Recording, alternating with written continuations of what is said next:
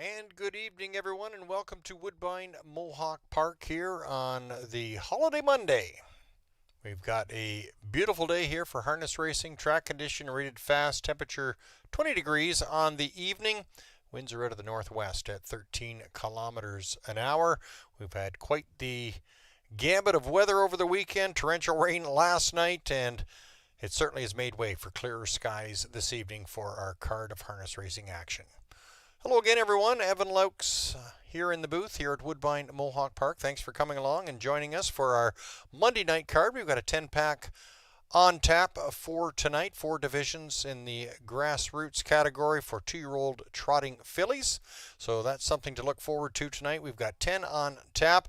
Last night, Logan Park reeling off 4 consecutive victories in the open category, the 50th win of his career. It was quite a night for Logan Park. What an animal. That Logan Park is really excelling this year. But let's get right to our program changes for tonight's card. 10 on tap. Race number 1, guaranteed pick 5 pool of $75,000. The 7, Green Money Queen, goes from open to a blind bridle. Number 2 goes as programmed. No changes in tonight's second race. Race 3 kicks off the early pick for 2, Feet of the Moon. There is a missing chart line that's coming up. Feet of the Moon raced July 31st at Grand River Raceway. Brad Harris was at the controls. Started from post 4. Was in front at the quarter by 2 lengths, at the half by 1.5 lengths, at the 3/4 in front by 1 3/4, finishing up second, 1 3/4 lengths behind the leader, individually timed at 1:58.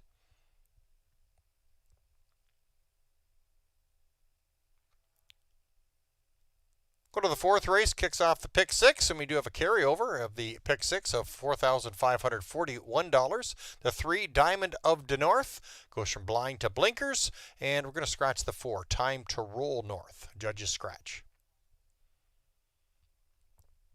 Race number 5. Number 4, Stormont Magenta, goes from steel to flip-flops up front. And the 7, Shake Your Mass, at a Murphy blind on the left. Murphy blind on the inside. Go to race 6 to kick off the start of the late pick 5. There are no changes on your program. Race 7 starts the late pick 4. The 1, I Did It My Shoey, has a missing chart line. We'll have that in a sec. The 2, the Dark Panther, goes from can't see back to a Swedish blind. Scratch the 3, State of Play, Vet Sick. Here's the line on I Did It My Shoey, raced July 31st at Grand River. Damian McClellan was in the seat, starts from post 5, was 4th, 5 1/4 lengths off the lead at the quarter. At the half was parked in 5th, 7 3/4 lengths off. At the 3/4 was a 4th, still parked 9 lengths off the lead, and finishing the mile 3rd, 6 1/4 lengths off. 1:53 and 4 individually timed. Go to race 7, or race 8 rather, I'm sorry. Race number 8 goes as programmed. No changes in tonight's 8th race. Race number 9 also good to go. And race number 10, Jackpot High 5 carryover in excess of $91,500. There's no changes on your program. That's all the changes as we have them for now. Post time for the first race set to go in about 45 minutes from now. It'll be 6:30 for the post for the first. We're going to turn things over to our pregame show, and John Rallis is standing by in studio. Hey, Johnny. Campbell is still the best. 19 in a row. Campbell. Battle to the wire. Hermie Chef wins the Simcoe Stakes. He's big, he's strong, and he has got it going on. Top 25, Canada's horse. Sunbeach somewhere. Yeah, motivated on focus. They're up and pacing. This is the moment. Gotta one on my opponent. McWicked on the outside. Gotta get it, the mindset. Gotta put it in motion.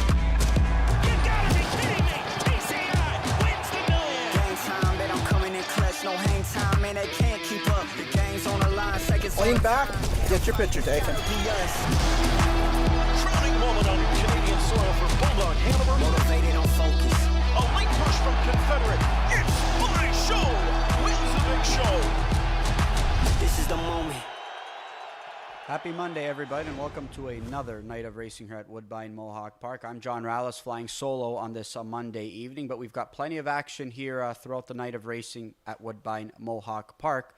We also had some pretty good action out of town here today. Of course, this is the annual Industry Day at Grand River, headlined by the Battle of Waterloo as well as the Battle of the Bells. So we'll get to some of those races momentarily as well, but I just kind of want to recap what took place last night here on Sunday night. Of course, we had 11 pack of action. We had a lot of really nice priced winners who got the job done, and of course some really nice multi-leg payouts. So congrats to all the punters who had success on last Sunday night's program. But we also have a carryover in that pick six that we'll get to momentarily as well. But speaking of last night, we had a lot of really nice, rookies, sophomores, and older horses on display. But none more impressive than, of course, Logan Park, who got the job done last night in that open trot. And that victory last night was win number 50 in his career. And he just keeps on rolling, does Logan Park. And, I was talking to, co-owner and, longtime trainer Rob Fellows of Logan Park, and kind of reminded me that he just hasn't raced all that much as of late. I mean, there's been some separation in between starts, and he just keeps getting the job done. I mean, this isn't a horse that's going at it week in and week out. But every time he steps foot on the racetrack, we always see this kind of effort from him. He's one of the stalwarts here at Woodbine Mohawk Park, one of the best horses here on the circuit, and getting the job done in 150-4 last time out in dominant fashion. And Mark kind of alluded to it on the pre-show last night that everybody going the direction of a Motocon Legacy, including myself, he might have been the more popular pick or maybe the now horse, given what we saw from him the start prior. But Logan Park reminding us all that he's still the top trotter on these grounds. So a nice victory for Logan Park, career number 50 for as far as wins are concerned. So congratulations to him. Hopefully he can keep the ball rolling. I'm not sure what's going to be next on his stake schedule. I know that the Earl Rowe is coming up at Georgian Down, so maybe we'll see him compete in that event. But I just want to continue to see some good efforts from him, and he's so fun to watch here locally. So curious to see if he's going to partake in any stakes events stateside. But speaking of stakes events, and I mentioned it on the top, Grand River had their Industry Day today, and we had a lot of star talent on display. But we had the Battle of the Waterloo as well as the Battle of the Bells, but we also had an OSS Gold for 3-year-old pacing colts, and it was quite the ride there for a couple of horses, particularly being Bojangles, who was back in action, and unfortunately for him, things didn't work out. Disappointed as the 2-5 choice. Got parked the entire mile. Unfortunately, never was able to see a set of pylons, but the horse on the lead, he was the one who stuck Bo in that effort. And he just kept on going. And that's Redland Rocket Man for John Pentland and Jody Jameson in the bike here this afternoon. And what an effort by him. I mean, he half pops up in 52-3. I know that Grand River's a speed favoring track in terms of what they do on the front end. But for him to last the entire way, given the fractions that he set, I mean, that was ultra impressive. So I'm really stoked for John Pentland for him getting this victory with the Redland Rocket Man. He's always talked about just how talented his sophomore pacing colt is. And he's put it on display throughout his career. Unfortunately, just like every other OSS colt, they ran into Bojangles being a juggernaut throughout that time. And then they just really couldn't get the job done. But for him to pick up this OSS Gold victory at Grand River today, I think that's pretty damn cool. So a good effort by him. A nice effort there by Borderline Mobby, who just couldn't quite get to him. But Redline Rocket Man doing the heavy lifting, 148-2, I believe the fastest mark, or I believe it was a track record for a 5/8 track there. So really, really nice effort there by Redline Rocket Man, and a really nice speed badge to go along with it as well. But speaking of John Pentland, he wasn't done just yet. He had a filly in the Battle of the Bells, and she put it all together here for this dominant victory. Bob McClure having his choice between Monte Carlo, a Doc Moore trained filly, as well as Jersey Bulldog, one that Pentland trains. He opted to go John Pentland's direction, despite Monte Carlo being a perfect 2-for-2 going into this 3-for-3, I should say, going to this Battle of the Bells final. But it was Jersey Bulldog who absolutely romped in this victory, just opening up by several lengths. Unfortunately, Monte Carlo did go off stride at the beginning, so that took her out of contention early. You could see her just closing in for a piece, despite making a miscue early. But a really nice effort by Jersey Bulldog. This is a filly that's flashed a lot of speed and a lot of ability. Now, like I said, I'm sure it was a really tough decision for not only Bob, but for any driver to have to choose between two really talented horses. It worked out for him in that event, and Jersey Bulldog getting the job done. So again, really nice day for John Pentland, getting the job done with a couple of big victories at Grand River. We're going to transition over to the 3-year-old pacing colts as they headlined the day at Grand River with the Battle of Waterloo. And we're going to see C-Script and Go-Go Gadget sitting first and second here as they approach the final turn. And overzealous was Go-Go Gadget, who's been perfect throughout his career. And he makes his mark here tipping at the top of the lane, and just can't quite get to C-Script in this event. He loses by about a head, but he is going to inherit the victory after C-Script, who had a tendency to run in some of those starts, just ran in a little bit too much and went inside a few pylons. So unfortunately for him, he got placed to last. Sucks that he had to get placed to last, especially given that performance, but he's a really, really talented pacing colt. He'll bounce back in a big way. But speaking of talented pacing colts, I mean, Go Gadget, he's done absolutely no wrong. He's worked out good trips. He's worked out tough trips. He's just a horse that just continues to impress. And I've doubted him in a couple of outings trying to play against him, but he just keeps on winning. So congrats to Kyle Bossens and JD getting the job done in the Battle of Waterloo. I'm sure that their trip back to Mohawk is going to be quite good. So best of luck to him.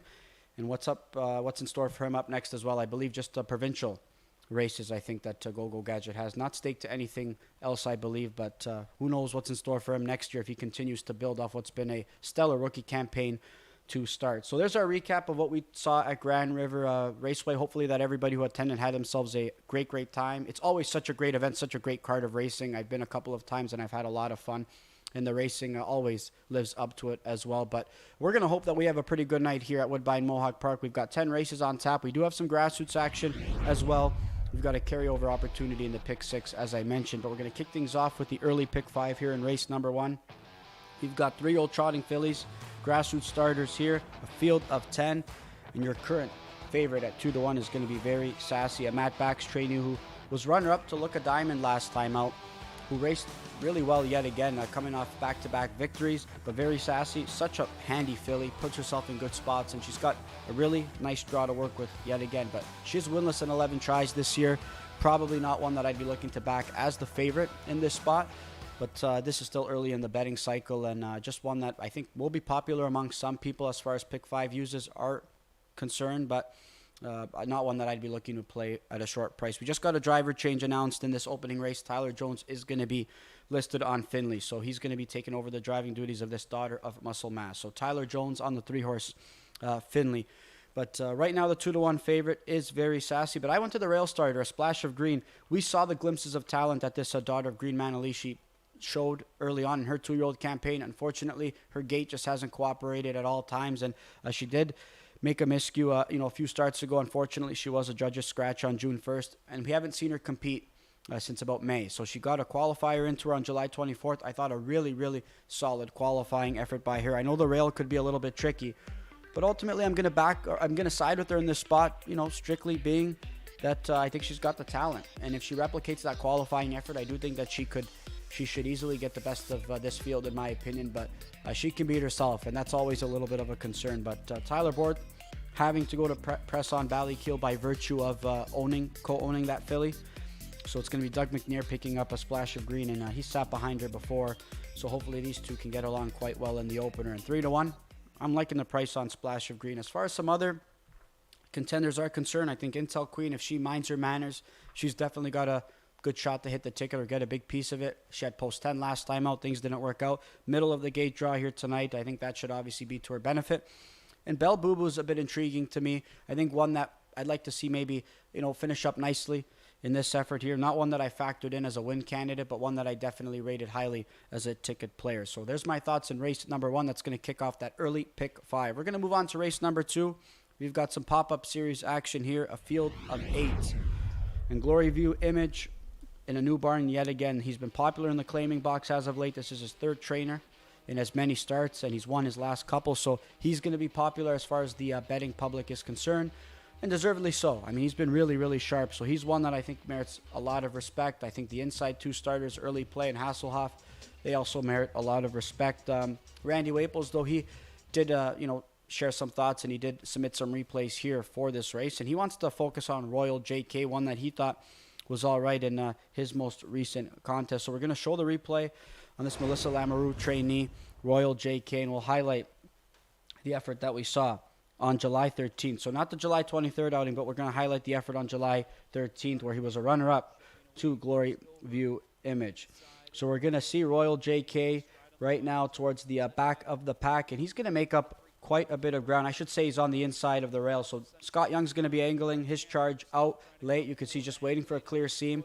And the moment that he angles Royal JK out, he's going to continue to move forward. But this was a game effort by Glory View Image, who got bet down as the choice in this event and was able to deliver.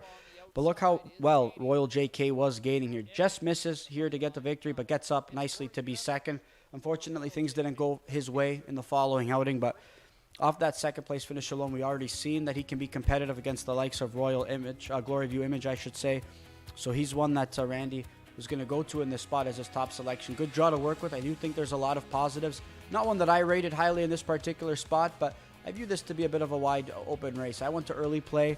I liked that victory last time out at Georgia, and he's going to be back here on the big track. Jody Cullen and Travis Cullen, they've been hot as of late. I mean, their horses have really been racing well over the last couple of weeks, so I'm hoping that momentum can continue. But everybody else going the direction of Glory View Image and this Daryl Laver trainee who, merits a lot of respect and is definitely going to be the one to beat. So there's my thoughts in race number 2. We're going to move on to race number 3. That's going to kick off that early pick 4 sequence. We've got maiden trotters here on tap in this event, and maiden trots are always so difficult to handicap. We could see the morning line favorite at 2-1 is going to be Broadway Star starting off from the rail. Made a miscue last time out from post number 8, but is going to be reacquainted with Doug McNair, who guided him to a second place finish, I should say, 2 starts back. Just missed the Wild Rose Hanover. Tried to slip up the inside and get the job done. Unfortunately, it was Ron Waples Jr.'s charge who ended up getting the job done. So a nice effort by Broadway Star, but Wild Rose Hanover, she was one that was just inching closer and closer to a victory and racing well. So nice to see her get career victory number 1 in that outing. So Broadway Star, going to get a lot of support in this contest. Not one that I'm going to like to use in my pick 5 tickets. I think if she does take some support, I think she's vulnerable in this spot. So I'm going to go a different route. I'm going to go to Do You Need the Machine. I think the start of Green Manalishi, I think she's been racing well. I liked her victory 2 starts back at KD. Of course, I think sometimes steering issues have kind of ailed her just a little bit. So this is one that I think should have the speed and competition to fare well against this group. Of course, she was 3rd last time out to Jenny DeVee. I know I wasn't working on that night, but she was one that I factored in. 2 starts back, I probably would have gone back to her last time out. A filly that Camilla Christoforou trains, and a filly that's got a lot of speed, but she's got a lot of quirks. She beats herself most of the times by making miscues, but she stayed at it over her last couple of starts, and that victory and that speed were on full display on that particular night to get the job done. So I do need the machine finishing 3rd. I think to a Jenny DeVee, a great reference point. She's the direction I'm going to go, and I believe Kevin Plouch also joining me in that pursuit. In session, I understand she's going to get play. She gets play every week. She deserves it by virtue of always being right there. Just one that I'm not going to want to take favorite status on if she takes another short number. She's just not finishing off the job done. Tyler's putting her in great spots. Just not one that I really want to back, especially if she takes support. I think Angelina Duaral from the 8-hole, one that definitely merits respect. Anytime JF McGuire sends one out there, you really have to take notice. She's coming off a victory. She has a couple of victories. So in a field where some of these horses are struggling to find the winner's circle, here's Angelina Duaral with already 2 victories to her name. So one that I'm going to be also looking to include in my pick 5 and pick 4 tickets. So there's my thoughts on race number 3. Again, that's going to kick off that early pick 4. And we're going to move on to race number 4. We're scratched onto a field of 8. We've got a grassroots leg here for 2-year-old trotting fillies. And this is where our pick 6 carryover is going to take place. Over $4,000, carried over $4,500, I should say. So you should get a nice little pool here on this Monday night program. And always a tough way to kick it off with rookie trotters to kick off the sequence. And I know Randy really likes one in here, and I'm going to side with him in this spot. So we're both going to go to this Determination filly, Queen G, who we really liked in her second start of her career. That was a really, really good 4th place finish. And then she made a miscue next time out in a grassroots try. I know Randy was keen on using her in that spot. I was really keen on her in that particular outing as well.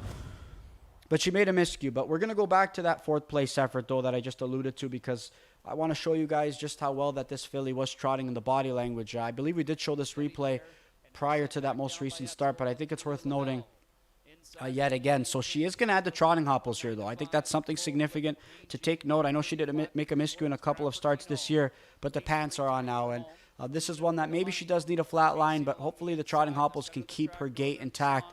We can see this level of speed here this evening. And there's Bob on the outside right now. He's not really asking of his charge. He's just kind of sitting relatively chilly. At this point, you know he's not going to be able to get to the winner's circle from where he's situated. But this filly starts to do some trotting, and she just misses out to the 3rd place finisher in that contest. And again, I thought Queen G's effort was really, really good. So that was Northern Song, who we just missed out on third with, one that he guided in that most recent stakes try last week, I believe, in the Pure Ivory leg, if I'm not mistaken, but she made a miscue, unfortunately, off the gate. So those are some good fillies that he competed against, that this filly competed against 2 starts back. Obviously a good group that she competed against last time up before making a miscue. So maybe she's going to be handled a little bit conservatively, given the fact that she's made miscues in 2 of her first 3 outings. But with the trotting hopples added here tonight, I'm going to back this filly. She'll be a key for me in the pick 5 sequence. I probably won't key her in the pick 6 sequence only because I've got some singles on the back end. So I didn't feel like I needed to get too cute in each and every leg, especially considering there's a carryover. So Queen G, look, she merits a lot of respect in here, and hopefully she can stay at it tonight. But I'll tell you who else, merits a lot of respect. Joe Milan Castle, a sibling to a Derek Castle, one that Mark Etzel had plenty of success with in his barn. This filly had a tough trip last time out, and she put it all together. She made a miscue in her first career start and really never saw a set of pylons throughout most of it. I liked Peachy D in her most recent outing. I was waiting for this Mark Etzel trainee to tire. She did not tire. She just kept going and going, and I think at the head of the lane, I knew that my pick in Peachy D was in trouble. For her to get the job done by half the length last time out, given the amount of air that she took, that's pretty damn good. And Mark Etzel, speaking with me, ahead of these rookies debuting for twos in training at Trot, he had high praise for this filly, and at that point, in about April, he thought that she was his best filly. So hopefully she can prove that throughout the rest of the season and do some good things. I know that he'd definitely love to see a sibling to a Derek Castle have a successful career. So Joe Milan Castle is going to be a popular selection by many, and I think that she's one that, without a doubt, merits a lot of respect. T.H. Francesca, this is a filly that's raced really well over her first couple of tries. There's some tough trips, but she's been right there on the end of it each and every time. And she's got a better draw to work with, I'd say. Obviously better to draw post 6 than the inside. She's one that's inching closer to a victory. So you have to figure she's going to be put in play here tonight. And if she can build off those first 2 efforts, she could be tough. But I'm going to go to the direction of Queen G, the starter of King of the North. I'm hoping that she can work out a pretty good trip and stay at it, especially with the trotting hopples added. So there's my thoughts. Race number 4. That's going to kick off that pick 6 sequence. Again, a carryover of over $4,500. We're going to move on to race number 5. That's going to close out that early pick 5 sequence. And couple of fillies taking the bulk of the support here as far as morning lines are concerned. And this Matt Trelfer trainee, one that he also co-owns, Green Silverado, I mean, she's done no wrong in her young career. A perfect 2 for 2. She moves well. She's handy. She just seems so easy to operate. And James McDonald has gotten along with her quite well. She's going to have to navigate from the pole position here tonight. But man, this filly, I think, has got some gears. And I'm curious to see if she can maybe even step up. Right now, she's thriving in the grassroots level. Wonder if she finds an extra gear, but time will tell. But for now, we know that she's going to be, without a doubt, a main contender. She merits a lot of respect. A lot of people go in the direction of that starter here. I'm going to go to Stormont Magenta. Things didn't work out last time out. I was so impressed with the way Stormont Magenta raced the first couple of tries. She tried the gold last time out. I think that she deserved that opportunity to go against those types. I don't know if the front end was maybe her forte per se. I know that they didn't really go a quick middle half per se, but that for maybe trotting fillies of the 2-year-old variety maybe was a little bit too quick. She parked out of there to get the lead. She hadn't seen the lead in her young career, so unfamiliar territory for this daughter of Muscle Mass. So Mark McDonald's going to be back aboard this filly, I think, more in a more manageable spot, especially given the way she's raced the first couple of outings off a target. There's a good chance she's going to have a target to chase in this spot, especially if Green Silverado and James McDonald elect to go to the lead early on. So Stormont Magenta, one that I would forgive in that most recent try. Back in a much more favorable spot. She should have every chance to find the winner's circle. Elusive Station. She was one that got the job done in her career debut. She flashed a sub-28 final quarter in doing so. I wanted to take a wait-and-see approach on this filly to see what kind of effort we'd see from her. It was a good effort, a really, really good effort. So she got the job done at 10-1. So congrats if you backed her there. You got double digits on this trotting filly. I don't want to sleep on this filly. I didn't use her in my pick 5 sequence whatsoever, but she wouldn't surprise me if she got the job done. For her to do what she did in her first start, I was very impressed. But I'm going to opt to go to Green Silverado and Stormont Magenta here in this spot. So that's my thoughts in race number 5. That's going to close out that early pick 5 sequence. And we're going to move on to race number 6.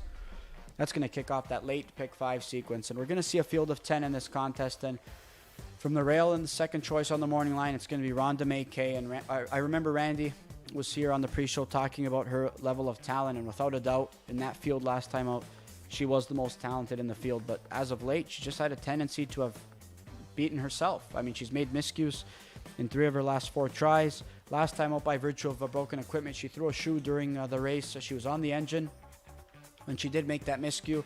Unfortunately, things just didn't work out for her in that outing. So hopefully she can bounce back. We know that this Doug Bowens trainee has a lot of talent and a lot of speed. She's just been so unlucky. I would love for her to put forth some pretty good efforts for Doug and Russ Taylor, 2 great guys, and 2 guys who are really high on this filly. And I'm sure that it's been very frustrating and devastating when she makes miscues, because this is a gold level filly. Make no wrong, this filly is gold caliber, but she beats herself. And part of the game, especially with these young trotters, are just staying at it. So I'm going to go with her just by virtue of her talent level. I think she's the most talented in this field. So she's one that I'm going to back in this spot. But I really like the way Twinbee Showbiz raced. I'm not going to key Rhonda May Kay because, like I mentioned, she does have a tendency to make miscues. But in the event that, she doesn't bring her best or does jump it off, this Chantel Mitchell trainee, I mean, she's been racing well. And I think she's raced really, really well with JD over the last couple of tries. So she's one that I will also use in my pick 5 sequence, one that I've got rated highly. And a Mass Bar, your current 2-1 morning line favorite. This is one that, again, is coming off some good efforts too. So I don't know what kind of trip she's going to work out in here. She can get herself involved early from post number 8, but she's one that seemingly is getting better and better each and every start. But just Rhonda May Kay and Twinbee Showbiz for me to kick off that late pick 5 sequence. We're going to move on to race number 7. We're going to be scratched down to a field of 8. It's going to kick off the late pick 4. There's a horse in here that I know Randy really wants to highlight, and he's going to inherit post number 5 in this spot, and that's Doc's Rock. Doc's Rock making a second start for new trainer Gerard Demers, and he's going to be making second start Lasix here tonight. And you guys know, obviously, Randy loves his second time Lasix, and he loves when horses are handled conservatively the first time that Lasix is administered. So he was certainly conservatively handled last time out. Post number 8 got away towards the back of the pack, and he made up some ground in the the late stages of that mile. Picked up 4 positions to be 5th, flashed a solid final quarter, and he should be primed for a bigger effort here. And let's take a look at that most recent 5th place finish for Doc's Rock, who, again, was strong, finished well on the end of it, and he's definitely one that I'd be using in my pick 5 sequence if I didn't love another one just a little bit more here in this spot. I'll get to that momentarily. But Doc's Rock, we're going to get a look at him. He's dead last, turning for home, and J.R. Plant's going to come off the rail right now with this Gerard Demers trainee. You can see some horses are tipping wide, and he's going to have to tip about 5 wide here. So right now he's behind a couple of rivals. He starts to ask him just a little bit, and he'll angle him out even further and start to just go forward. And I like the effort that Doc's Rock put forth last time out. And again, he was moving forward on the end of it. I think that's only going to strengthen him coming into this outing here this evening. And as I mentioned, this is something Randy loves. When they're handled conservatively first time administering Lasix, he thinks that they're better suited second time out. So Doc's Rock is definitely one that I know Randy will be keen on and is keen on. Kevin Plaucha joining him on the Doc's Rock bandwagon. I'm going to rate him on the ticket, but Garnet and I are going to be on agreement with Showstop. I thought this was a big-time performance by Showstop last time out of Georgian Downs. He was sold after that outing. He's going to be entering Gerard Demers' care, one that he also co-owns. Now, this is going to be his first start in close to a month, so there is a bit of a question mark in that regard. But I'm just hoping that this is a horse that can stay tight because he's taken on much tougher, in the past. So I think this is a spot where he should have every opportunity to take down this field if he's at his game. The stale date could be a little bit of a question mark, but, this is an era where guys, can miss a month, or horses can miss 3 to 4 weeks and be just fine. I think it just all depends on the, obviously the barn. I think it all depends on the horse. But I'm just hoping that Showstop can be just fine despite missing a month. So he'll be a popular selection by many, but I think Doc's Rock, definitely off that replay in that most recent outing, he's one that you should really consider using in your multi-leg wagers. And the Dark Panther, I think, also one that merits some respect. Has taken support in his first 2 tries for new trainer Paul Court. Showed improvement, I think, in start number 2. Not a horse that typically likes to do anything too hard early on in the early stages of the mile. I think he likes to do his best work in the late stages. So this is one that I think can definitely close for a piece here this evening. With the right trip, he can get the job done. So there's my thoughts on race number 7. We're going to move on to race number 8. More grassroots action for these 2-year-old trotting fillies. A field of 10 going postward. And this is grassroots action, but we've got some fillies exiting some gold tries here. And I think that's something to make note of without a doubt. And I spoke about Queen G adding the trotting hopples earlier on in the program. We're going to see Fleetwood Dancer, a daughter of Green Man Elise, who's going to be exiting the gold tries, and she's going to be adding trotting hopples here in this contest. So I thought she raced really well in that first gold try on July 5th. solid third, and then she made a miscue last time out, and she would have picked up a nice piece. It looked like she started to gain a little bit of momentum, and then she jumped it off. Now here she is in a grassroots leg, adding the trotting hopples. We saw a filly last night, filly or a colt last night for Doug McNair and Greg McNair, who dropped out of the golds, got the job done, and delivered at a 7-1 offering. So we could see the same here with Fleetwood Dancer. The only difference is this filly's going to take a lot more support than the rookie that we saw last night. I believe Spiritual Guidance was the horse's name in that victory last night. So Fleetwood Dancer going to be adding the trotting hopples in this contest, and this is one that Randy wants to focus in on. We're going to look at her third place finish a couple of starts ago, and she was in with some really nice fillies in that gold try. Obviously, everybody competing in the gold, you got to have a lot of talent and a lot of speed, so there's a lot of talent that we're going to see in this field. But Fleetwood Dancer, you're going to see her right now third on the inside right now, so she's going to need a little bit of luck, and she's going to need some racing room to pick up a pretty big piece at this point in the mile. And you can see Flawless Lady leading the way in this replay. Northern Lights Low is going to tip off the inside, and Doug's saying, do I go in, do I go out? You could see Flawless Lady starting to fade, so he knew that the inside wasn't an option. Verley's going to be charging hard on the outside. She's going to eventually get the job done here for Louis Waugh and Metcrone. But I thought Fleetwood Dancer, the moment that Doug gave her clear racetrack, I mean, she's gaining nicely. She's moving forward. She just misses to Green Lights Glow, who's a really nice filly, and finishes third, but a good third. And like I said, she was moving really, really well and moving forward on the end of it. She was one that qualified well, I thought, in both outings. I thought she was a sneaky good fourth in that first qualifier. She was a dominant winner in the second morning prep, and then she stepped up to compete in the gold. So she's going to be in a grassroots level here, a grassroots race here, and now adding the trotting hopples. I think that's something to take note. Twinbee Kingsley is going to be Garnet Barnsdale's top selection in here. I don't know. She wouldn't have won the race, in my opinion, last time up, but she definitely looked like she could have potentially picked up a piece. She was fighting toe-to-toe ahead of that final turn with another rival. Unfortunately, Twinbee Kingsley, she jumped it off. So I thought two back, though, it was worth noting that effort. While she was sixth, it was a sneaky good sixth. She had a lot of trot in amongst rivals on the inside. She was one that I thought merited respect in that most recent gold try, and Trevor gave her every opportunity. He said, I'm not going to get myself locked in like I did last time out. I'm going to go give this filly an opportunity to capture this gold, and she just didn't bring her A game even after jumping it off. I mean, so that was unfortunate because she probably would have picked up a check there, but unfortunately just broke to be a seventh. But she's one that merits respect. Stormont Violet is interesting to me too.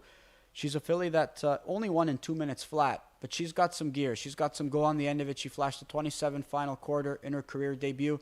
A filly that I thought, was handled the turns a lot better in that first career outing.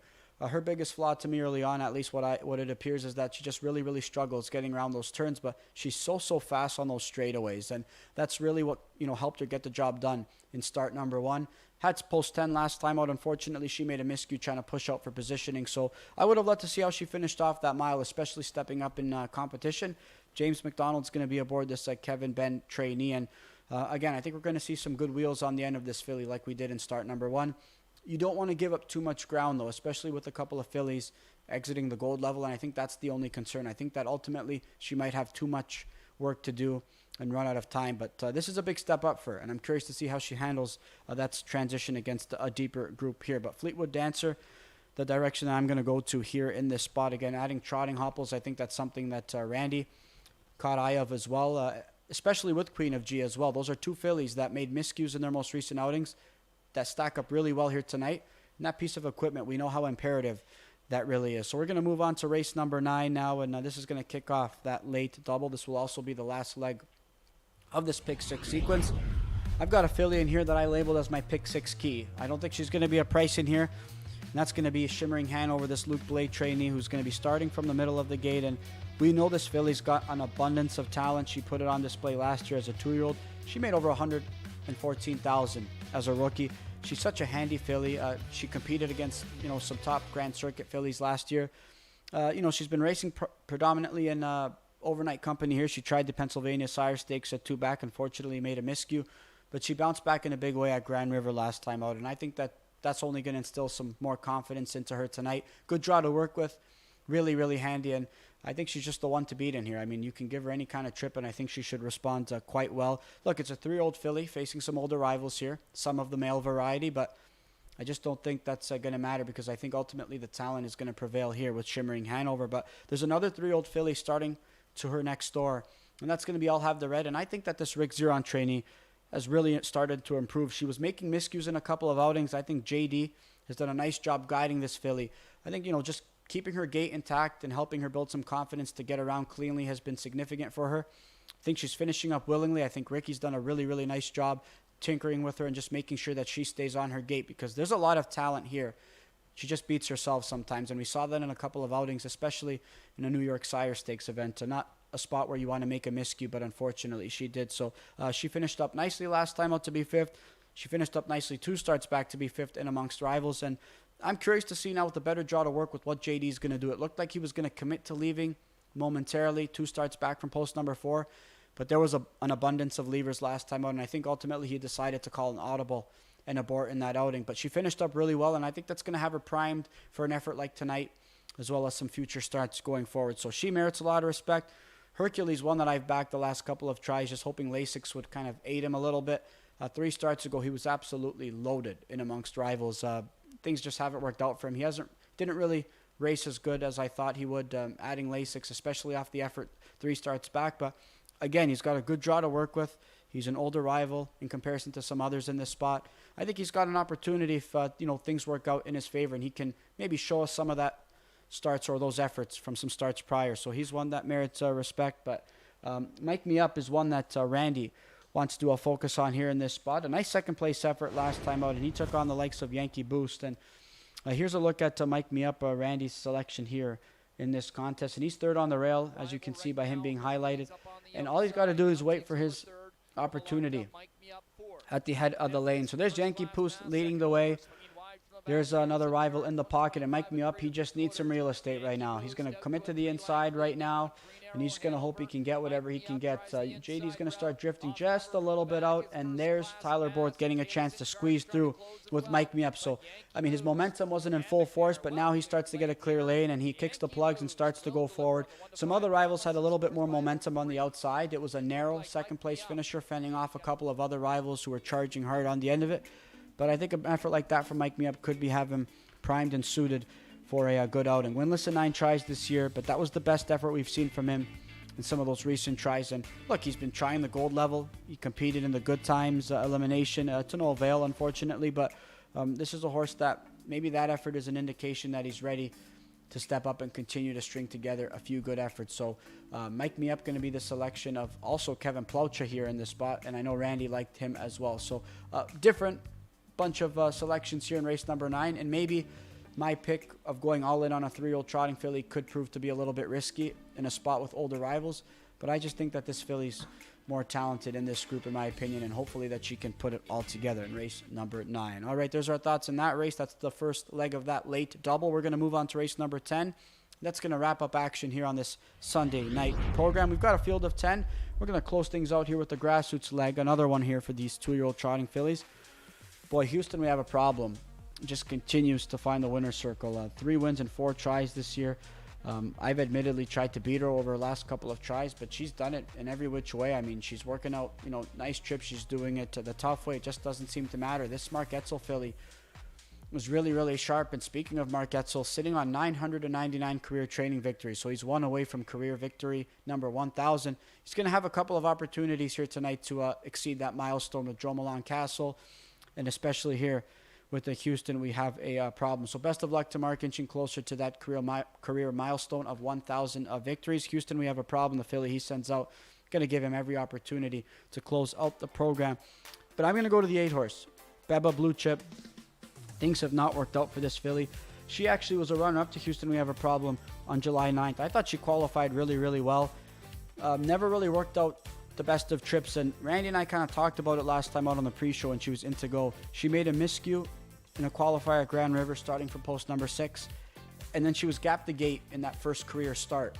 She was 2-5 in that contest. You figure that, Doug's going to get her involved because Doug typically gets, horses especially taking support involved, but he was gapping a few lengths in that contest. Almost makes you wonder if she's just a little bit timid behind that starting gate. So that's something I think to take note of. But now she's going to start from post number 8, so she doesn't have to worry about the starting car. If that happens to be something that she doesn't really get along with, she starts from post number 8. I think this filly has flashed some talent in the morning preps. And look, she lost to a filly in her first career outing. one that's rattled off, I should say, 3 victories and 4 tries in Houston. We have a problem. So I'm hoping the trip scenarios can work out a little bit different here in this spot. But Beba Blue Chip, going to be the direction that I go. I think PLU can't catch me. I think this filly merits some respect here as well for Matt Dupuis.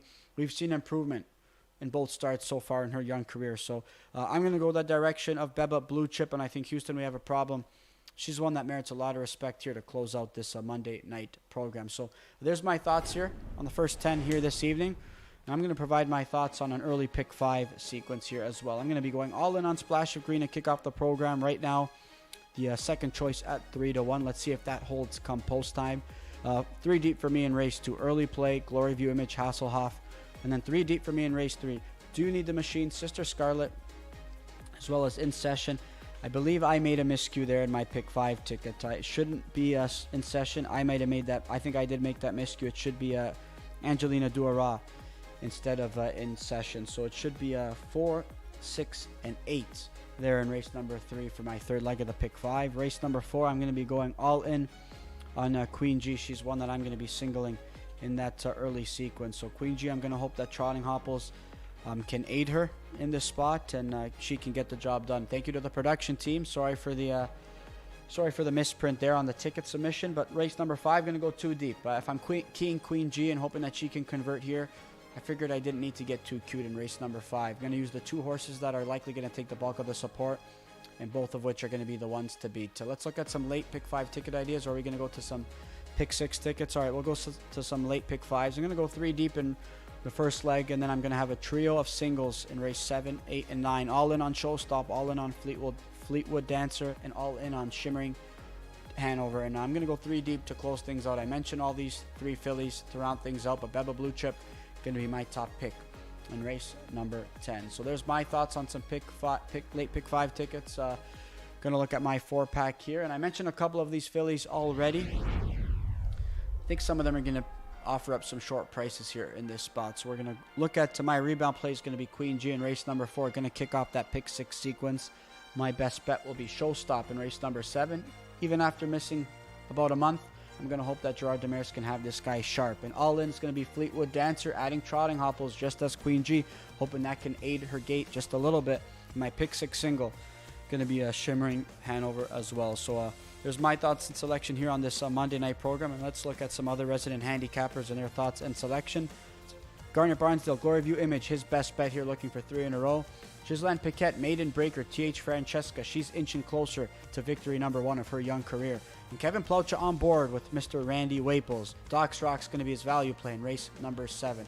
A couple of minutes to post here for race number 1. We've got 10 on action. We've got a few grassroots legs, a couple of pick 5s, and a pick 6 carryover. I'm going to be with you all night long to take you through the action. Good luck.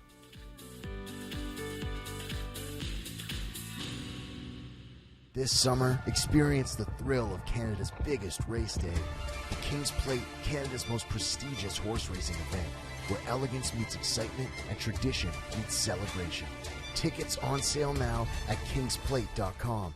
Winback Farm graduates are born to compete and raised to win and have made over $480 million and have won over 50,000 times. Yearlings for sale at Goshen, Ohio, Lexington, London, and Harrisburg. Featuring first crop yearlings sired by Meadowlands Pace winner Beach Glass, Adios Pace winner Cannibal, O'Brien Award winner Lawless Shadow, multiple O'Brien Award winner Tattoo Artist, and Dan Patch Award winner Volume 8. Yearlings eligible for multiple racing jurisdictions. For more information, visit winbackfarm.com.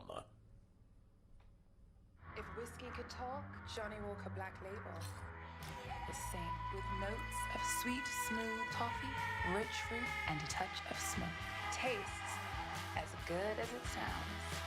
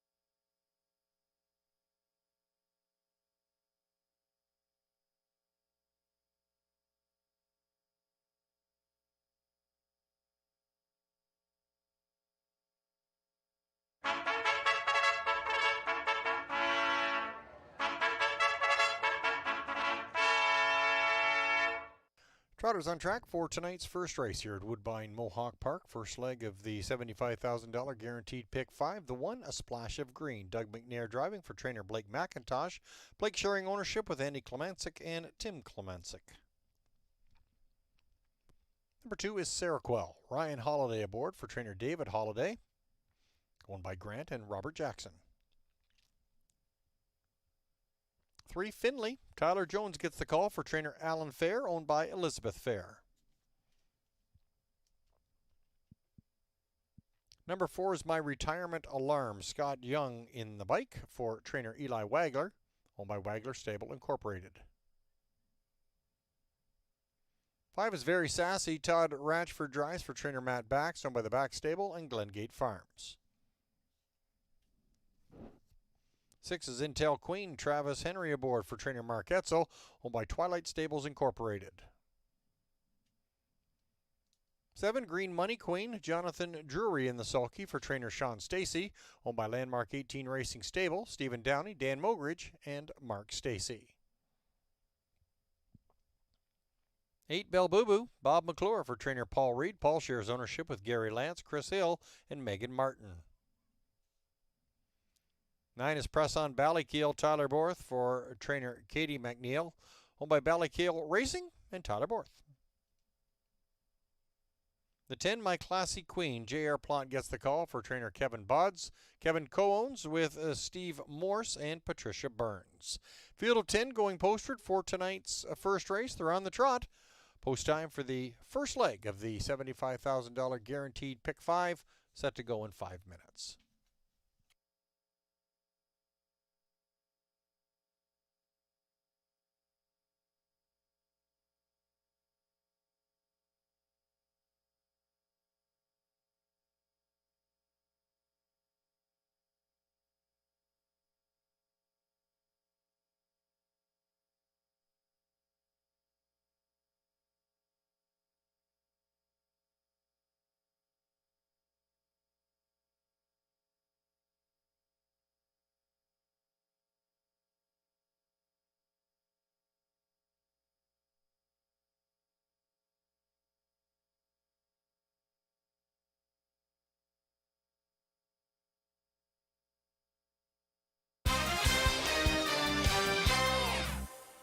They're on track here as we get set for race number 1. This is going to kick off that early pick 5, guaranteed at $75,000. And we can see right now the pool $47,000 and climbing. And there's a look at my top selection.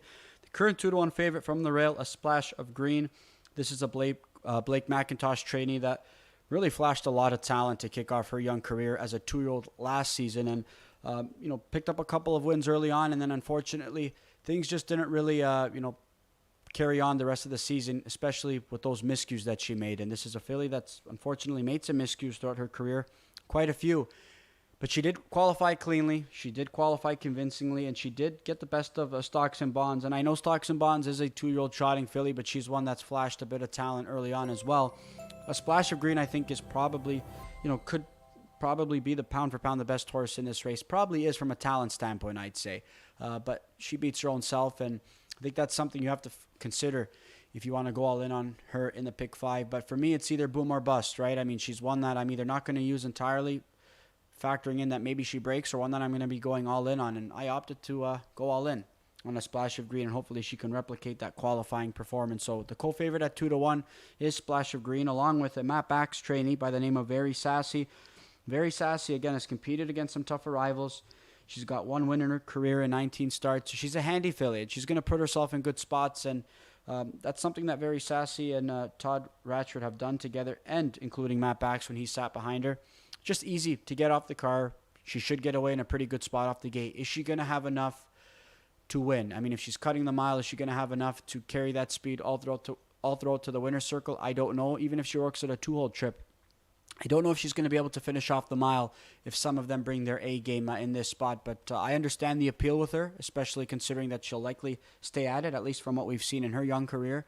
And the fact that she draws well, and half the battle is being situated in a good spot and minding your manners. And Very Sassy does exactly that. And speaking of minding their manners, Intel Queen made a miscue in 2 of her last 3 outings. And unfortunately, she had post 10 last time out. So I think you can give her a bit of a pass. She's got a much better draw to work with. I understand some of the appeal here. She got the job done earlier on in the season to break her maiden.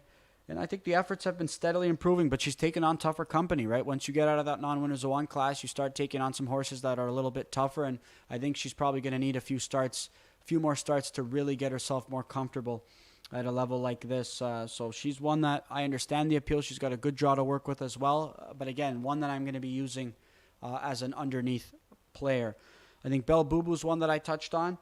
I liked her efforts as of late. I know she's winless in 8 tries, but I think she's getting better and better, and she's a nice-looking filly. I think this is one that's probably going to be, showing some good wheels on the end of it. I just don't know how aggressive that Bob's going to be with the start of Green Manalishi, especially with an outside draw, especially considering there's going to be some levers to her inside. But she looks sharp out there right now, 7-1.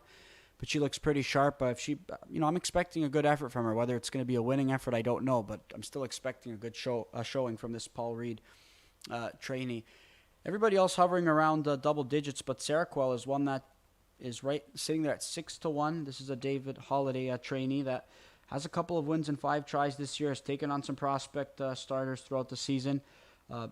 Took on tougher company last time out, raced okay. I mean, this is still going to be a tough spot for her. I understand some of the appeal here as well at 6-1, but just one that I'm going to be factoring in maybe at the bottom end of the exotics. But pretty wide open betting board here to kick off race number 1. And Evan, another night of action here for you. You're doing double dipping here. It's nice to see. Yeah, it's a little bit nicer weather here tonight than it was last night. Boy, the rainfall certainly took a hold, but it cleared out about the 11th race as things would have it. But yeah, nice to be along for the ride here, John, and great to see you a little bit earlier on there tonight as well. Horses for tonight's first race, they're in the hands of the starter. We got 10 on gate, and it's the one, A Splash of Green, right now taking most of the play at 9-5. Gate comes to the head of the stretch. Here they come. 10 trotters on gate. They're picking up speed. And there they go. And they're off and trotting and out from the 7-hole. That's a Green Money Queen and Intel Queen. They both leave stride for stride as they come in front of us. It's a press on Ballykeel from between there. That's Very Sassy and Seroquel, followed by A Splash of Green. They're all bunched up as they move into that first turn, but Green Money Queen at 38-1 leads the early charge. There's Very Sassy still getting parked, but striding well as they hit that opening quarter, 27 seconds. Intel Queen Seroquel is fourth. A Splash of Green trots in 5th with Finley off the speed in 6th. Press on Ballykeel, followed by My Retirement Alarm, and it's Belle Boo Boo, and the trailer is My Classy Queen. Very Sassy and Todd Ratchford, they lead the way as they make their way down the backstretch. 2-1, Very Sassy in charge. Green Money Queen pocket sitting in 2nd, and Intel Queen trots 3rd. Seroquel is 4th, or by the half, and 56-2. A Splash of Green has a tip to the outside, and sliding up that hole along the pylons is Press on Ballykeel, now sitting in 5th. My Retirement Alarm, followed by Finley, and Belle Boo Boo, followed by My Classy Queen. First up, here comes Intel Queen to make a charge at the front runner, Very Sassy, and has a slight advantage now. Intel Queen and Very Sassy, Green Money Queen.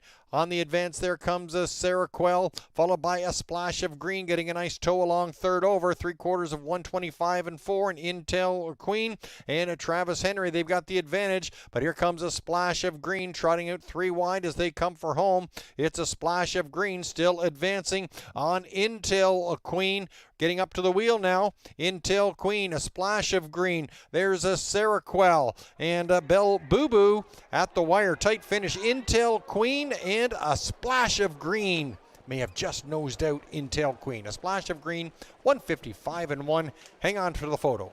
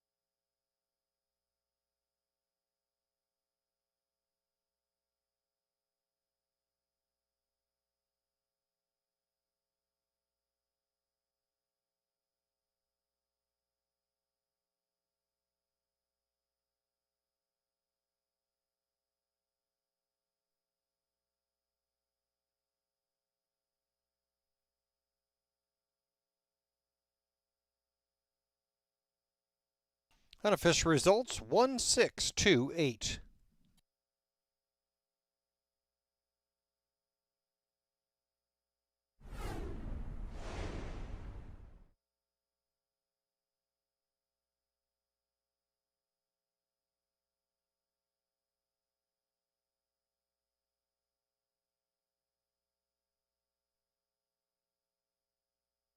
Here comes your winner of tonight's first race. It's number 1, A Splash of Green. 3-year-old filly by Green Manalishi out of the Angus Hall mare, Almar Victory. Owned by Tim and Andy Klemensick. Blake McIntosh co-owns and trains. Doug McNair captaining the win. A Splash of Green hitting a new lifetime mark of 155-1. First victory in 2026 in 6 tries for A Splash of Green.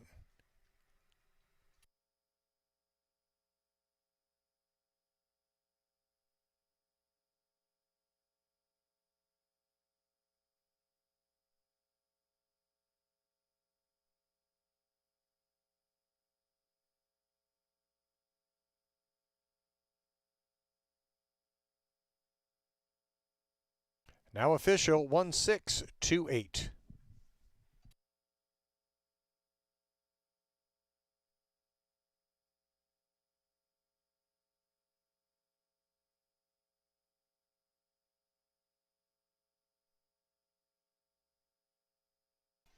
A Splash of Green returned $4, $292.60. Intel Queen $543.60. Sarah Quell $510 to show. $2 exactor ticket $21.50. $1 try $59.05. $1 superfecta $250.95. In your early pick 5 pool of over $109,000, $41,650 will push on to race 2.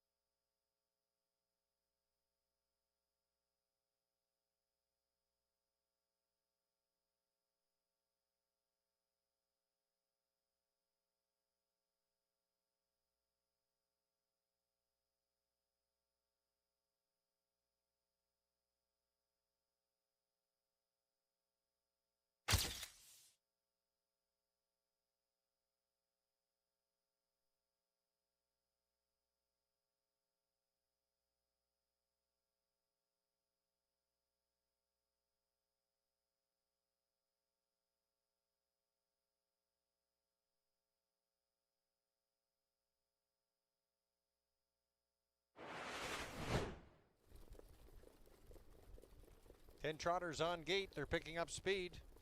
And there they go.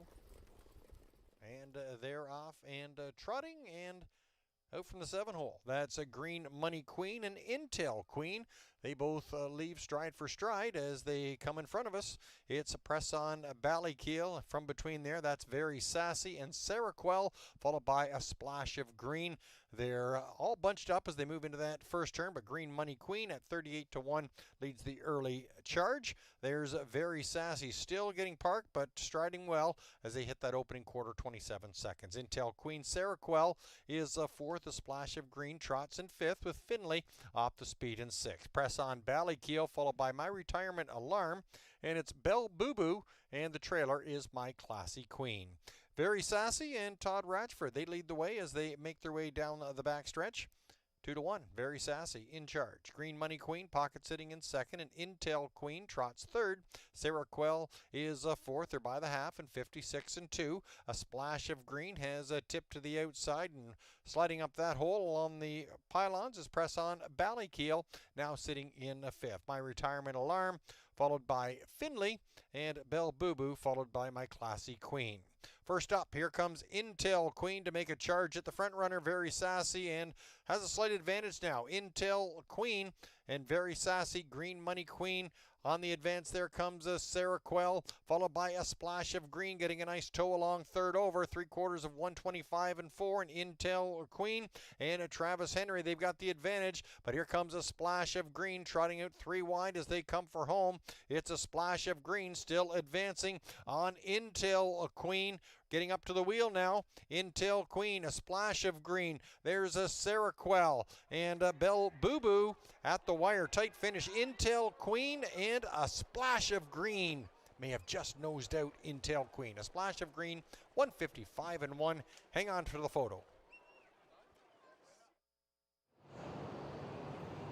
Order of finish on the first race, a Splash of Green, your winner. Seroquel was third, Finley finishing 10th. My Retirement Alarm was 9th, Very Sassy 8th, Intel Queen 2nd. Green Money Queen was 7th, Belle Boo Boo 4th, Press on Ballykeel 6th, and My Classy Queen was 5th. The Splash of Green, your winner, and a new lifetime mark of 155-1. Looking ahead to race number 2, we have whole bunch of claims entered. The 3 Glory View Image, 7 claims are entered, 5 Royal JK, 1 claim entered, and number 7 Ride Lentless, we have 1 claim entered.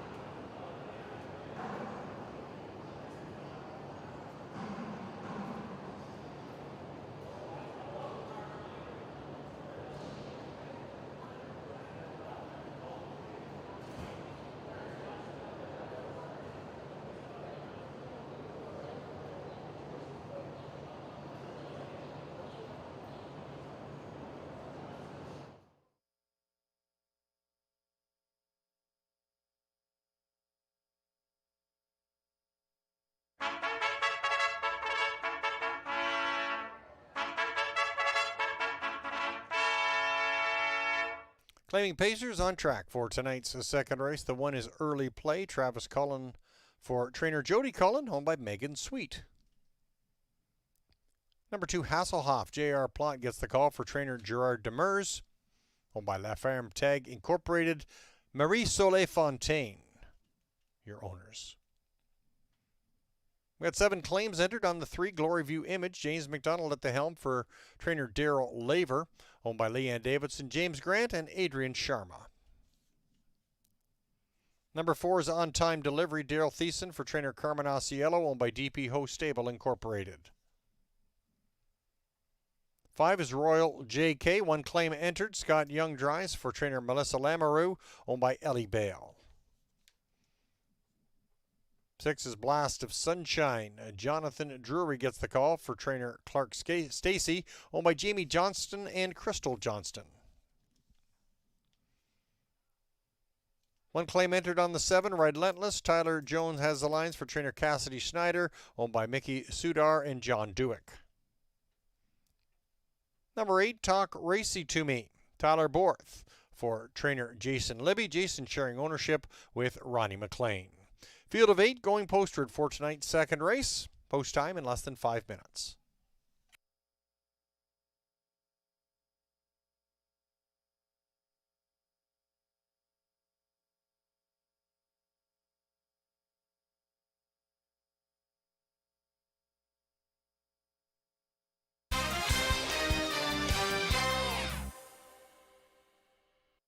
They're on track here as we get set for race number 2. Well, that was a tight finish between Intel Queen as well as a Splash of Green. A Splash of Green just getting up. It looked like it would have been a more comfortable victory, but just edging out Intel Queen by a nose. So win number 1,000. Maybe that pursuit will have to come later on in the night for Mark Etzel. We're going to move on here, like I mentioned, and we got a field of 8, and there's a look at my top selection early play. One that I figured was going to provide a bit of a price here. One that's coming off a nice victory at Georgian Downs. And look, he's coming out of a barn that's pretty hot right now, in Jody Collins' barn. I mean, they're racing well. Every horse seems to be, picking up their game right now, and I'm hoping that early play can build off that victory at Georgian Downs, and hopefully he'll find his way into the winner's circle here in race number 2. But there are a few claims here in this race as well, one of which being Glory View Image, who's got a bunch of claims in on him this evening. He's coming off back-to-back wins. I understand why he's popular as far as claiming is concerned, and he's the one to beat. I mean, he's going to be really tough to beat in this spot without a doubt, but I still used him on my pick 5 ticket, but I opted to play against him, just hoping for a price. Let's see if that bodes well for me. So Glory View Image, not really much selling for him, especially after 2 victories. He's your current 4-5 favorite. Hasselhoff, one that entices me a little bit. He's going to be back on Lasix here, obviously not being able to go on it at Clinton. He's taken on tougher than the group that he's in here. I mean, this is a horse that is going to be making his second start for new trainer Gerard Demers. I think this is one that definitely merits respect because, as I said, this is a group that he should be able to be very competitive in. So I'm curious to see what kind of effort we're going to see from him. And he's 4-1 right now. He's your current second choice. On-time delivery right now 13-1. He qualified. The line looks okay there in that qualifying effort, but the efforts prior weren't really anything to rave home about. He had a couple of really, really subpar performances here on the big track. This is a horse, when he brings his best, he should be able to put forth a solid showing at a level like this. He just isn't the most consistent horse, and I think that's why we see him right now at 14-1. But hopefully we just see him take a step forward here because he should be better than what he's shown us here on the big track as of late. And there's a look at Royal JK. This is one that Randy wanted to highlight here on the pre-show. One that is coming off an 8th place finish. Really didn't put forth the level of pop that he showed 2 starts back, and that's the effort that Randy wanted to highlight. I mean, he was second to Glory View Image in that effort. And I think if he works out a similar type of trip, he can pick up a pretty big piece. I'm not sure if Scott's going to want to use him too hard too early. I'm not sure if that's going to maybe take away a little bit of what he could show late in the mile. So despite his drop being good, I don't know what Scott's going to like to do off the gate. He's not one that I factored in here tonight. But again, if he reverts back to that effort 2 back, he should be competitive. It's just we don't see those efforts from him consistently. A Blast of Sunshine, one that, we know he's got a late kick. And he's been used hard early in a couple of starts as of late. It doesn't seem like that seems to be his MO, is being used hard early. He likes to use that one move late in the mile. I think this is a move that's timed accordingly. He should be able to pick up a pretty good piece of it. And Relentless and Talk Racy to Me, those 2 are going to round out the field at post 7 and post number 8. They're going to be getting set to go to the gate here for race number 2. Best of luck.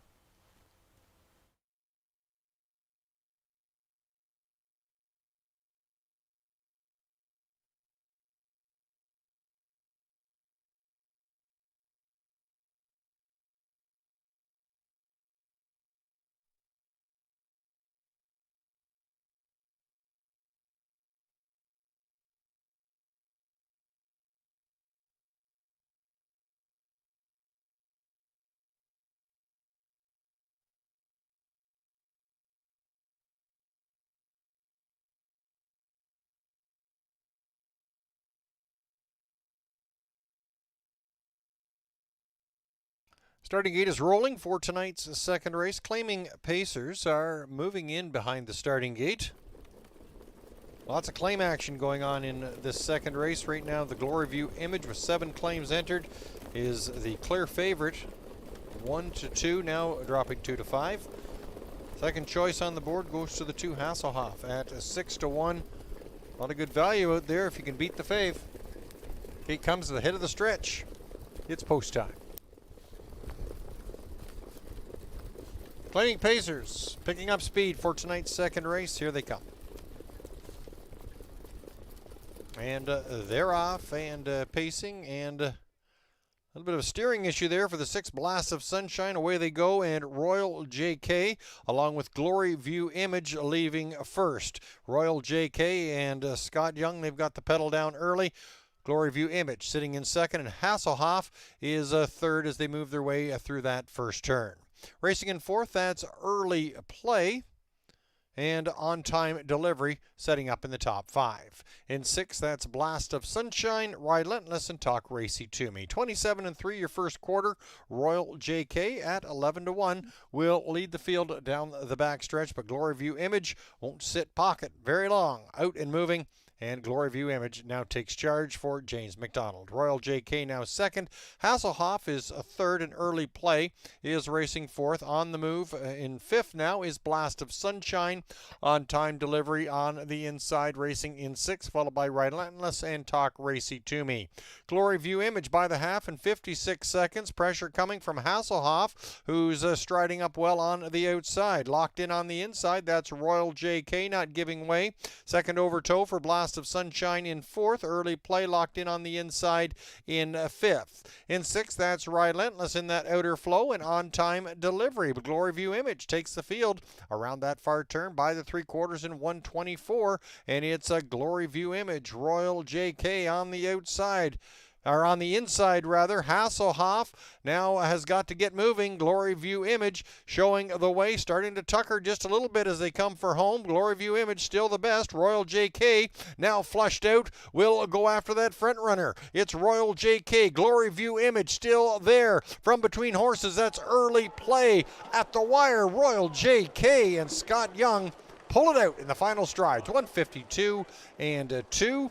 Glory View Image and Early Play.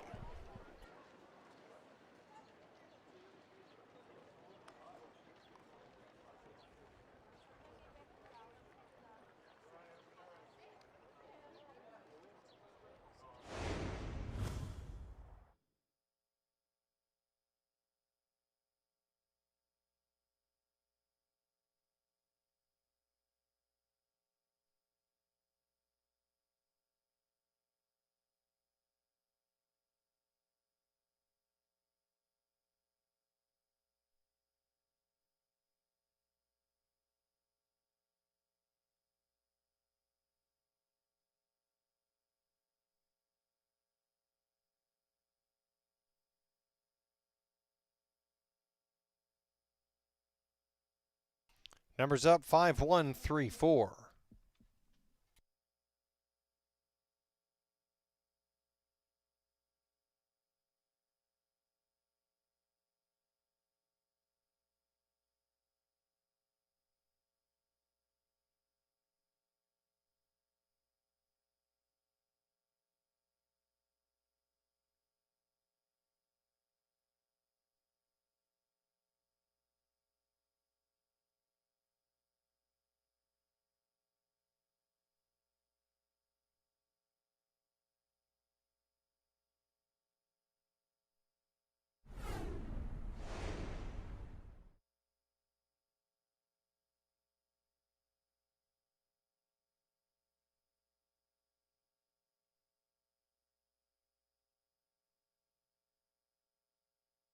There's your winner, number 5, Royal JK. Takes the night's second race. 6-year-old gelding by JK End of an Era. Out of the Real Artist mare, Diorama. Owned by Ellie Bale of Puslinch. Melissa Lamoureux trains. Scott Young engineering the perfect trip for Royal JK. Taking just about 4 seconds off a prior lifetime mark. 152 and 2. A career best clocking for Royal JK, an 11-1 upset in tonight's second race.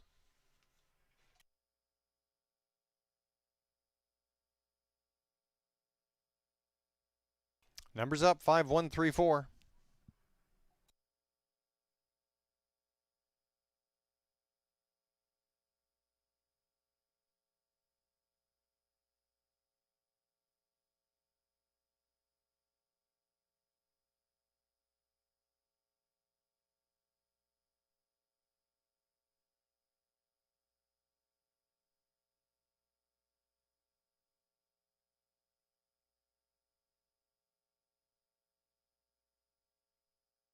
Royal JK returned $25.50, $10 $3.60. Early play $8.33. Glory View Image $2.10 to show. $2 exactor ticket paid $120.10. The $1 try $197.10. $1 superfecta $1,534.45. Your 1-5 double $55.70. In your pick 5 pool $3,409. We'll move on to race number 3.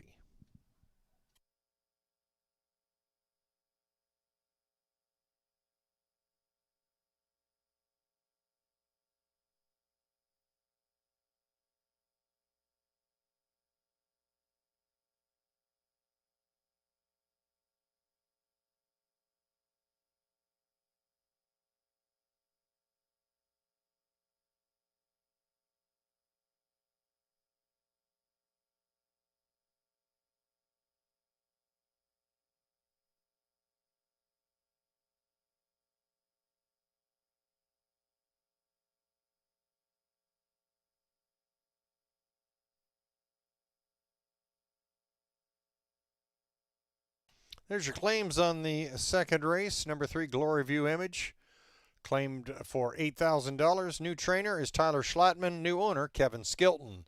The 5, Royal JK, an 8 claimer. New trainer is Tyler Schlattman with new owner, Kevin Skilton. And the 7, Ride Lentless, new trainer and co-owner, Des DeCoeur, Ryan Willis, sharing in that new ownership partnership.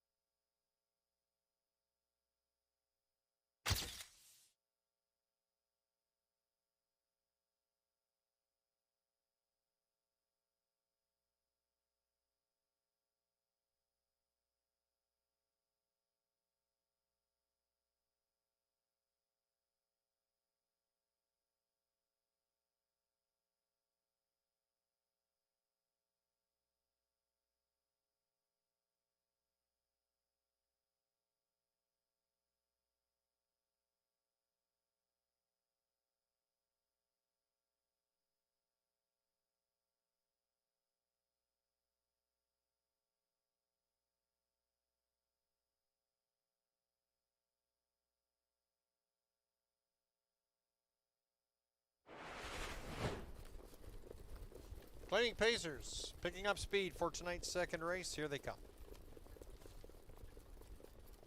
And they're off and pacing, and a little bit of a steering issue there for the 6, Blast of Sunshine. Away they go, and Royal JK along with Glory View Image leaving first. Royal JK and Scott Young, they've got the pedal down early. Glory View Image sitting in second, and Hasselhoff is third as they move their way through that first turn. Racing in fourth, that's Early Play and On Time Delivery setting up in the top 5. In sixth, that's Blast of Sunshine, Relentless, and Talk Racy to Me. 27-3 your first quarter. Royal JK at 11-1 will lead the field down the back stretch, but Glory View Image won't sit pocket very long. Out and moving. And Glory View Image now takes charge for James McDonald. Royal JK now second. Hasselhoff is a third, and Early Play is racing fourth. On the move in fifth now is Blast of Sunshine. On Time Delivery on the inside, racing in sixth, followed by Relentless and Talk Racy to Me. Glory View Image by the half in 56 seconds. Pressure coming from Hasselhoff, who's striding up well on the outside. Locked in on the inside, that's Royal JK not giving way. Second over toe for Blast of Sunshine in fourth. Early play locked in on the inside in fifth. In sixth, that's Relentless in that outer flow and on-time delivery. But Glory View Image takes the field around that far turn by the 3/4 in 124, and it's a Glory View Image. Royal JK on the outside, or on the inside rather. Hasselhoff now has got to get moving. Glory View Image showing the way, starting to tucker just a little bit as they come for home. Glory View Image still the best. Royal JK now flushed out, will go after that front runner. It's Royal JK. Glory View Image still there from between horses. That's early play at the wire. Royal JK and Scott Young pull it out in the final strides. 152 and 2. Glory View Image and early play. Order up for the second race. Early play second, Hasselhoff fifth, Glory View Image third, on time delivery fourth, Royal JK your winner. Blast of Sunshine was sixth, Relentless seventh, and Talk Racy to Me was eighth. Royal JK, it's a new lifetime mark of 152 and 2, 11-1 upset in tonight's second race. Royal JK off to a new stable. Looking ahead to race 3, kick off the early pick for 2 Feet of the Moon has a missing chart line. Race July 31st at Grand River Raceway under the guidance of Brad Harris. Started from post 4 at the quarter, was in front by 2 lengths at the half, in front by a length and a half at the 3/4, was in front by a length and 3/4, finishing the mile second, a length and 3/4 beaten. Individually timed at 1:58.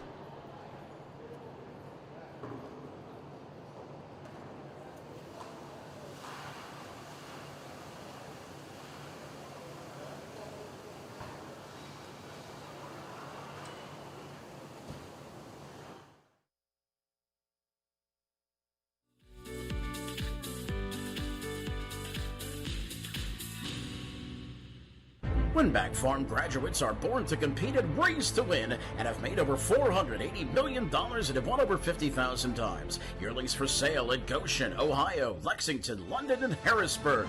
Featuring first crop yearlings sired by Meadowlands Pace winner Beach Glass, Adios Pace winner Cannibal, O'Brien Award winner Lawless Shadow, multiple O'Brien Award winner Tattoo Artist, and Van Patch Award winner Volume 8. Yearlings eligible for multiple racing jurisdictions. For more information, visit winbackfarm.com.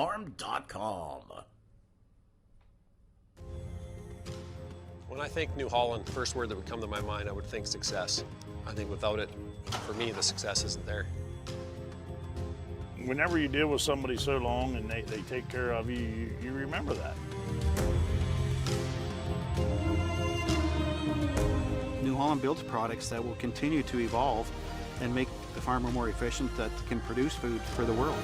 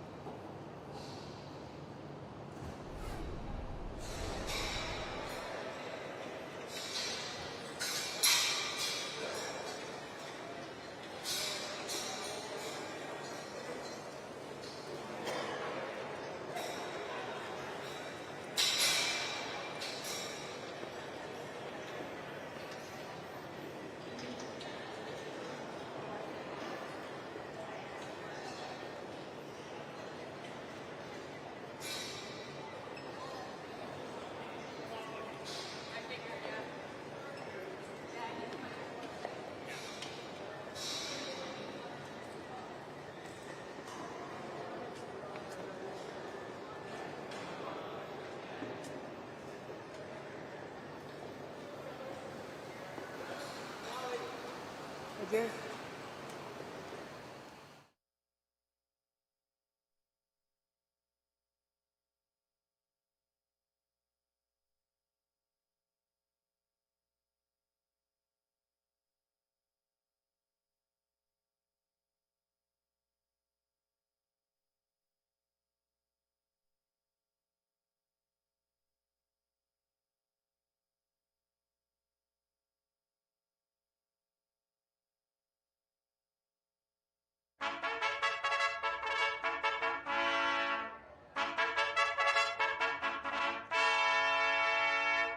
Trotters on track for tonight's third race. The one is Broadway Star. Doug McNair driving for trainer Kyle Rule, owned by Triple S Equine. Number 2 is Feet of the Moon. Mark McDonald gets the call for owner-trainer Les Posson.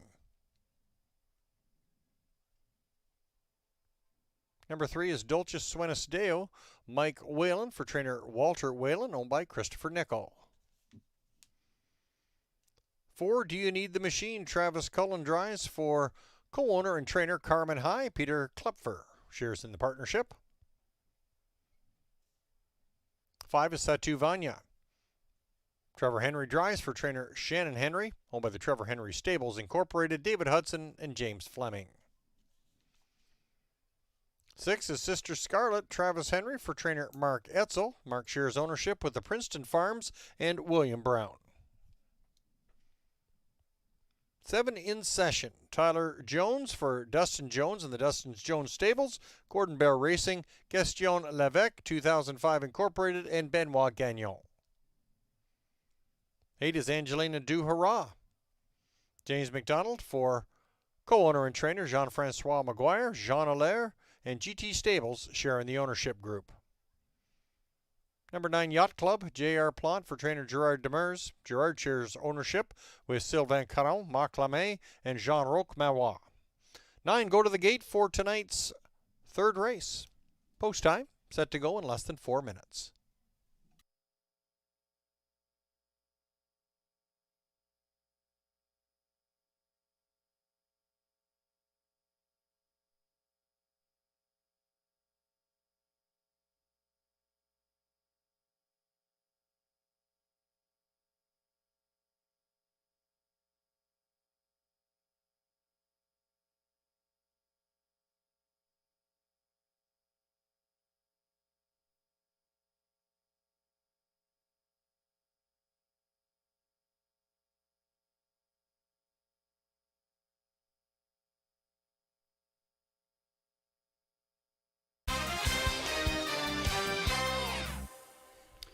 Two races in and two tight finishes. Nice victory there by Royal JK. One that Randy liked and a replay that he sent in on the pre-show.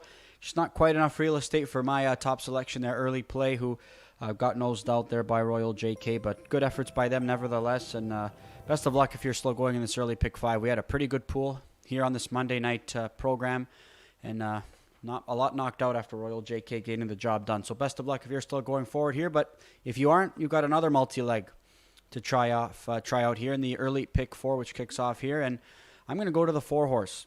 Do You Need the Machine? I think this is one that raced well last time out. I thought raced well 2 starts back in breaking her maiden. She's got a middle of the gate draw to work with, and she's handy enough. I mean, this is a filly who, hasn't really always been steering the best at certain moments, but I think this is one that's got some go in here, and I think she stacks up really, really well in here. This is one that I feel comfortable in backing, especially in a race where you could see some vulnerable favorites. I think that, look, a horse like the 5 Satu Vanya, she should absolutely do in here. She's trotted some, good miles. We can see she's trotted a mile and 52 and change, still lacking that first career victory. And she's raced well at the Golds, and then she'll show up here in a maiden and just, take some support or not be able to finish the job done. I mean, her efforts haven't been poor by any means. It's just that she's struggling to find that line. And as a result of her being a short price, it just felt like this is probably a horse that I'd need to play against. But just a good-looking filly that's out there. And she'll break her maiden sooner rather than later, I'm sure. But I'm just going to opt to play against her in this spot. So Do You Need the Machine the way that I'm going to go, but to the betting public loving Satu Vanya. In Session is another horse that I figured was going to take some support that I'd want to play against. Always in the right spot for Tyler Jones. He's been driving her perfect. Again, just a filly that is picking up checks, just can't quite finish the job, whether it be a 2-hole trip, whether it be cutting the mile.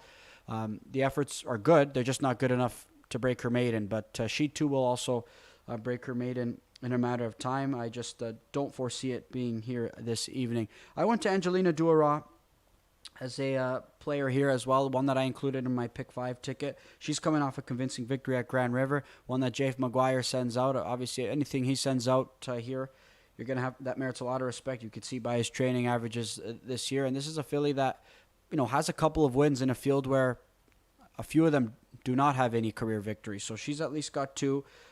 Obviously going to be a step up for her, but I'm curious to see how she can handle this transition here this evening. She's 9-1. A Broadway Star, one that made a miscue last time out. He's going to have to start from the inside here, but I'm opting to play against as well. That was a good start 2 back. He just missed by a neck when Wild Rose Hanover was able to get him from the outside, made a couple of moves in that contest. Again, I think we're going to see a pretty good effort from him. He's just going to need to find a little bit more, I think, to close out this deal. So as we see the gate begin to roll here, they're getting set for race number 3. And again, your last opportunity to get your pick 4 tickets in. Good luck.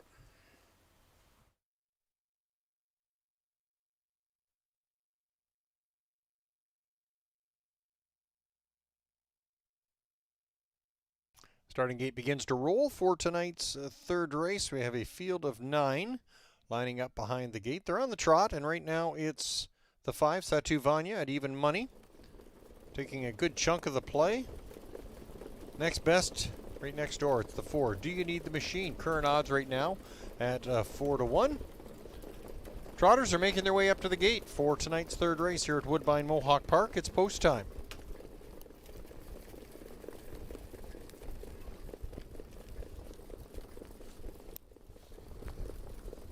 Gate comes to the head of the stretch for tonight's 3rd race. 9 trotters on gate. They're picking up speed.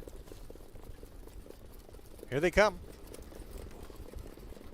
And there they go, and spotting the field about 3 to 4 lengths. That was a 3, Dulcis Suenis Deo. Also the 9, Yacht Club gapping the gate. They're off and trotting and in session. And Tyler Jones, they put the pedal down early off stride. There goes the 8, Angelina Du Hurrah. Second away is Satu Vanya, Broadway Star, followed by Do You Need the Machine, and Sister Scarlet trotting away in 5th. In 6th, they make their way towards the opening quarter-mile mark. It's Feet of the Moon, followed by Dulcis Suenis Deo, and Yacht Club further back. That's Angelina Du Hurrah after the break. 27-1 to the first quarter. In session at 4-1 leads the way down the backside. Satu Vanya sitting pocket in there in second. A couple of further back to Broadway Star. Do You Need the Machine trotting in 4th. In 5th, that's a Sister Scarlet, Feet of the Moon, sitting in 6th, followed by Dulcis Suenis Deo and Yacht Club Angelina Du Hurrah. Not tonight. As they reach up to the halfway point in 56-1, some separation now in session, leads it by about 2.5 over Satu Vanya. Broadway Star, gap there in 3rd.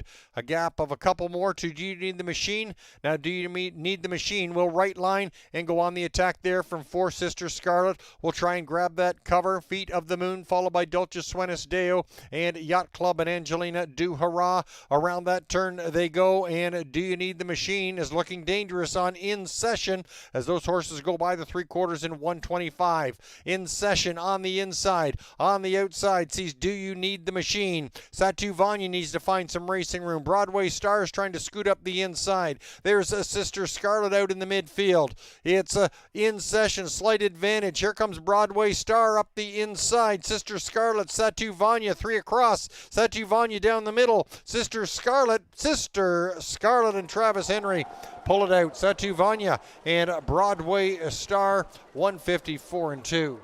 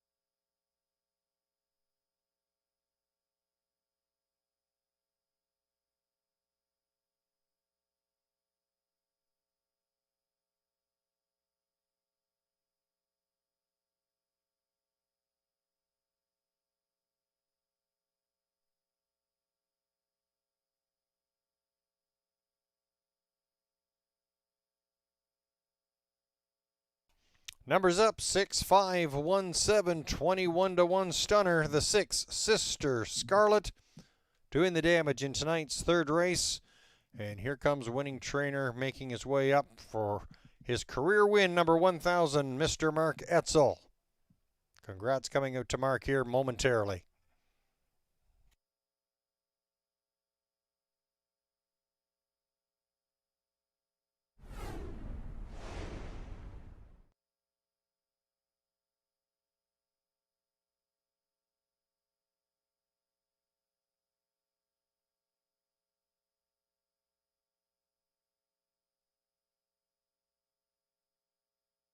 Now to the winner's circle, winner of tonight's third race. It's the 6 Sister Scarlet, a maiden breaking performance of 154-2 for the 3-year-old filly by Father Patrick out of the the EL Titan mare rather, Highland Foxy Trotter. Owned by William Brown, Princeton Farms. Co-owned and trained by Mark Etzel and driven to victory by Travis Henry. That is training win number 1,000 for Mark Etzel. Congratulations out there, Mark. Super job.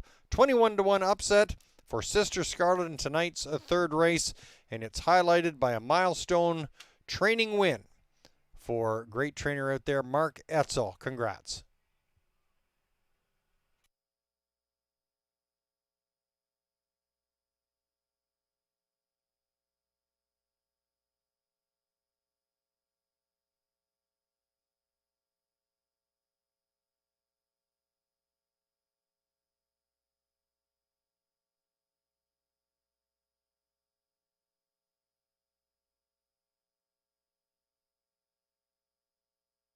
Numbers are up 6-5, 1-7.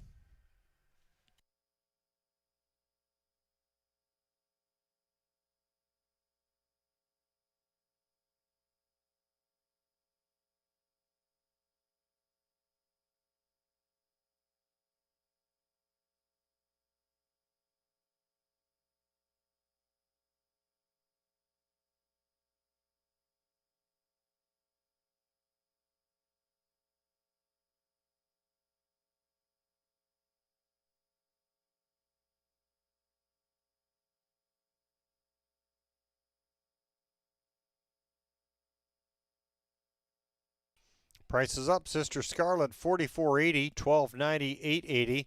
Satu Vanya $3 $2.60. Broadway Star $4.10 to show. $2 exactor ticket $113.20. The $1 try $211.45. $1 superfecta $721.60. Your 5-6 double $485.40. The $1 pick 3 $1,016.20. In your pick 4 pool of a pool total over $41,000, $1,418 will play on to the fourth race. And in your early pick 5 pool, just $182 and change remains on the table.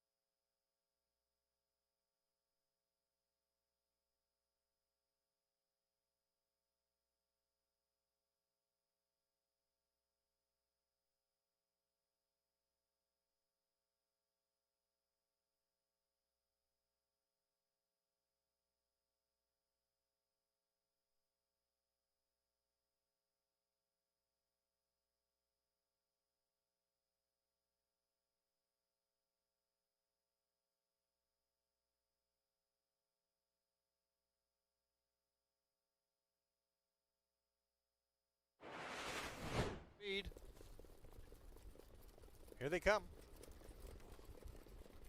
And there they go, and spotting the field about 3 to 4 lengths. That was a 3 Dulcis Suenis Deo, also the 9 Yacht Club gapping the gate. They're off and trotting and in session. And Tyler Jones, they put the pedal down early off stride. There goes the 8 Angelina Du Hurrah. Second away is Satu Vanya, Broadway Star, followed by Do You Need the Machine, and Sister Scarlet trotting away in fifth. In sixth, as they make their way towards the opening quarter-mile mark, it's Feet of the Moon, followed by Dulcis Suenis Deo, and Yacht Club further back. That's Angelina Duhara after the break. 27-1 to the first quarter. In session at 4-1 leads the way down the backside. Satu Vanya sitting pocket there in second. A couple of further back to Broadway Star. Do You Need the Machine trotting in fourth. In fifth, that's a Sister Scarlet, Feet of the Moon, sitting in sixth, followed by Dulcis Suenis Deo and Yacht Club Angelina Duhara. Not tonight. As they reach up to the halfway point in 56-1, some separation now in session, leads it by about 2.5 over Satu Vanya. Broadway Star, gap there in third. A gap of a couple more to Do You Need the Machine. Now Do You Need the Machine will right line and go on the attack there from four. Sister Scarlet will try and grab that cover. Feet of the Moon followed by Dulcis Suenis Deo and Yacht Club and Angelina Duhara. Around that turn they go, and Do You Need the Machine is looking dangerous on in session as those horses go by the three quarters in 125. In session on the inside. On the outside sees Do You Need the Machine. Satu Vanya needs to find some racing room. Broadway Star is trying to scoot up the inside. There's a Sister Scarlet out in the midfield. It's a in session, slight advantage. Here comes Broadway Star up the inside. Sister Scarlet, Satu Vanya, three across. Satu Vanya down the middle. Sister Scarlet and Travis Henry pull it out. Satu Vanya and Broadway Star, 154-2. Order finish on the third. Broadway Star was third. Feet of the Moon sixth. Dulcis Suenis Deo fifth. Do You Need the Machine was seventh. Satu Vanya second. Sister Scarlet your winner. In session was fourth. Angelina Duhara ninth, and Yacht Club finishing eighth. Sister Scarlet a 21-1 upset. Career training win number 1,000 for Mark Etzel. 154-2, a maiden breaker for the 6, Sister Scarlet.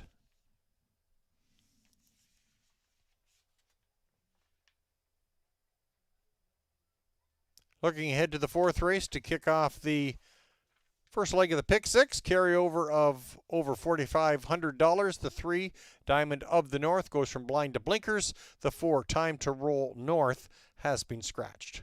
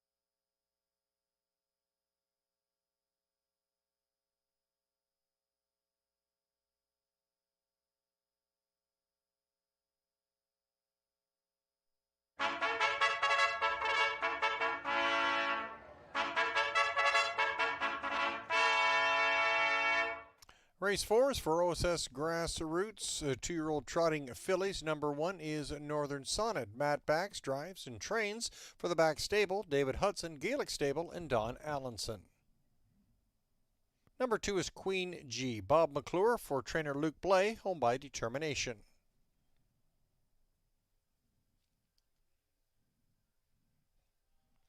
We'll scratch the 4, Time to Roll North. 5, Hustle for the Muscle, Doug McNair for trainer Kyle Fellows, owned by Yolanda Fellows, Blair and Erna Corbet, and Hopkins Porter. There's the 5, Hustle for the Muscle, Todd Ratchford for trainer David Holliday, owned by Ben Holliday.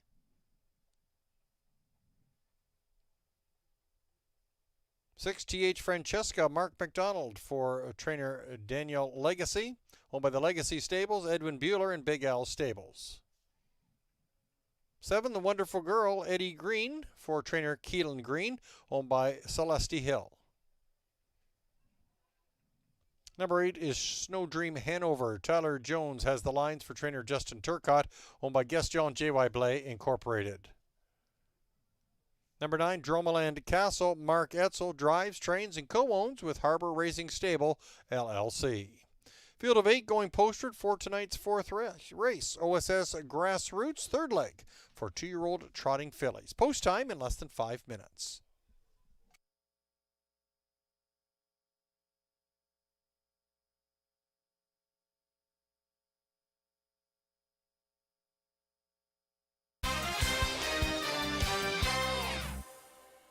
They're on track as we get set for race number 4. We had an upset in the 3rd. Sister Scarlett getting the job done for Mark Etzel, giving him his 1,000th career training victory. Just got edged out in race number 1 to achieve that feat, but he gets it done 2 races later. So congratulations to Mark Etzel and Sister Scarlett.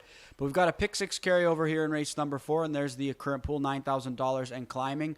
We've got a carryover of over $4,500. So I think we're going to see a pretty nice pool here on this Monday night program. And we've got 2-year-old trotting fillies in a grassroots action here to kick off this sequence, and pretty nice betting board here with a trio of fillies taking the bulk of the support. And there's a look at my top selection, Queen G. This is a Luke Blay trainee who I think has flashed talent whenever she's been able to stay at it. And there she is with a set of belly hopples, and as Randy has kind of taught me in the past, most cases belly hopples just mostly for some trotters that just need to help their gait from a mental standpoint here. Don't know if this filly necessarily needs them all throughout her career, but this is one that clearly needs them right now because, 2 breaks in her first 3 tries. She hasn't really been able to pick up big pieces or make money early on by virtue of those mistakes. So I like this filly in this spot. I think that 4th place effort, when she did stay at it, it was a really, really good one. Trotted strong on the end of it. So here she is adding a set of hopples, and hopefully she can keep her mind on business because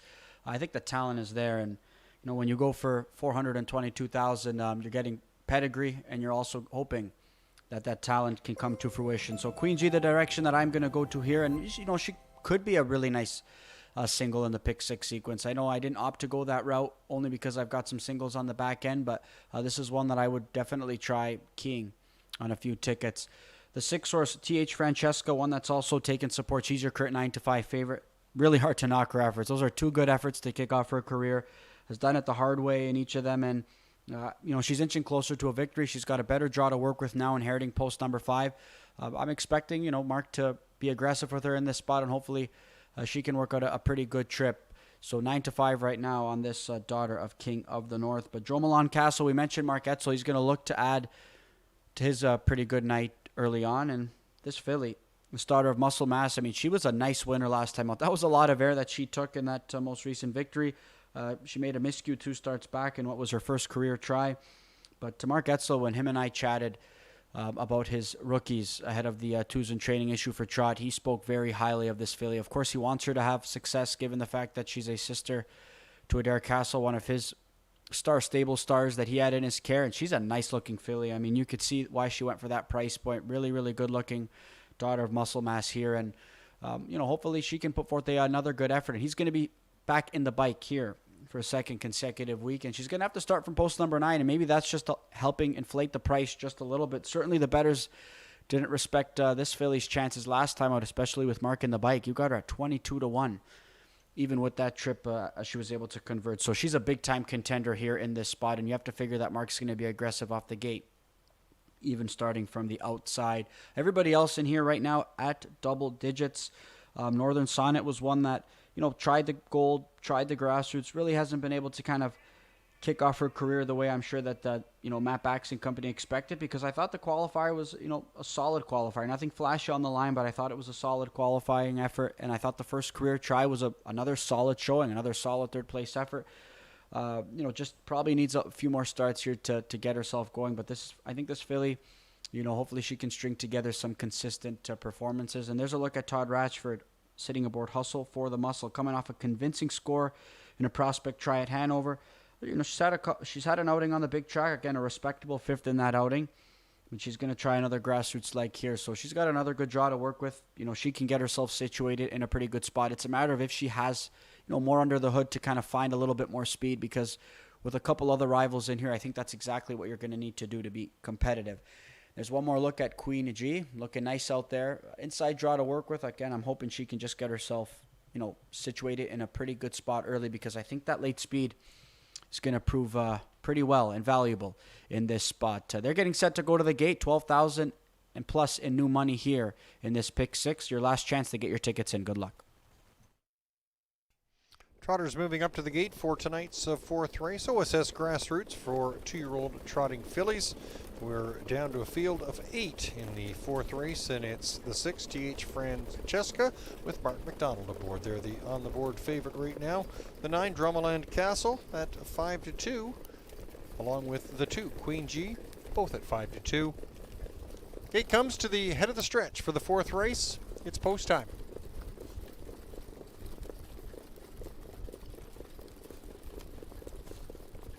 He comes down the lane. Trotters picking up speed for race 4. OSS Grassroots 2-year-old trotting fillies on the move, and here they come. And they're off and trotting and out from the rail. That's Northern Sonnet. 7 hole sees the Wonderful Girl and Dromoland Castle crossing over from the far outside.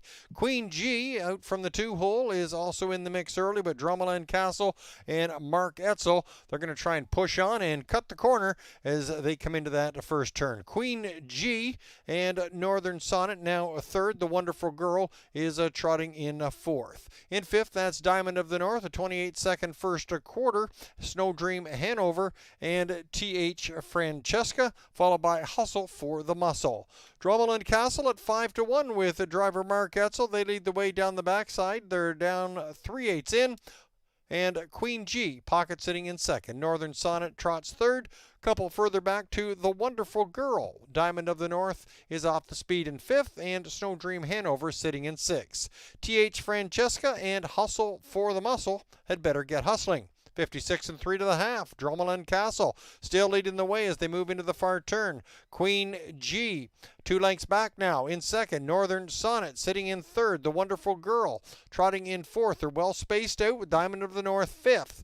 Racing sixth, that's Snow Dream Hanover and Hustle for the Muscle as they move through that turn. Drummond Castle still has the engine. Mark Etzel, he'll now have to go some work as they come that final quarter. 125 4, 3 parts of the way home. And Drummond Castle, the one to catch. Out pops Queen G. Going to try and track down the front runner. Drummond Castle, Queen G. Now starting to close ground there and drift out to the middle of the field. The Wonderful Girl, followed by Snow Dream Hanover.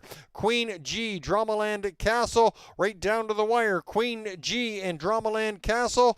Drummond Castle on the inside just picks off Queen G to win it. Snow Dream Hanover and the Wonderful Girl. 156 3, and the training wins just keep on piling up for Mark Etzel.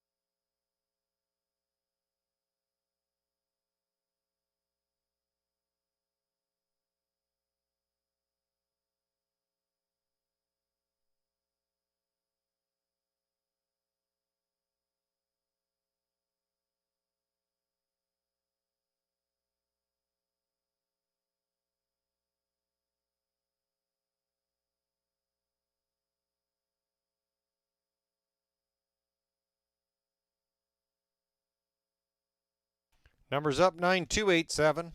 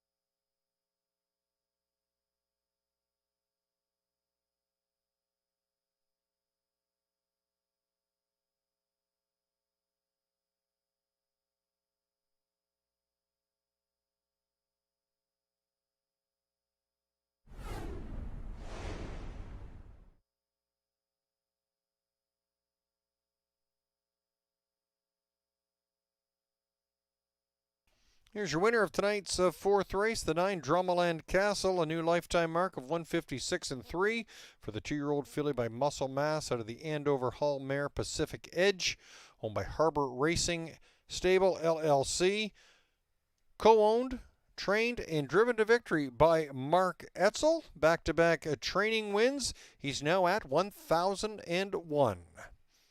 Drummeland Castle, 156-3, hitting a new plateau.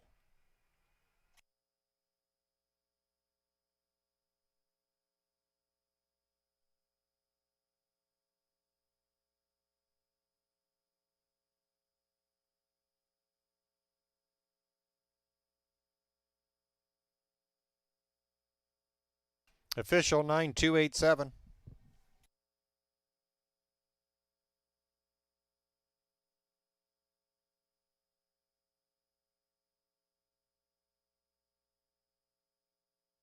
Drummeland Castle returning 1280, 530, 530. Queen G 360, 380. Snow Dream Hanover 1430 to show.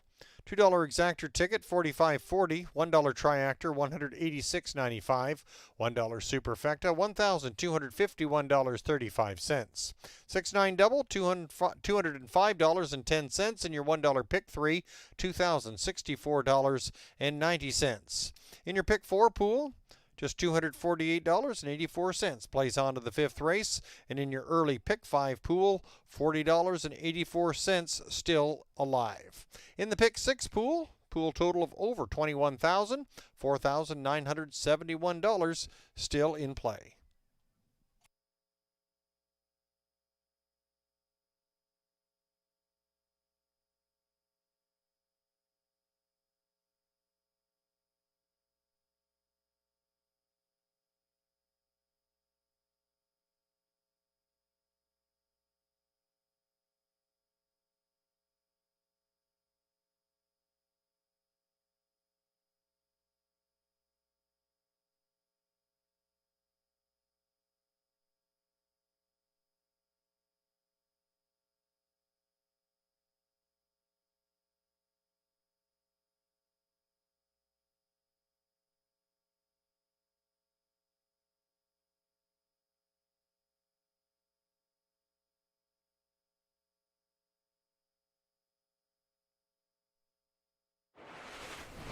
He comes down the lane. Trotters picking up speed for race 4. OSS Grassroots 2-year-old trotting fillies on the move, and here they come. And they're off and trotting and out from the rail. That's Northern Sonnet. 7 hole sees the Wonderful Girl and Drummeland Castle crossing over from the far outside. Queen G out from the 2 hole is also in the mix early, but Drummeland Castle and Mark Etzel, they're going to try and push on and cut the corner as they come into that first turn. Queen G and Northern Sonnet now a 3rd. The Wonderful Girl is trotting in 4th. In 5th, that's Diamond of the North, a 28-second first quarter. Snow Dream Hanover and T.H. Francesca, followed by Hustle for the Muscle. Drummeland Castle at 5-1 with driver Mark Etzel. They lead the way down the backside. They're down 3/8 in. And Queen G, pocket sitting in 2nd. Northern Sonnet trots 3rd. Couple further back to the Wonderful Girl. Diamond of the North is off the speed in 5th, and Snow Dream Hanover sitting in 6th. T.H. Francesca and Hustle for the Muscle had better get hustling. 56 and 3 to the half. Dromoland Castle still leading the way as they move into the far turn. Queen G 2 lengths back now in second. Northern Sonnet sitting in third. The Wonderful Girl trotting in fourth. They're well spaced out with Diamond of the North fifth. Racing sixth, that's Snow Dream Hanover and Hustle for the Muscle as they move through that turn. Dromoland Castle still has the engine. Mark Etzel, he'll now have to go some work as they come that final quarter. 125 and 4, 3 parts of the way home. And Dromoland Castle, the one to catch. Out pops Queen G. Going to try and track down the front runner. Dromoland Castle, Queen G now starting to close ground there and drift out to the middle of the field. The Wonderful Girl followed by Snow Dream Hanover. Queen G, Dromoland Castle right down to the wire. Queen G and Dromoland Castle. Dromoland Castle on the inside just picks off Queen G to win it. Snow Dream Hanover and the Wonderful Girl. 156 and 3, and the training wins just keep on piling up for Mark Etzel.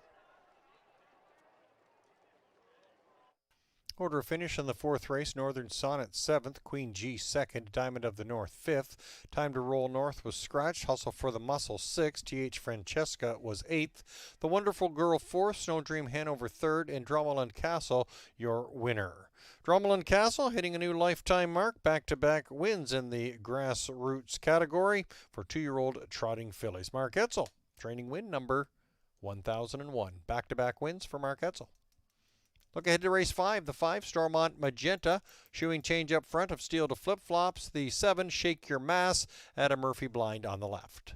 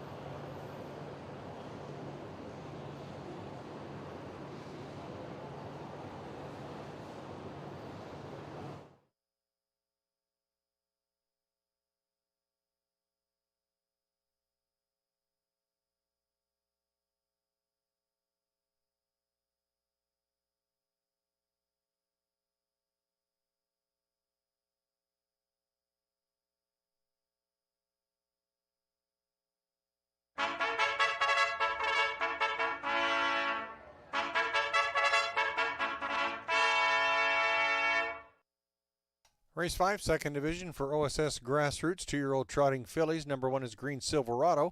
James McDonald has the lines for co-owner and trainer Matthew Trelford, Roy Trelford sharing in the ownership. 2 is Cleveland Serena, Daryl Thiessen for co-owner and trainer Vic Putty. Victor shares ownership with Michael Morocco. Number 3, Karma Queen, Trevor Henry for trainer Shannon Henry. Owned by the Trevor Henry Stables Incorporated, David Hudson, Bill Maines, and Versakis Racing. 4 is Stormont Magenta, Mark McDonald for trainer Kevin Ben, owned by the Stormont Meadows. 5 is Elusive Station, Jonathan Drury picks up the lines for trainer Chantel Mitchell, owned by James Crawford. 6, it's Easy Being Green, Tyler Jones for trainer Gerald Lilly, owned by Fred Niclario and Mac Lilly Farms Limited. 7 is Shake Your Mass, Bob McClure driving for trainer Jeff Williams, owned by the Martin Stables. 8, Panache Princess, Roger Mayotte drives and trains for the Just in Time Stable, RAW Equine Incorporated, and Ben Moudry. 9 is Georgia Bluffs, Doug McNair for trainer Kyle Fellows, owned by Yolanda Fellows, Blair Corbet, Windermere Stable LLC, and Patrick Dillon. Number 10, Perfect Loop, Todd Ratchford for trainer Matt Bax, owned by the Bax Stable, Glengate Farms, and Brelo Farms. 10 going postward for tonight's 5th race, OSS Grassroots, for 2-year-old trotting fillies. Post time in less than 5.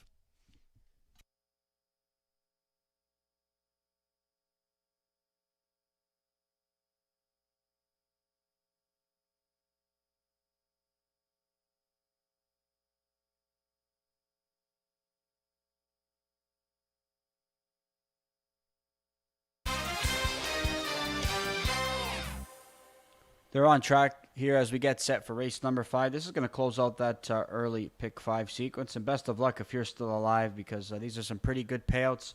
Lowest one being Green Silverado, $754 for 20 cents. Everybody else in 4 figures and up, 4 and 5 figures. So best of luck if you're still going. A couple of tough winners to come up with in that sequence, especially with Royal J. Kit and Sister Scarlett both winning at 11-1 and 21-1 respectively.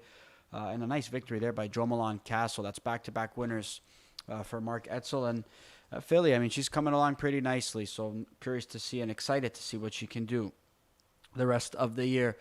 But here we look at the 2-5 favorite, Green Silverado, a Matt Chelford trainee, one that he also co-owns, a daughter of Green Manalishi, who is a perfect 2-for-2 to kick off her career. And she's just looked like she's done it effortlessly. Pretty handy filly. I mean, James has been able to do just about anything he's wanted with her, and I don't think the pole position is really going to matter for this filly. I mean, I think that she'll somehow either end up on the lead early on in the mile or be able to work out a pretty good trip, but I love the professionalism that she's been able to display early on. Just looks so really, really well-gated, smooth or free-flowing filly, I should say, and, she's going to have every opportunity to get the job done here and give herself win number 3 of her young career, but I opted to go to the 4-horse Stormont Magenta. One that disappointed in that most recent gold try. I shouldn't say she disappointed. She wasn't one that was maybe heavily touted in that spot. I know Garnet really liked her as she stepped up against Gold Company, but she tried the front end there at 21-1. Unfortunately, she just didn't have enough pop to withstand it throughout. I think that was probably something she wasn't accustomed to doing in her young career. All of her efforts have come with a helmet to chase, and I think that she just likely wasn't ready to do the heavy lifting, especially against tougher companies. So there she is on the track. Again, I thought her first 2 starts were awesome. I mean, she rallied nicely at the end of her miles each time, and it's not like the qualifiers were anything to rave home about. But this filly came in ready to race, and that's something you see from Kevin Ben. I mean, he does an excellent job breaking young horses, sending them out to go, and that's what we saw with Stormont Magenta in her first 2 starts. But I have a feeling that we're going to see an off-the-pace approach here, or a target to chase, and I think that filly's going to bode well for men. And as Randy mentioned, when horses typically, race on the front end, do something they're not accustomed to doing, we do see them bounce back with a better effort the following start, so long as they work out a trip to chase, and I think this filly can get just that. Her next-door neighbor is going to be Elusive Station. She was a very nice winner in her career debut. She's 6-1 right now.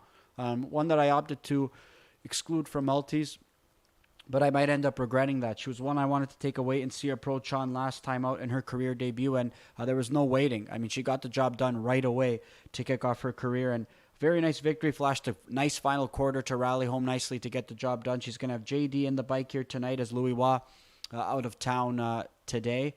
So, again, a really nice drive that JD is going to be picking up here today. And 5-1 offering, curious to see what kind of chip she can work up. But she's a contender without a doubt, and one I might end up regret not having in my multi-leg tickets. Everybody else in here pretty much double digits aside from Karma Queen.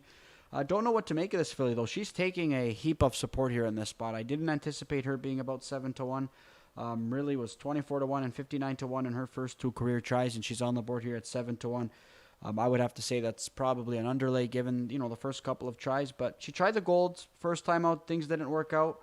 And last time out in the grassroots, she was just, even. But again, I think most importantly, she stayed at it, which definitely is something that's to consider. But 8-1 right now, probably too short of a price.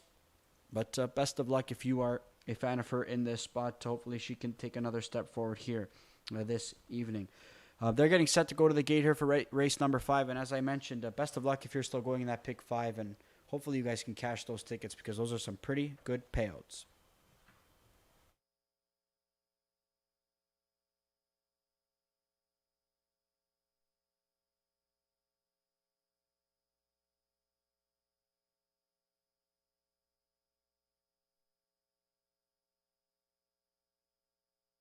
Wings are opening up as the starter calls the field to the gate for tonight's 5th race. OSS Grassroots, 2nd division of the evening for 2-year-old trotting fillies. Field of 10 on gate. And at 3-5, it's your rail horse, the 1, Green Silverado, right now at 3-5.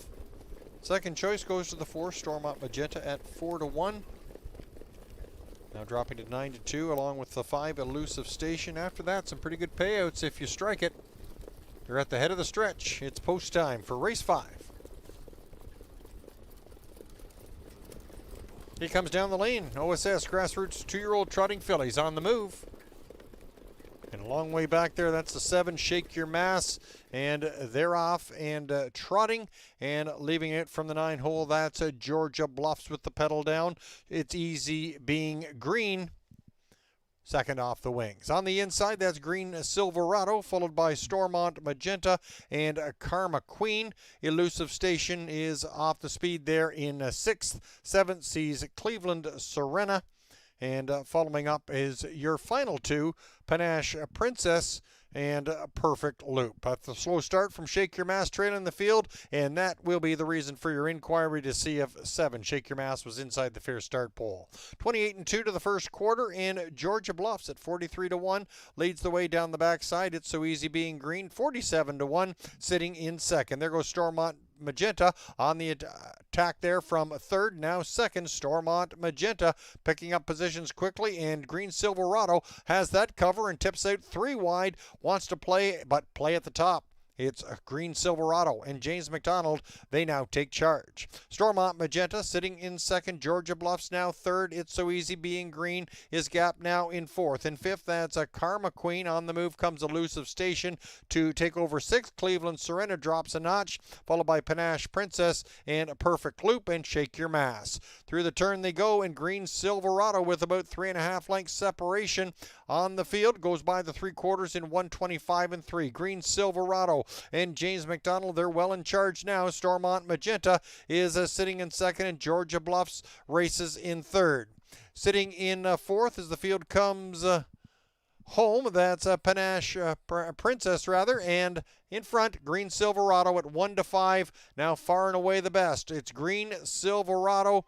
Just a nice easy jog to the finish line to take this grassroots division for 2-year-old trotting fillies. Strong finish for 2nd. That was Elusive Station. Georgia Bluffs the show spot, and Stormont Magenta finished 4th. 155, the inquiry is up. Please hold all tickets.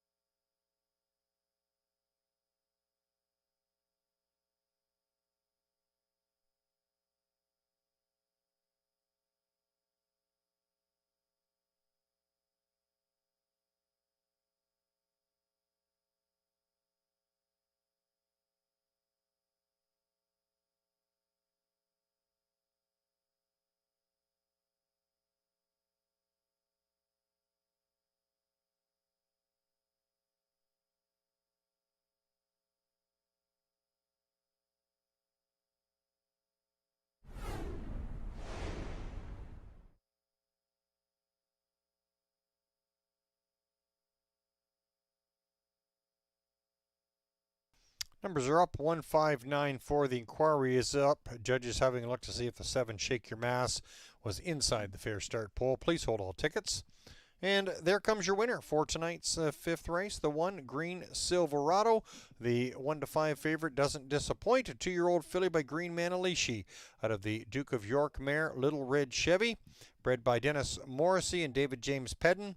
Matthew and Roy Trelford, your owners, with Matt Trelford, your trainer. James McDonald executing the perfect win for Green Silverado, who reels off 3 consecutive grassroots victories. 155, a new lifetime mark tonight.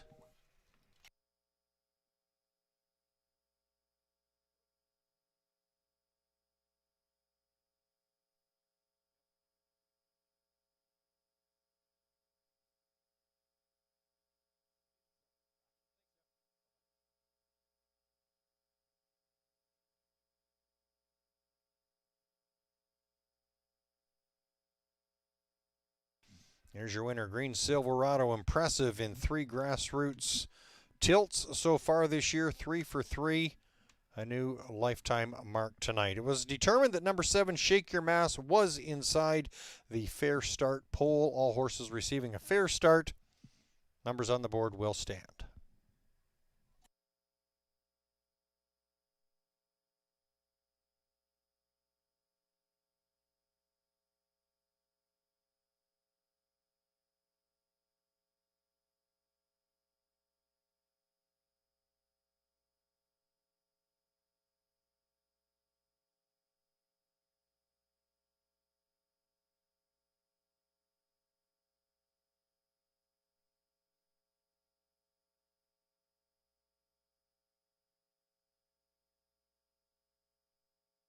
Payouts on the 5th, Green Silverado 240, 210, 210. Elusive Station 380, 280. Georgia Bluffs 480 to show. 1-5 Exactor returning $7.10. The $1 try $23. $1 Superfecta $51.20. Your 9-1 double $16.20. The $1 pick 3 $275.35. Early pick 5, the $1 ticket paid $3,773.80. In your pick 4 pool, $162 and change. This moves on to race number 6, and in the pick 6 pool, $3,122 still in play.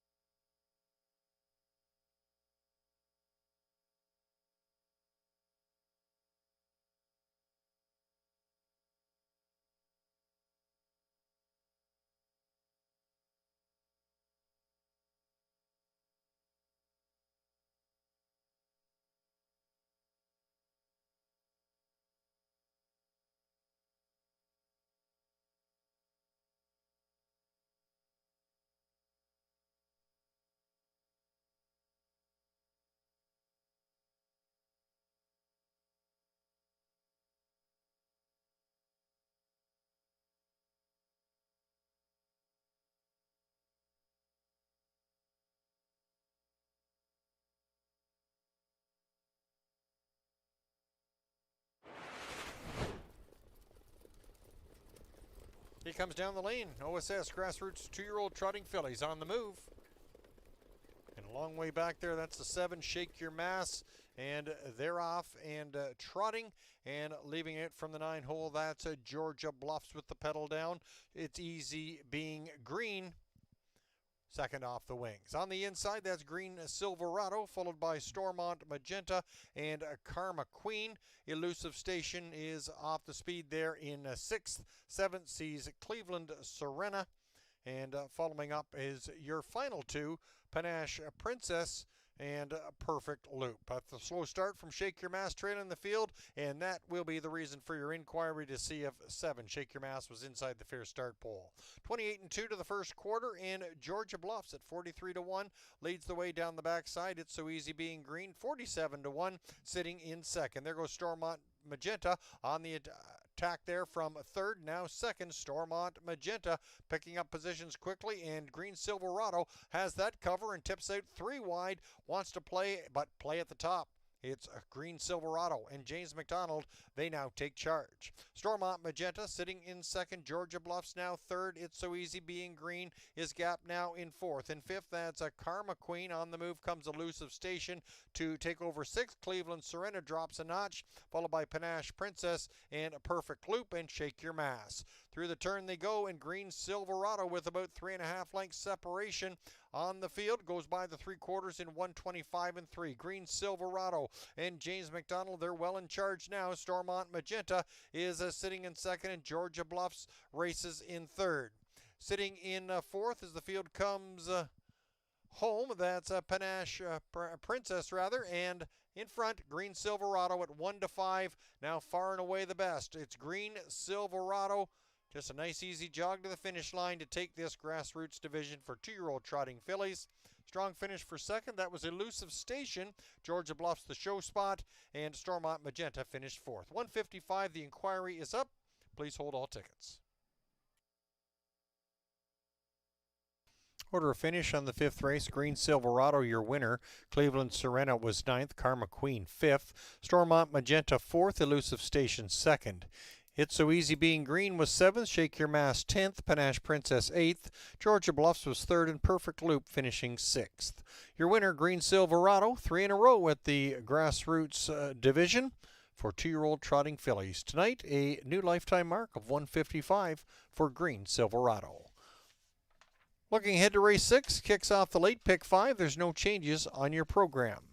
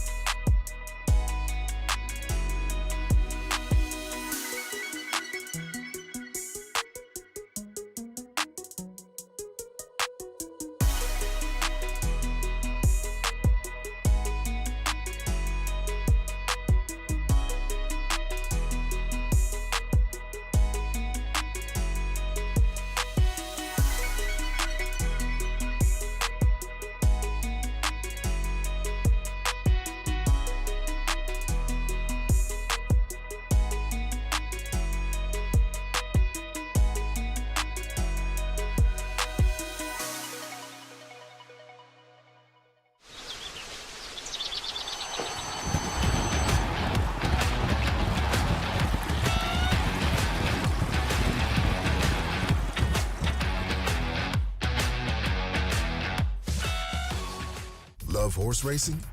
HPIBet.com is Canada's leader in online horse betting. Access thousands of live races from hundreds of tracks worldwide instantly. Enjoy the most advanced betting tools like AI Smart Picks and exclusive cashback rewards you won't get anywhere else. Join today and get up to $100 in free bets. Get the ultimate horse betting experience with HPIBet.com.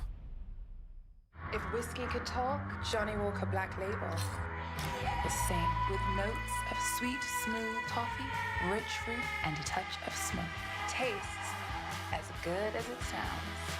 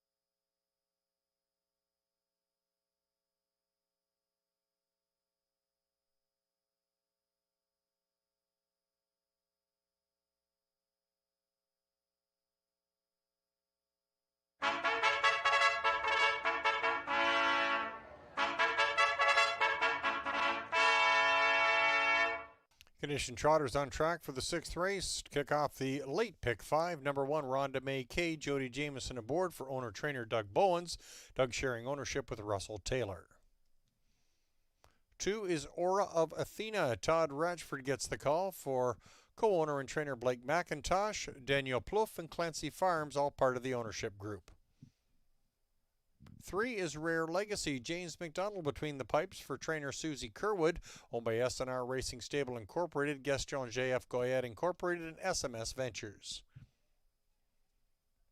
Number 4, Social Wizard. Tyler Borth for trainer Ben Bayarjan, owned by Tom and Elizabeth Rankin. 5 is Twin Bee Showbiz. Jonathan Drury gets the call for trainer Chantel Mitchell, owned by James Crawford.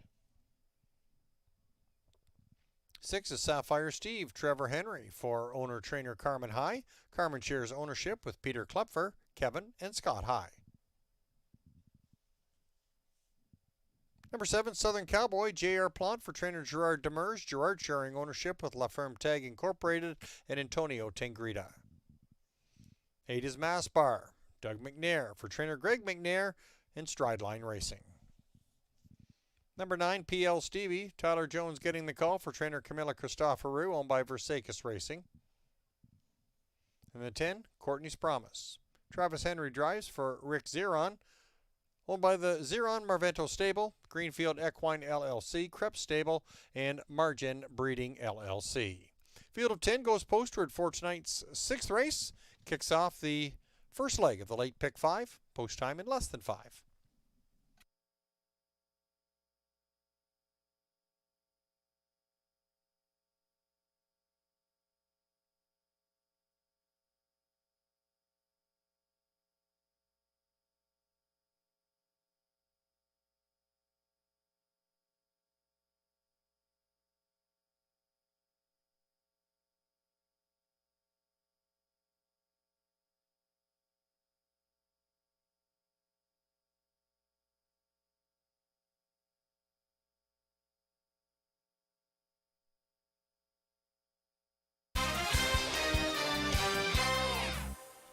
They're on track here as we get set for race number 6. That's going to kick off that to late pick 5. Congrats to those who cashed that early pick 5 ticket.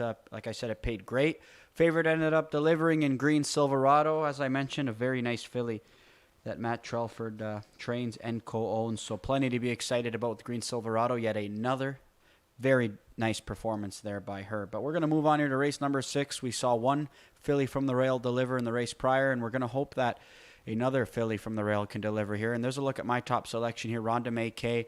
A wide open betting board, and I just think that's the case because there's a lot of question marks pertaining to this race. And there's a lot of question marks pertaining to this filly as well. And not about talent, just a matter of if she minds her manners. And if she stays trotting, I think she'll be really tough to beat. Without a doubt, I think she's the most talented in this field. Just needs to really, keep her mind on business. Unfortunately, last time out, she threw a shoe during the race and made that miscue, but 2 starts back she made a break, and 4 starts back she made a break. So she's been making some breaks over her last few tries. I know a couple of them were excuses, but it always seems to me like this filly just has really, really bad luck at times, and I'm hoping that she can start providing a bit of good luck because there's so much talent there, and I know that Doug Bowens and Russ Taylor are just hoping that it all can come to fruition this evening. So she's the lukewarm favorite at 7-2. Again, deservedly so. Hopefully she can put it all together this evening. Other ones that I used in here as well. Twin Bee Showbiz, the 5-horse, doesn't seem like the easiest filly to drive, but her and JD have gotten along nicely over the last couple of drives. She hasn't gotten away in the greatest of spots as of late, but she's finished up nicely in each of them. And speaking of finishing up nicely, I mean, how good was Elusive Station for Chantel Mitchell the race prior? JD obviously engineering that second place finish, and hopefully he can engineer a nice victory here with this daughter of Muscle Mass. Finished the distance second to Go Roscoe, who was good to go last time out, but I thought Twin Bee Showbiz, again, took another step forward here, and I just like, again, that she's keeping her mind on business, but not the trickiest, not the easiest to filly. She can be a little bit tricky, so even with a middle-of-the-gate draw, I don't know where we're going to see JD get her situated, but I'm just hoping she can, get in the thick of things here in this spot. She's 6-1. A Social Wizard, no wins this year, 9 tries. She's tried some gold tries, hasn't really been competitive there. But this is one that I think, if she pieces it together and works out a pretty good trip, she could just win by virtue of a couple other horses maybe, jumping it off. Because, again, there's some horses that aren't all that easy to trust in this spot, and Social Wizard is one of those fillies that, can stay at it. And in a field like this, I think that counts for a lot. She's 9-2, good draw to work with. There's some positives here with this daughter of Alarm Detector. Mass Bar, she was installed as the morning line favorite right now, 6-1. I just don't know what kind of trip she's going to get. She got the job done last time out. She beat a solid field and Bubble Up, Stormont Shanley boy, who came back to win convincingly last time out. So I think there's a great reference point for this daughter of bar hopping. I just don't know what kind of trip we're going to see from her, and that's kind of why I didn't maybe rate her as highly as I initially intended. Sapphire Steve opened up as the lukewarm favorite here, still 7-1, so the betting hasn't changed too much. She's interesting. Left out of there aggressively last week with Trevor. Unfortunately, things didn't work out there, but this is one that can flash some gate speed. Not a big winner over the last couple of years, but I think it's something to note that, she has taken some support here and has a much better draw to work with. So not one that I factored in, but it'll be interesting to see what kind of effort she puts forth. But I'm really interested in seeing what we're going to see from Rhonda May Kay. Again, a filly that has a heap of talent, and hopefully she can stay at it and put it all together. They're getting set to go to the gate here for race number 6, late pick 5 time. Field of 10 lining up to the gate for tonight's 6th race. It's the rail horse, number 1, Rhonda May Kay, right now at 5-2. Got a host of other single-digit odds in this 6th race. Should be a good one to kick off that first leg of the late pick 5. It's post time, 10 in behind the gate.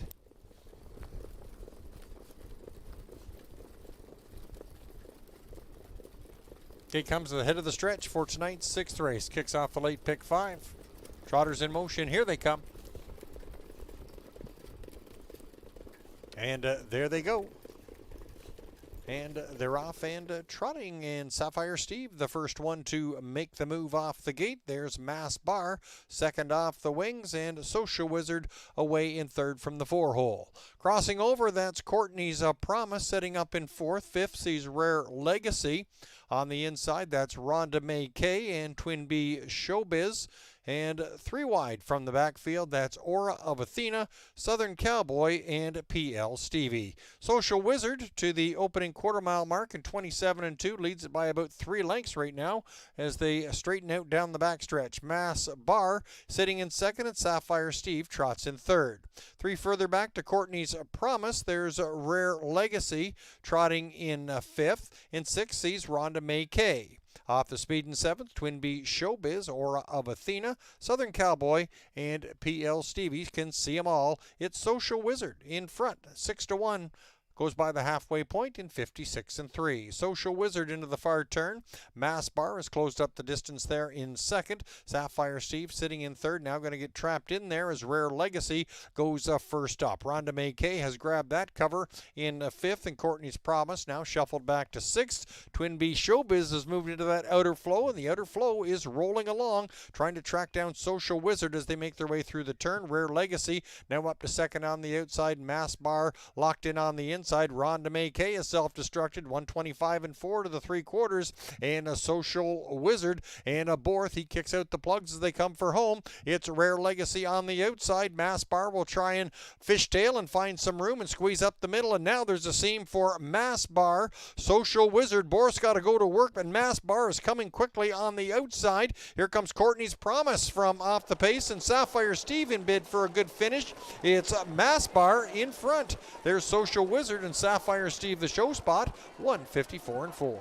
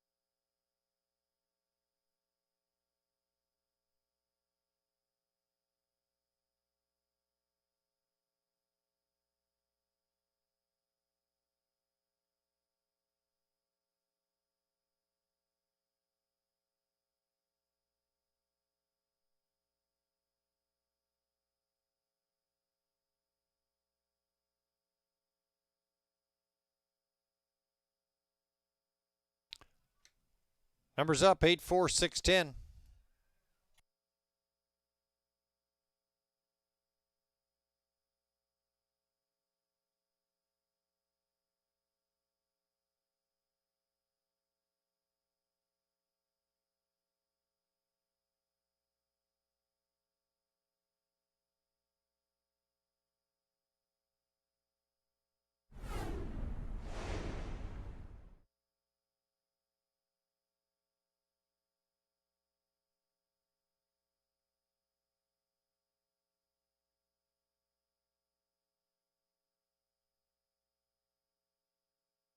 There's your winner, number 8, Mass Bar, a back-to-back winner here at Woodbine Mohawk Park.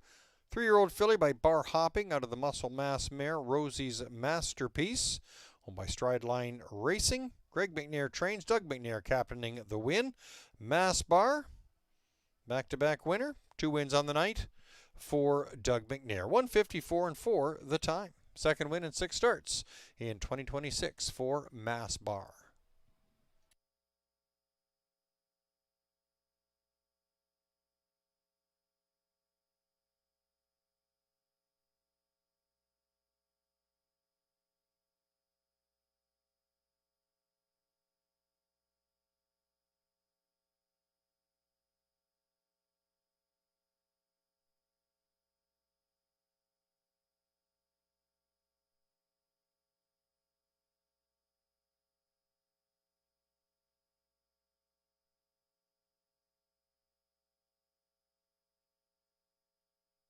Now official 84610, Mass Bar 980, 590, 360, Social Wizard 610, 350, Sapphire Steve 260 to show.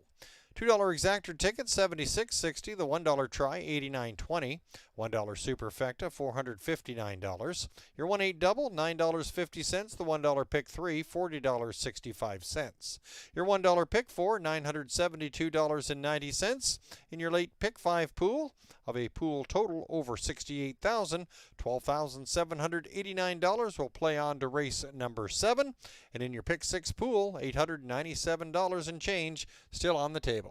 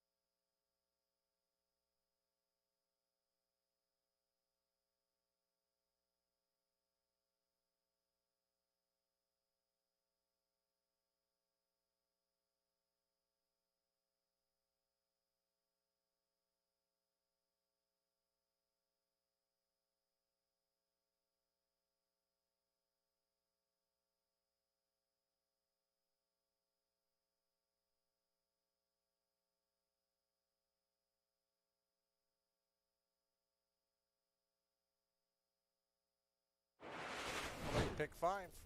Trotters in motion. Here they come. And there they go. And they're off and trotting. And Sapphire Steve, the first one to make the move off the gate. There's Mass Bar, second off the wings. And Social Wizard away in third from the 4-hole. Crossing over, that's Courtney's Promise setting up in fourth. Fifth sees Rare Legacy. On the inside, that's Rhonda May Kay and Twin B Showbiz. And 3 wide from the backfield, that's Aura of Athena, Southern Cowboy, and PL Stevie. Social Wizard to the opening quarter-mile mark in 27-2, leads it by about 3 lengths right now as they straighten out down the backstretch. Mass Bar sitting in second, and Sapphire Steve trots in third. 3 further back to Courtney's Promise, there's Rare Legacy trotting in fifth. In sixth sees Rhonda May Kay. Off the speed in seventh, Twin B Showbiz, Aura of Athena, Southern Cowboy, and PL Stevie. Can see them all. It's Social Wizard in front, 6-1. Goes by the halfway point in 56-3. Social Wizard into the far turn.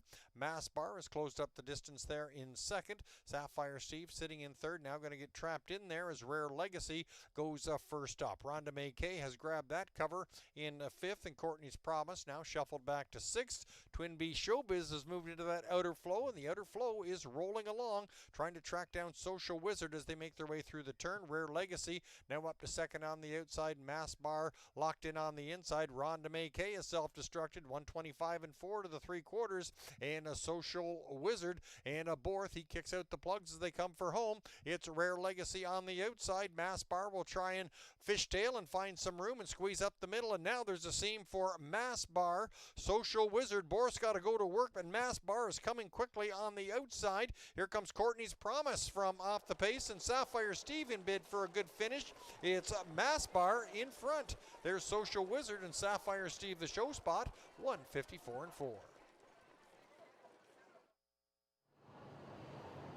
Order finish, Rhonda May Kay was 9th, Aura of Athena 7th, Rare Legacy 6th, Social Wizard was 2nd, Twin B Showbiz 10th, Sapphire Steve 3rd, Southern Cowboy was 5th, Mass Bar your winner, PL Stevie was 8th, and Courtney's Promise finished 4th. Mass Bar, your winner, in a time of 154-4. A back-to-back winner here at Woodbine Mohawk Park, and Doug McNair picks up his driving double. Looking ahead to race number 7. Kicks off the late pick 4. The 1, I Did It My Shoey. There is a missing chart line. We'll get to that in a moment. 2, the Dark Panther. There's 2 claims entered. A bridle change of Can't See Back to Swedish Blind. Scratch the 3, State of Play. The 8, Fabrizio. There's 1 claim entered. And 9, Southwind Sambuca. 1 claim has been entered. Missing chart line on I Did It My Shoey, raced July 31st at Grand River Raceway. Damian McLennan was at the control. Started from post 5. At the quarter, 4th, 5 1/4 lengths off the lead. At the half, 5th, parked 7 3/4 lengths. Still parked at the 3/4 in 4th by 9 lengths, and finishing the mile 3rd, 6 1/4 lengths off the pace. Individually timed at 153-4.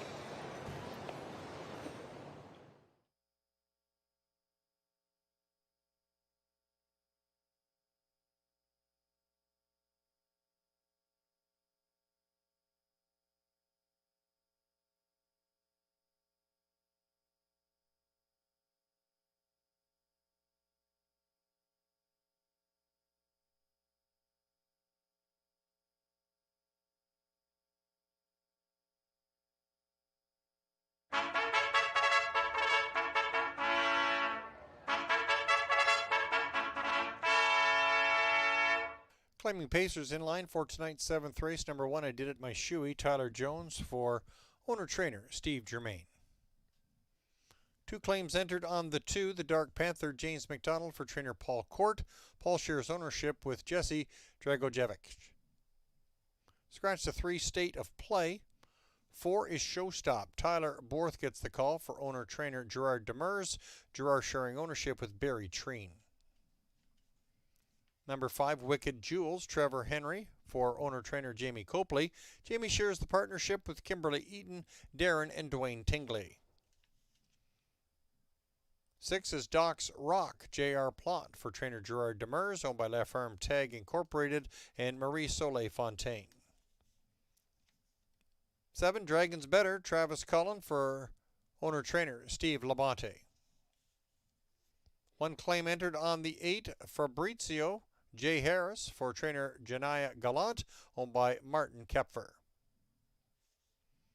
Claim entered on the 9, Southwind Sambuca, Jody Jameson, for trainer Vic Putty, owned by Christopher Boland and Gordon McDonald. Field of 8 going postward for tonight's 7th race. Claiming Pacers go to the gate in 5 minutes.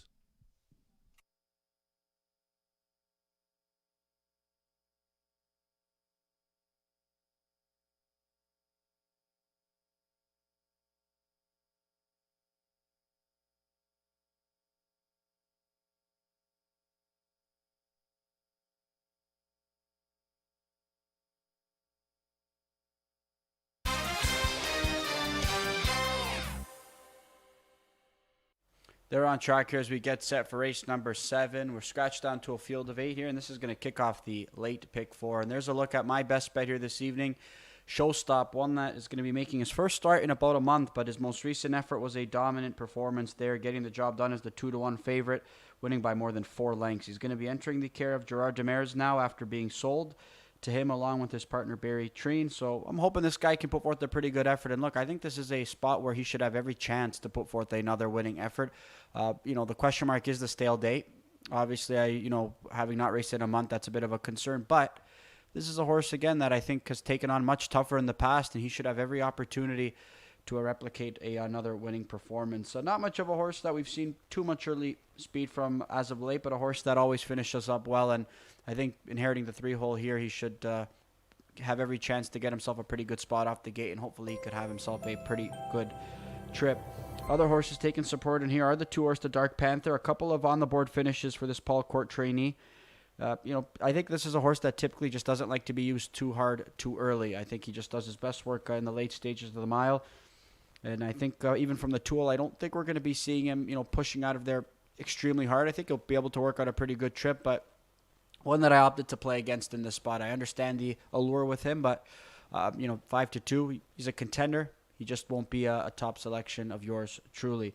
Doc's Rock is going to be a top selection of Randy. I know this is one that he sent a replay on. He put forth a nice effort last time out. Never got a chance to get involved. He rallied from the back of the pack, and I thought he was moving forward. He picked up 4 positions last time out, and that was first time Lasix for Doc's Rock. And Randy typically likes horses raced conservatively when they add Lasix for the first time, and he wants them up to finish willingly, and that's exactly what Doc's Rock did. So, curious to see if J.R. Plon, after that first go around with him, is going to be a little bit more aggressive this time around. So he's 7-2 right now. He's taking support in this spot, and he's one that definitely is a contender. Wicked Jewels 4-1, exiting some tries at Grand River. Hasn't hit the board in a few tries, but this is one that is taking some support, middle of the gate draw. One that Jamie Copley trains, and we know Jamie Copley and Trevor Henry, they get along quite well. I mean, 31% win percentage from 47 starts. That's not that small of a sample size. These two, do some pretty good things when they're paired up together, and I think that's why we're seeing some of this support being taken here. Not only that, I think this is just a better spot for him overall. I mean, I think he was taking on tougher company in those tries at Grand River. He should really like the company that he keeps tonight. So 4-1, a solid price if you want to back Wicked Jewels. Some other ones that are interesting to me from a class standpoint. I backed Southland Sambuca last time out. One that, worked out a nice trip, was third. He's over 24 on the year. I believe there's a claim in on him as well. And this is one that's taken on much, much tougher company in the past. But he's kind of plummeted now to this, level of 8 claimers. So he's better than what he's racing against. He's raced against better than what he's racing against, but he's one that just very unreliable at this point. So I think that's why we're seeing him at 11-1. He's got gate speed. He's handy enough. He's just going to need a lot to go his way, and has been in Victor Putty's barn for quite some time. So he's going to be exiting his care here after this start. So again, a wide open betting board here as we get set for race number 7. A couple of co-favorites between Doc's Rock and Showstop. But Showstop just taking over favorite status. He's going to be my best bet this evening. Best of luck.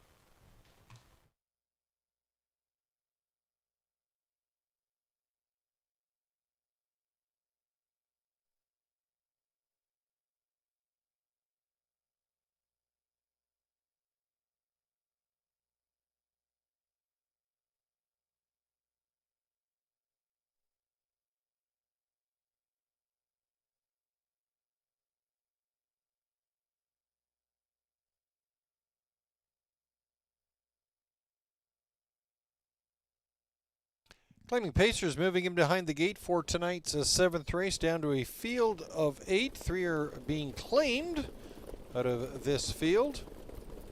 Pretty tight-looking betting board. 3 horses right now at 5-2, 1 at 7-2. That's the 2, the 4, the 5, and the 6. After that, we're into double-digit territory. Should be a good one in tonight's 7th race. Claiming Pacers in the hands of the starter. It's post time.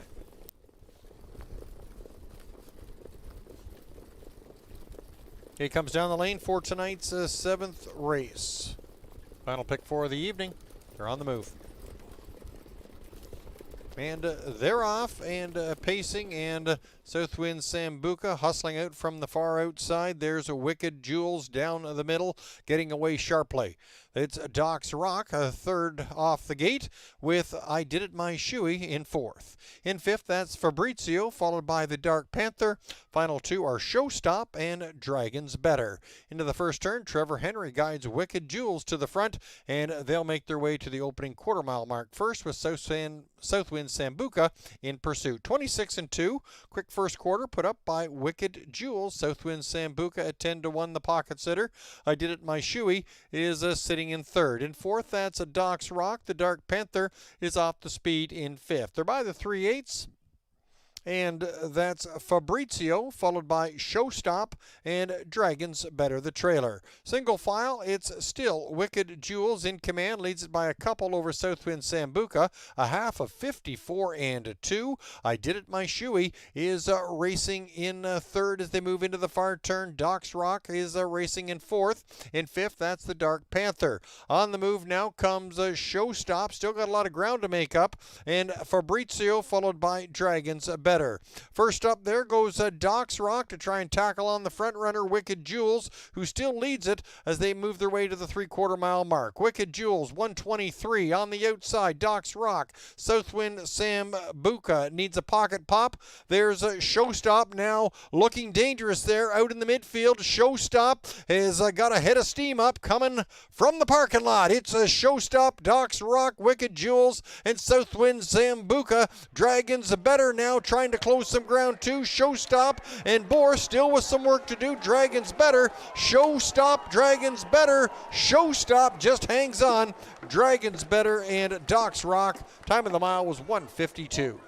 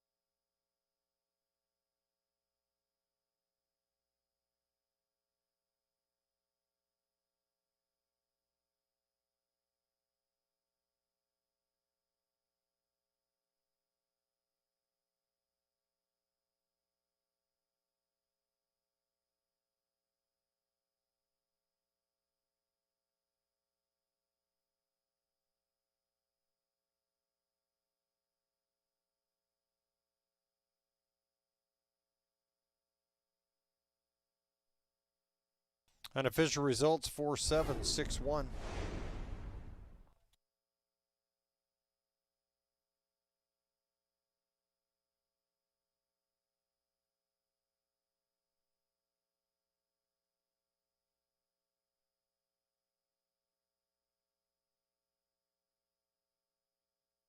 Here's your winner, number 4, Showstop. A new lifetime mark for the 8-year-old gelding by Captain Treacherous. Out of the Rock and Roll Hanover mare, The Show Returns. Owned by Barry Treen, co-owned and trained by Gerard Demers, and driven to victory by Tyler Borth. Showstop, a back-to-back winner at Georgian and now here at Woodbine Mohawk Park, hits a new plateau of 152 to take tonight's 7th race.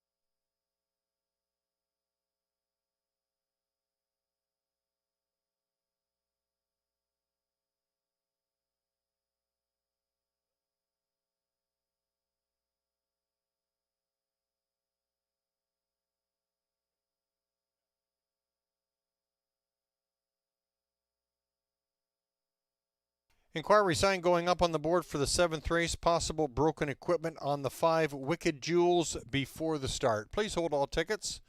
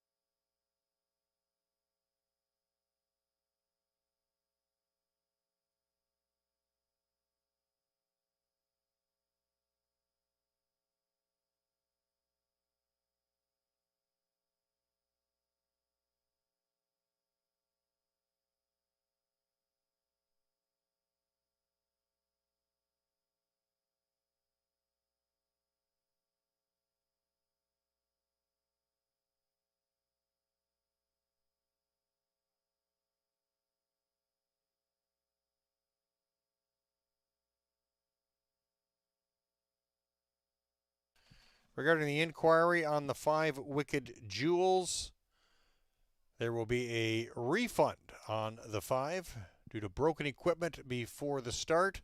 Once again, a refund due to broken equipment before the start on the 5 Wicked Jewels. Numbers on the board, 4-7, 6-1, still good.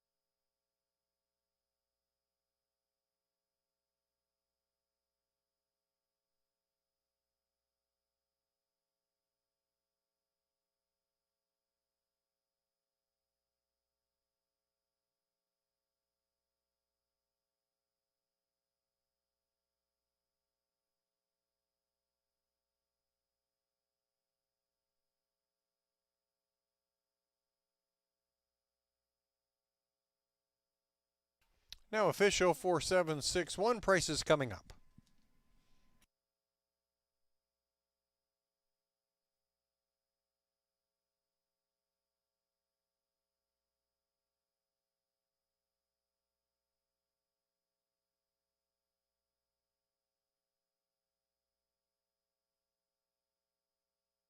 Showstop returning 770, 580, 380. Dragons Better 1430, 820. Doc's Rock 250 to show. $2 exactor ticket 128.90. The $1 try $248.95. $1 superfecta ticket $1,438.95. Your 8-5 double returning $12.20. That's your consolation double. The 8-4 double $49.10. $1 pick 3 $28.30. In your pick 4 pool, $7,027 still in play of a pool total of over $35,000. Your late pick 5 pool, $2,657 still on the table. And in your pick 6 pool, $210.90 still live.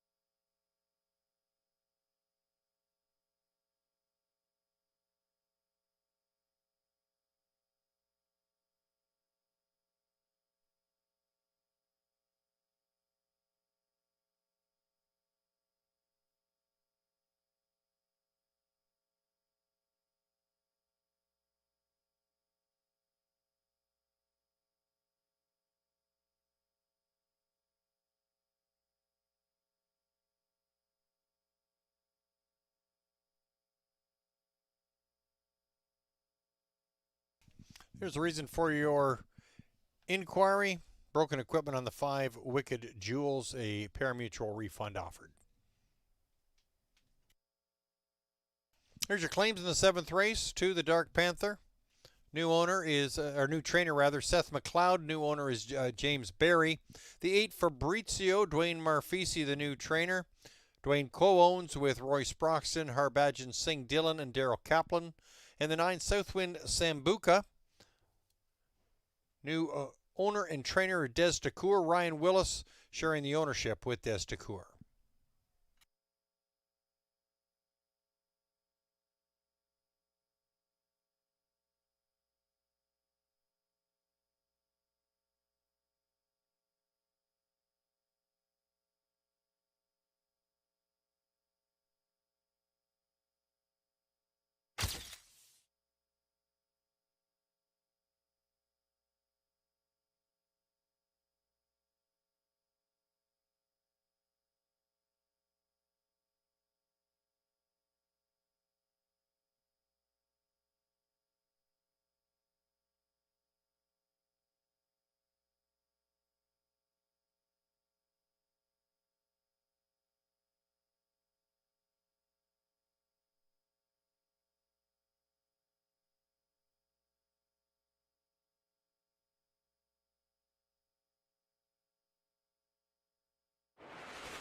He comes down the lane for tonight's 7th race.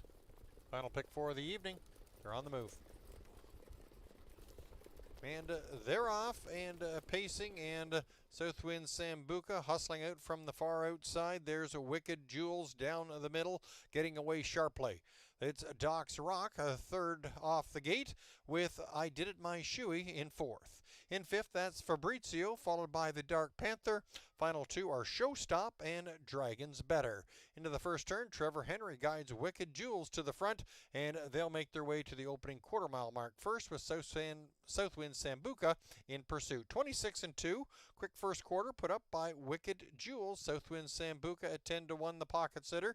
I Did It My Shoey is sitting in 3rd. In 4th, that's a Doc's Rock. The Dark Panther is off the speed in 5th. They're by the 3/8.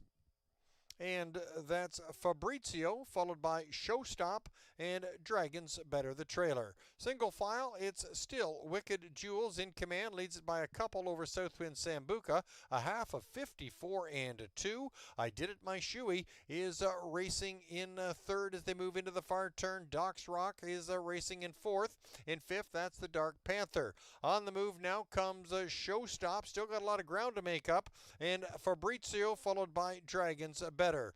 First up there goes Doc's Rock to try and tackle on the front runner Wicked Jewels, who still leads it as they move their way to the 3/4 mile mark. Wicked Jewels 123 on the outside. Doc's Rock, Southwind Sambuca needs a pocket pop. There's Showstop now looking dangerous there out in the midfield. Showstop has got a head of steam up coming from the parking lot. It's Showstop, Doc's Rock, Wicked Jewels, and Southwind Sambuca. Dragons Better now trying to close some ground too. Showstop and Bohr still with some work to do. Dragons Better, Showstop, Dragons Better, Showstop just hangs on. Dragons Better and Doc's Rock. Time of the mile was 1:52. Quarter finish on the 7th race. I Did It My Shoey was 4th, the Dark Panther 5th. State of Play was scratched. Showstop your winner. Wicked Jewels was 6th with a refund. Doc's Rock 3rd, Dragons Better 2nd. Fabrizio was 8th, and Southwind Sambuca finishing 7th. Showstop your winner, hitting a new lifetime mark of 1:52. Showstop takes the 7th. Looking ahead to race number 8, OSS Grassroots for 2-year-old trotting fillies, 3rd division of the evening. It goes as programmed, no changes. But anyways, still gotta go back to the farm and feed. But if you guys ever want to come by and see the baby and stuff, come on over. Anytime. All day, every day. If I'm not there, John will be there. So, yeah. Be ready to do some stalls. Yeah, if you'd come work.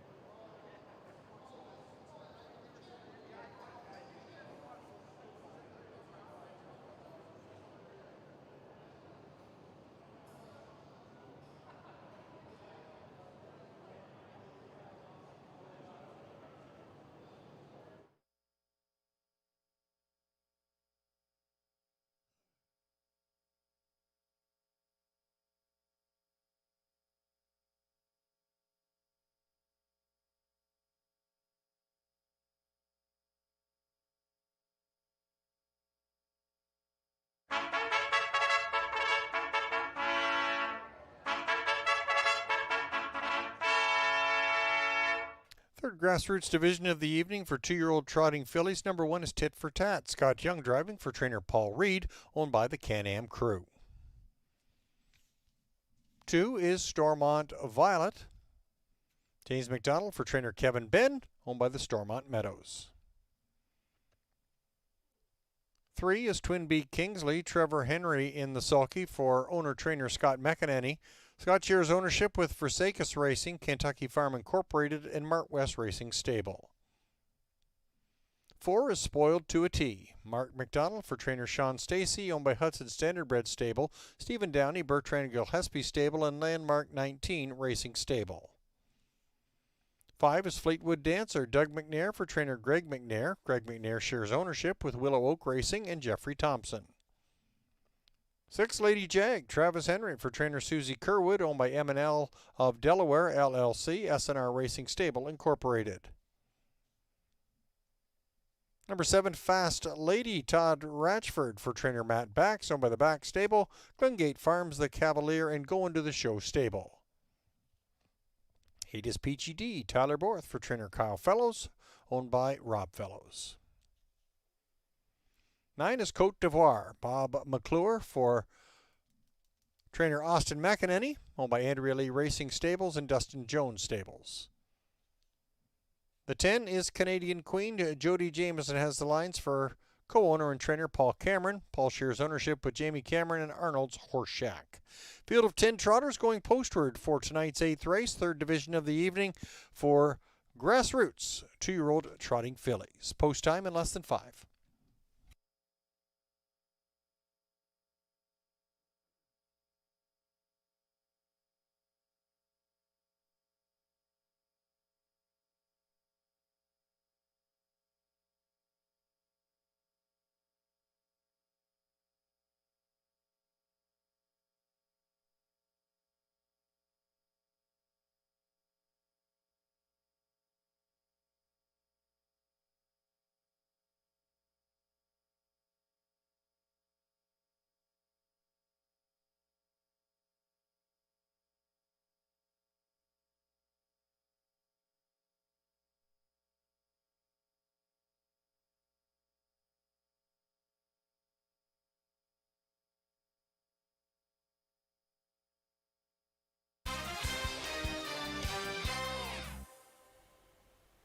They're on track here as we get set for race number 8. This is going to be more grassroots action for these 2-year-old trotting fillies. We've got a field of 10 going postward here, and current 6-5 favorite is going to be my top selection, Fleetwood Dancer, and the public's choice.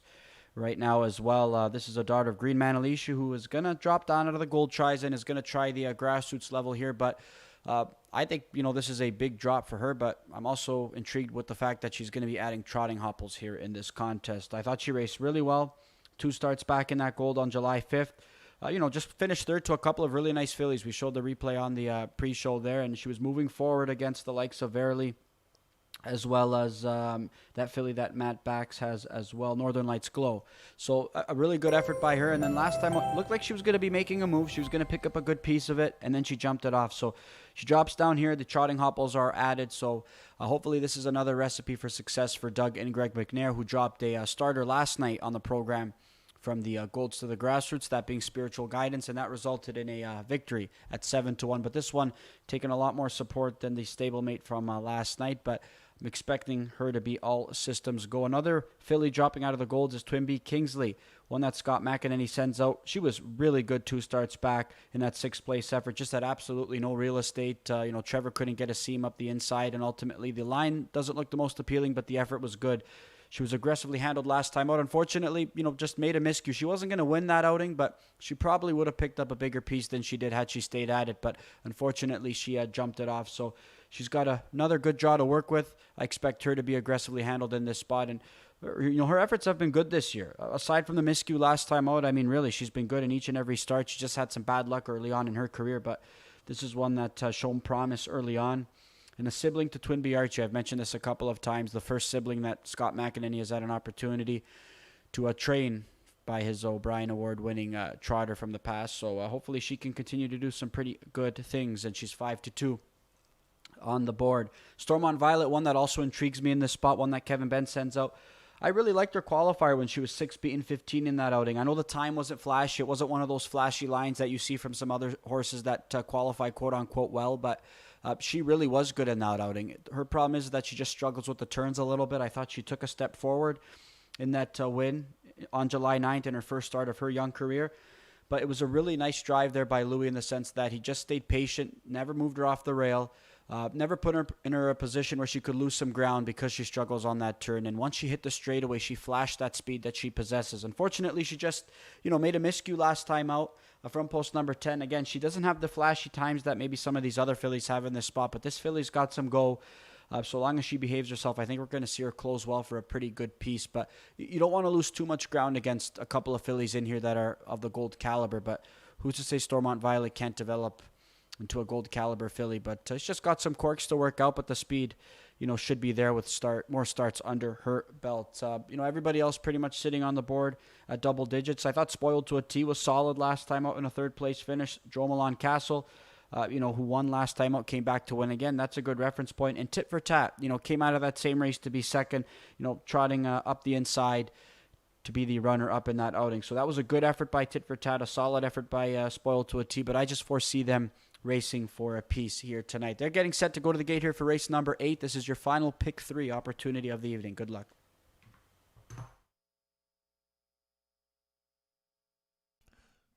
Starter opens up the wings for tonight's 8th race, 3rd division of the evening. Grassroots, 2-year-old trotting fillies. Field of 10 lining up, and right now the 5 Fleetwood Dancer at 7-5 odds. Next choice is the 3 Twin B Kingsley at 5-2. Gates at the top of the turn. It's post time.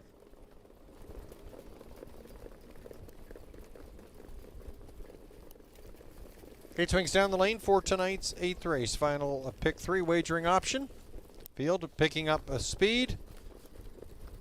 Troubled beginnings there in the backfield for the one horse. Tit for Tat.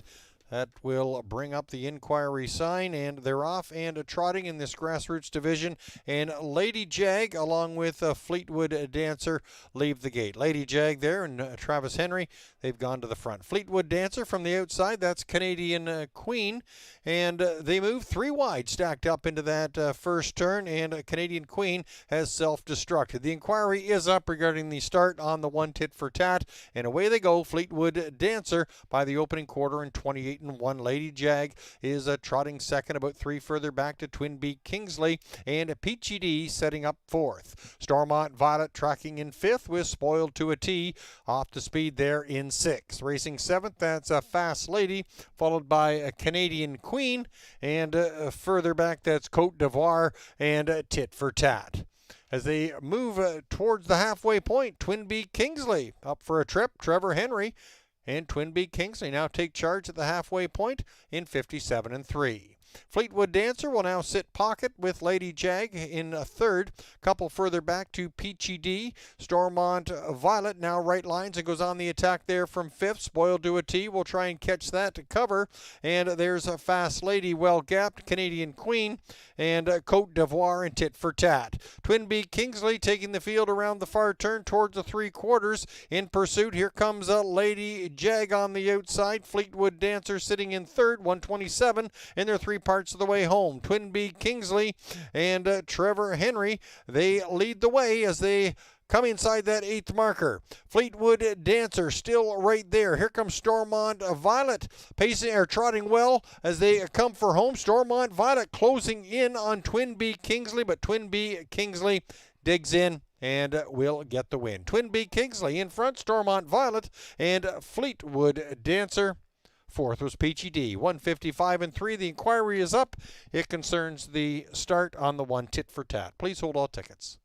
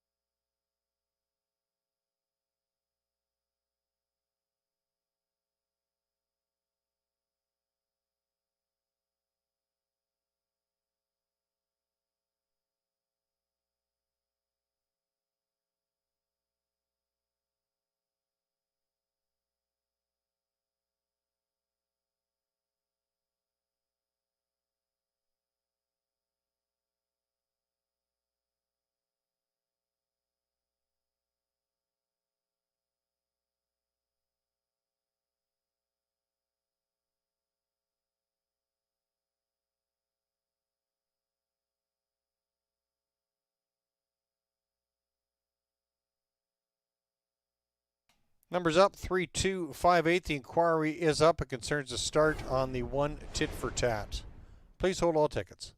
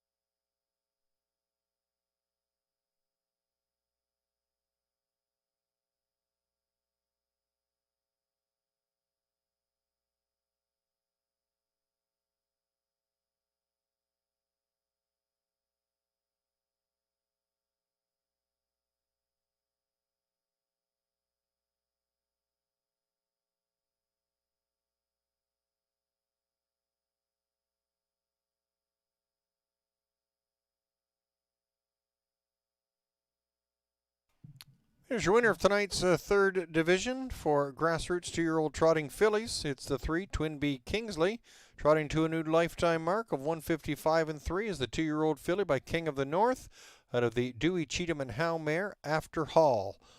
Bred by the Twin Book Limited of Embro, owned by Versacus Racing, Kentucky Farm Incorporated, Martress Racing Stable, co-owned and trained by Scott McEnany, and driven to victory by Trevor Henry. Twin B Kingsley impressive in the win in 155-3. The inquiry is up.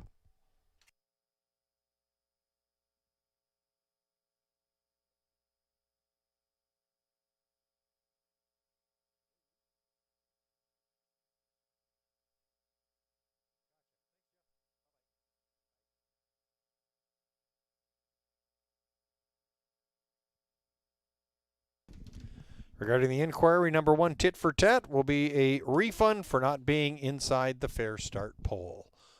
Refund on the 1 tit for tat. 3258, numbers up.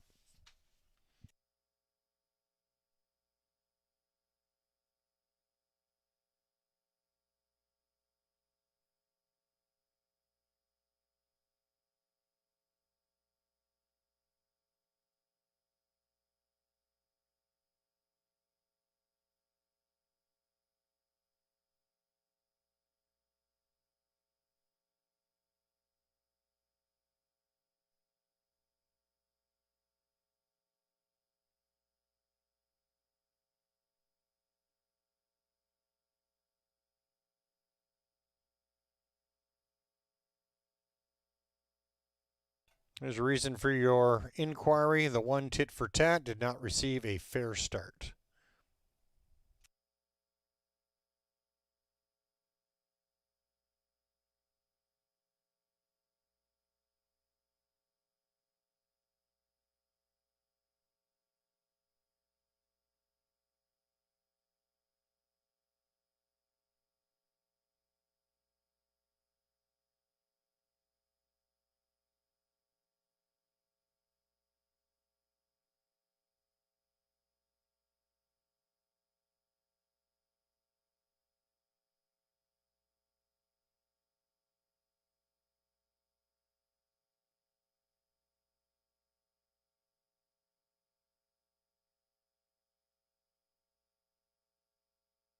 Payouts for the 8th, Twin B Kingsley, $5.40, $3.50, $2.30. Stormont Violet, $5, $2.90. Fleetwood Dancer, $2.20 to show. $2 exactor ticket, $24.80. $1 try, $21.15. $1 superfecta, $316.70. Your 4-1 consolation double returning $8.90. The 4-3 double, $32.60. $1 pick 3, $72.55. In your pick 4 pool, $2,085 still in the pool. In your pick 5 pool, $850 will push on to race number 9. In your pick 6 pool, just $62.60 remain in play for tonight's 9th race.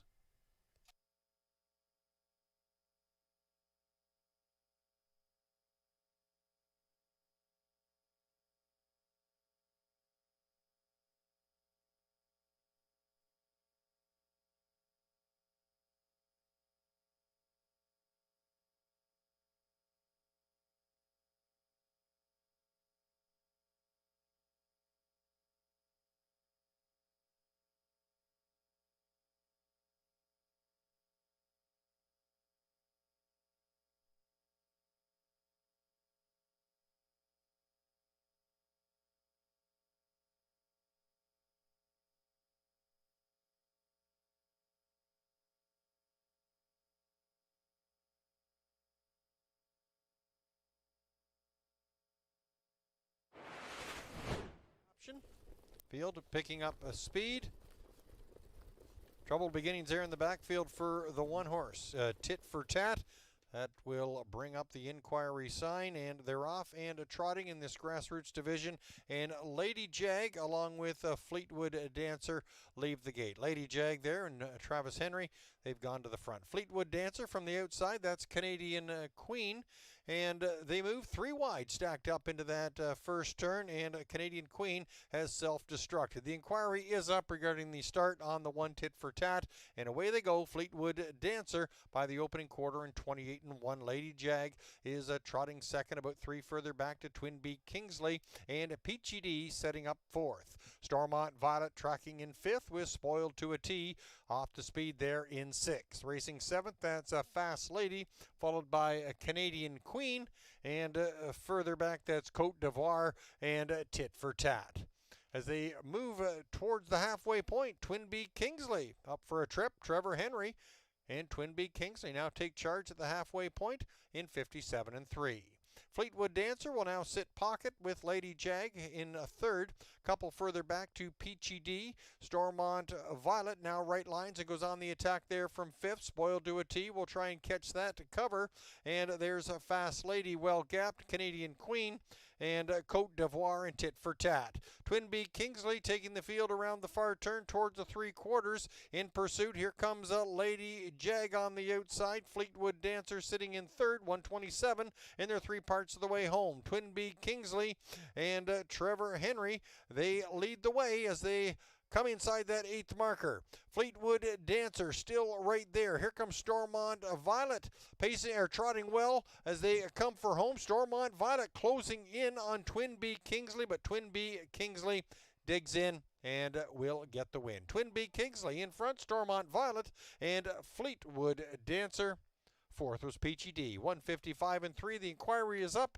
It concerns the start on the one Tit for Tat. Please hold all tickets. Order up for the 8th race. Tit for Tat was 10th with a refund. Stormont Violet 2nd. Twin Beak Kingsley your winner. Spoiled to a T was 5th. Fleetwood Dancer 3rd. Lady Jag 6th. Fast Lady 7th. Peachy D 4th. Cote d'Ivoire was 9th, and Canadian Queen finishing 8th. Twin Beak Kingsley hitting a new lifetime mark of 155-3 in this OSS Grassroots Division for 2-year-old trotting fillies. Looking ahead to the 9th race, it goes as programmed. No changes. 9 will go to the gate to kick off the late double.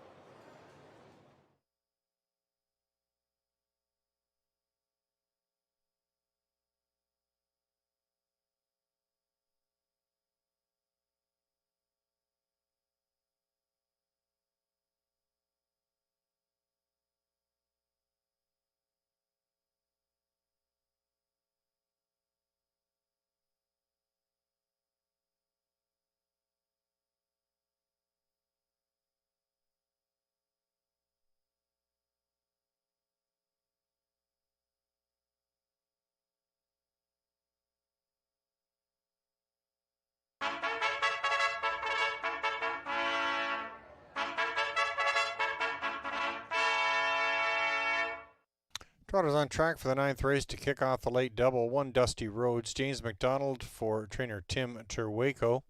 Owned by Gary Green, Tim Turwaco, and Trevor Turwaco and Joel Gates. 2 Mike Me Up. Tyler Borth gets the call for trainer Kyle Fellows. Owned by Yolanda Fellows, Erna and Blair Corbet, and Mike McAllister. 3 Bit of the Bubbly. Travis Cullen for trainer Sean Stacy. Owned by Hudson Standardbred Stable, Dale Larson, and Stephen Downey. 4 is Hercules. Mark McDonald aboard for trainer Justin Turcott, owned by A. Curie, Provo Quante. 5 Shimmering Hanover. Bob McClure for trainer Luke Blay, owned by Determination. 6 I'll Have the Red. Jonathan Drury in the sulky for trainer Rick Zeron, owned by the Rick Zeron Stables, James Walker and Johnny Marvento. 7 Land the Plane. Jody Jameson for co-owner and trainer Carl Jameson. Jody Jameson shares in the ownership as well with David Lemon.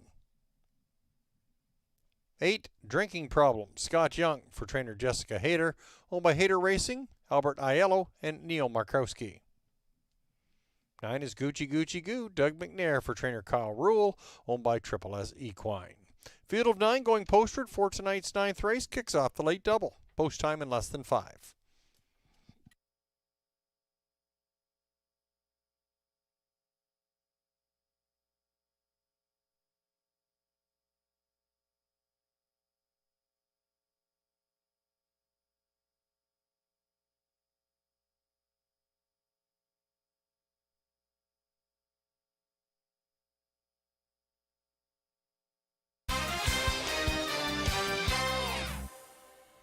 They're on track here as we get set for race number 9. It's going to kick off that late double. And there's a look at my pick 6 single, Shimmering Hanover. Right now, the 6-5 favorite. Obviously taking on some older rivals, especially of the opposite sex. But this is one that I think has the, ability to beat this bunch. And right now is your current pick 6 favorite, paying just over $200 for 20 cents. So best of luck if you're still alive in this sequence. But this is a Luke Blay trainee that, again, has just taken on much tougher throughout her career. A lot of Grand Circuit tries last year, bankrolled over $114,000. And she's just such a handy filly. I mean, she just puts herself in really, really good spots. And with the middle of the gate here tonight, I'm expecting just that. So she's one that I'm going to be going all in on in this particular spot. And I think the convincing victory at Grand River coming into this outing certainly isn't going to hurt as well. The second choice, though, is the 6, I'll Have the Red. This is a daughter of Chapter 7 that's been unlucky in some of those prior efforts. I mean, making some miscues. She's a really, really fast filly. Just has a tendency to sometimes jump it off, but she's not the easiest to handle off those turns especially. But I think she's got leaving ability here for sure. We just haven't seen that as of late. It looked like JD was going to try leaving with her 2 starts back, but he called a quick audible when he saw a plethora of levers to the inside and to his outside. So he opted to, take back, call an audible, and she still finished up willingly in amongst rivals. She was 5th, but a good 5th. And she followed that up with another nice effort last time out. It was another really good 5th in that outing. So, look, she took on some tough fillies in that spot too, right? The likes of Cher Hill, Storybook Love, One Bell. Storybook Love and One Bell, both of which competed in the Hamiltonian Oaks eliminations this past weekend. And Storybook Love getting the nod as the highest earning 4th place finisher to make the final. So best of luck to her this weekend. But that's some pretty good company that this Rick Zeron trainee, I'll Have the Red, has been keeping as of late. So I understand why she's taken some support, because this is a filly with a big opportunity to put forth a big effort here this evening. Hercules is also one that I've backed in the past. I just have had no luck with him the last 2. I really thought he should have fared a little bit better, especially 2 back. I mean, he worked out a nice pocket trip and he was gapping early on in that mile. I thought he would have fared a lot better, especially given that, I should say 3 back, he was gapping the pocket early, especially given the fact that, he added Lasix on June 22nd, and I thought that his effort was sneaky good. I thought likely just needed that start. He's a big horse. I mean, he can get out of there no problem. I'm sure he can work out a pretty good trip, but just hasn't been the case as of late, even with the good trips. He's just not racing up to the ability that we know he's capable of. So he's just an underneath player for me here this evening. Mike Me Up, I know a couple people like him in this spot. He got out late in the mile. I mean, he was kind of locked in last time up before a rival that started to tire. When Tyler Borth finally got a seam up the inside, he started to do some trotting. Some other rivals were getting close to him as the wire approached, but they had more of a momentum going forward than Mike Me Up did. So he's winless in 9 tries this year. But again, I thought that effort maybe was an indication that he's ready to kind of string together a few good efforts. I don't know if it's going to be enough for a winning effort here this evening, but I think we'll see a solid effort as well. Dusty Rhodes, one that I think has been, pretty impressive, aggressively handled last time, beaten favorite in that contest. But I've liked the way that this Tim Cherwayko trainee has been racing. I mean, he's had some tough miles in his starts in his care, and I think that, he's actually taken a lot of air. He's raced well in spite of it. This is a horse that certainly, deserves some consideration, but I have a feeling we're going to see an off-the-pace approach here this evening, especially starting from the pole position with some speed towards his outside. I'm intrigued to see what Land the Plane can do. I don't know what kind of effort we're going to see from him, what kind of trip, but we know this is a son of Tactical Landing that has a lot of talent, but, he just made some miscues. At times doesn't look the best, in post-parade at certain moments, but this is a horse when he is sharp, puts together good efforts. We're going to see some good things. So hopefully that's the case here tonight with this Carl Jamieson trainee. They're getting set to go to the gate here, race number 9, 8-5 on my top choice selection, Shimmering Hanover. The last chance for your late double. Good luck.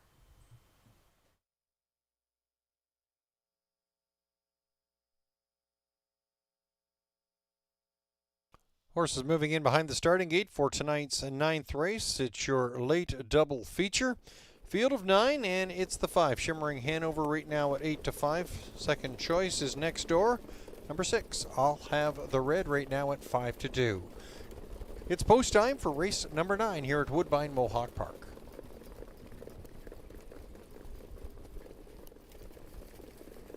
Okay, comes to the head of the stretch for tonight's 9th race. Field of 9 on gate. They're picking up speed, and here they come. And there they go. And they're off and pacing, and Hercules is leaving first out from the 4-hole. I'll Have the Red from the outside. Gucci Gucci Goo crossing over well. There's Land the Plane also in the mix early.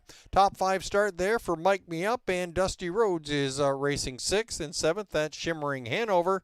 And your final 2 are a bit of the bubbly and Drinking Problems.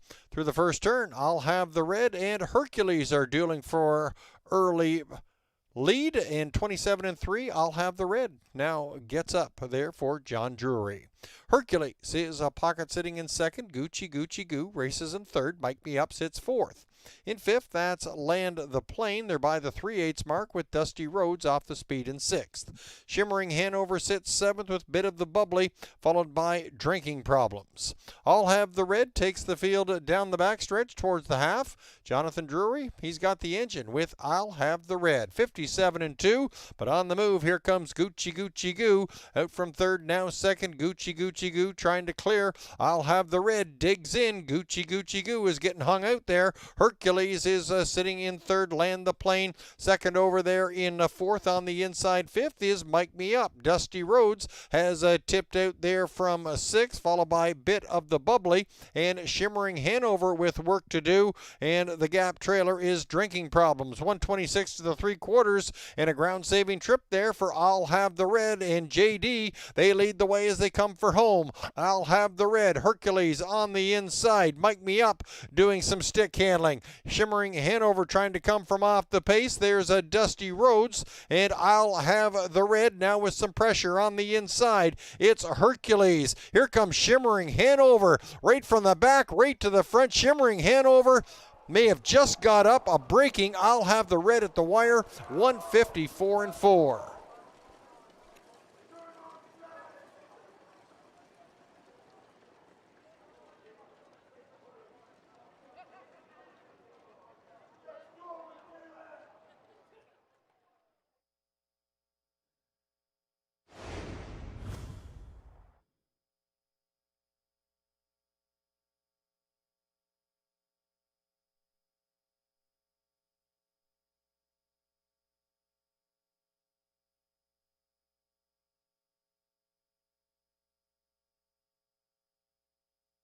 Inquiries up on tonight's 9th race. Please hold all tickets concerning the break of number 6. I'll Have the Red and the 4, both approaching the finish.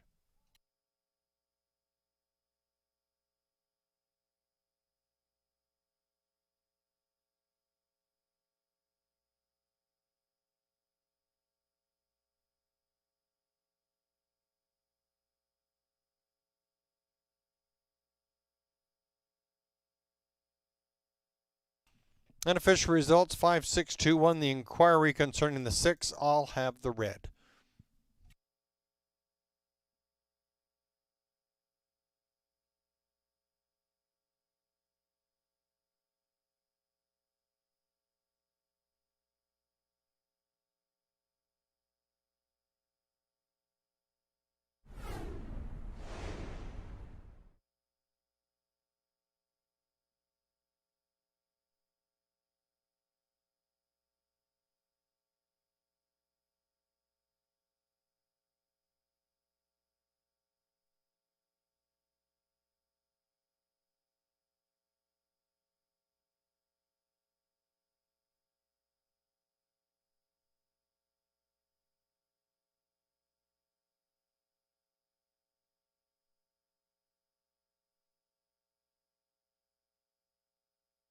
Here's your winner of tonight's 9th race, the 5 Shimmering Hanover.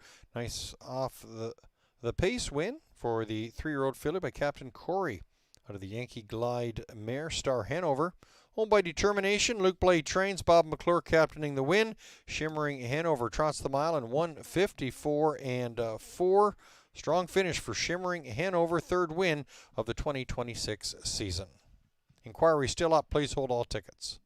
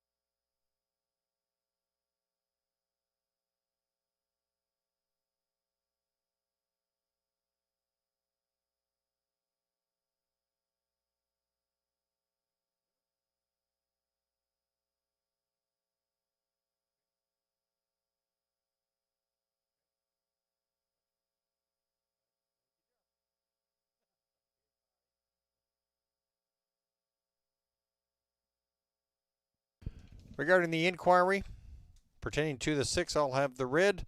There were no violations of the braking rule at the wire. Numbers on the board will stand 5-6-2-1.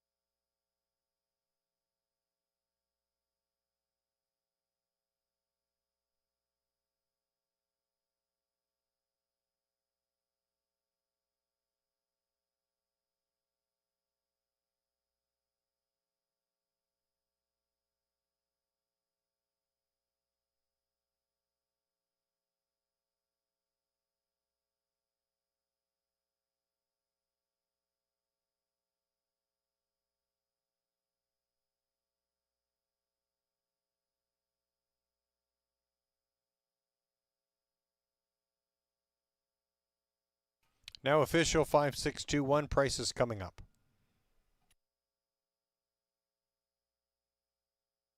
Shimmering Hanover returned 440, 250, 210.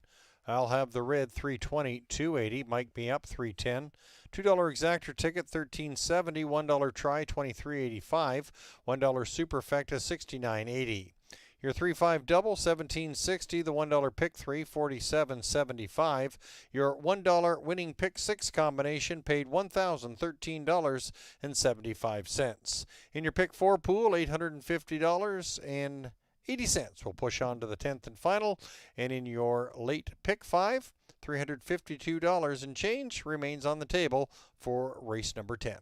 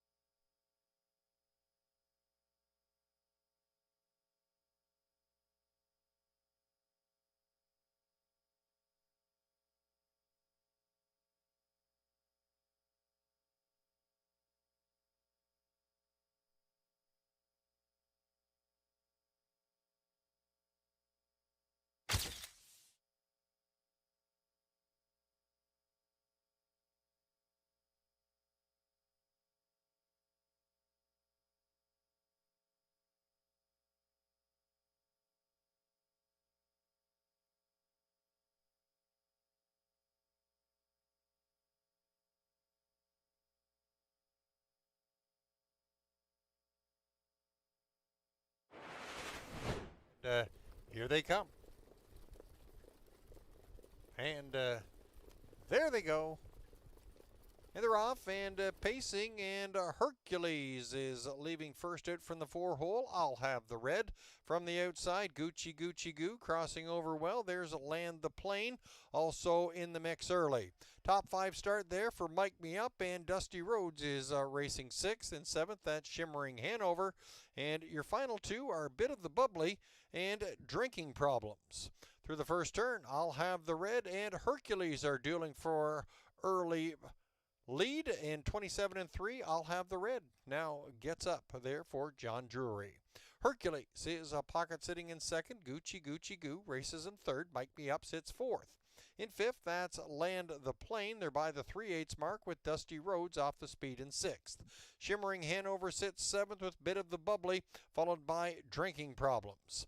I'll have the red takes the field down the backstretch towards the half. Jonathan Drury, he's got the engine with I'll have the red. 57 and 2, but on the move, here comes Gucci Gucci Goo. Out from third, now second, Gucci Gucci Goo trying to clear. I'll have the red, digs in. Gucci Gucci Goo is getting hung out there. Hercules is sitting in third, Land the Plane. Second over there in fourth on the inside. Fifth is Mike Me Up. Dusty Rhodes has tipped out there from sixth, followed by Bit of the Bubbly and Shimmering Hanover with work to do. And the gap trailer is Drinking Problems. 126 to the 3/4 and a ground-saving trip there for I'll Have the Red and JD. They lead the way as they come for home. I'll Have the Red. Hercules on the inside. Mike Me Up doing some stick handling. Shimmering Hanover trying to come from off the pace. There's a Dusty Rhodes, and I'll Have the Red now with some pressure on the inside. It's Hercules. Here comes Shimmering Hanover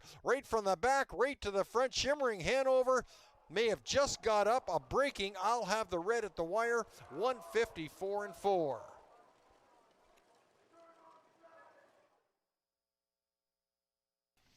Order up for the ninth race. Dusty Rhodes fourth, Mike Me Up third, Bit of the Bubbly 6P5, Hercules 5P6, Shimmering Hanover your winner. I'll Have the Red second, Land the Plane was seventh, Drinking Problems eighth, and Gucci Gucci Goo was ninth. Shimmering Hanover your winner in a time of 154 and 4 in tonight's ninth race.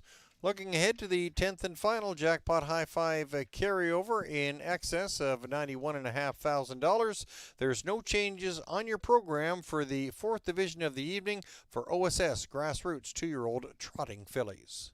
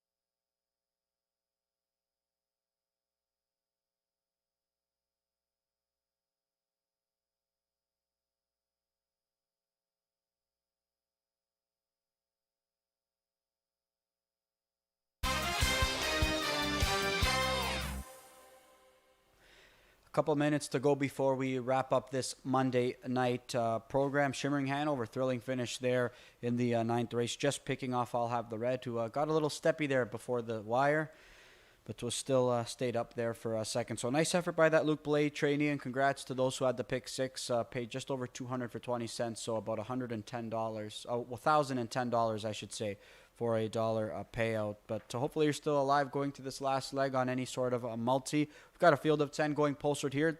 We're going to wrap up the card with grassroots action here. The last leg of these, the last division, I should say, of these grassroots for 2-year-old trotting fillies.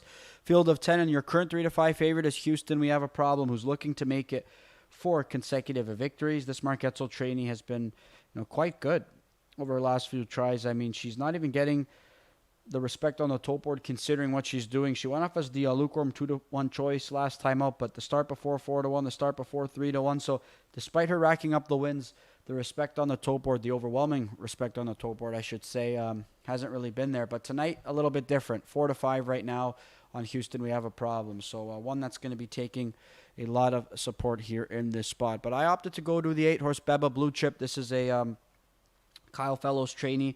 One that I backed, one that I thought had a good shot last time out, but unfortunately made a miscue. So this is one who is going to avoid starting from the middle of the gate, and I talk about that because she gapped the gate. If you look at her career debut, she had post number 5. She went off as the 2-5 choice, and yet Doug had her gapped off the car a couple of lengths, and it's not something you usually see from Doug McNair, but then you look down further on the line at Grand River in that qualifying effort, and she made a miscue starting from the 6 hole behind the gate. So I'm not sure if it's one of those things where just a young horse who's kind of nervous being behind the starter. Sometimes that has a tendency to be the case, but, find it ironic that a couple of starts behind the starting gate, in the middle of the gate, she's had to gap or made a miscue. So she has post number 8. I think there's a lot of talent with this daughter of Green Manalishi. She just needs to stay at it here tonight. So I'm hoping that's the case here. 5-2 support. Then hopefully she can piece it all together. I'm intrigued by PL.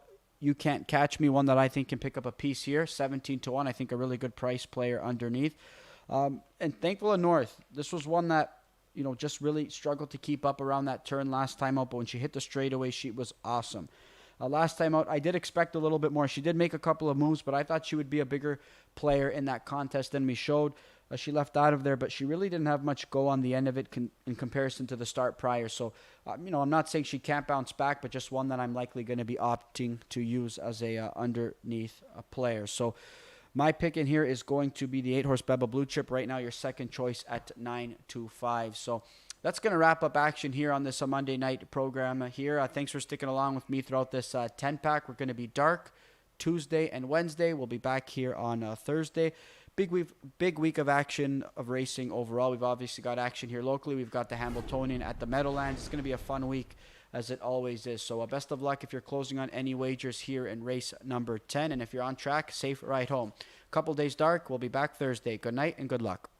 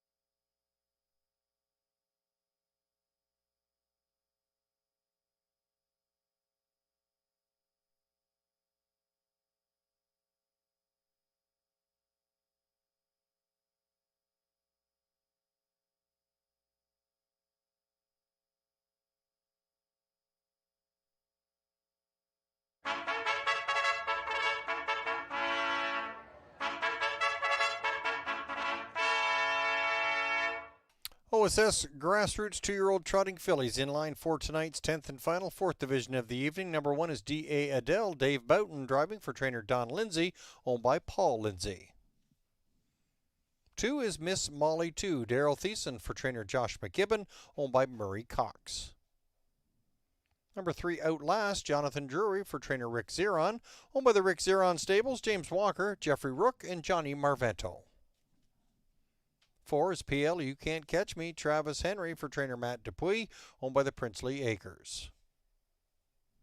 5, Houston We Have a Problem, Tyler Jones for trainer Mark Etzel, owned by Duncan Brewer, Randy Urquhart, and Steve Deedy.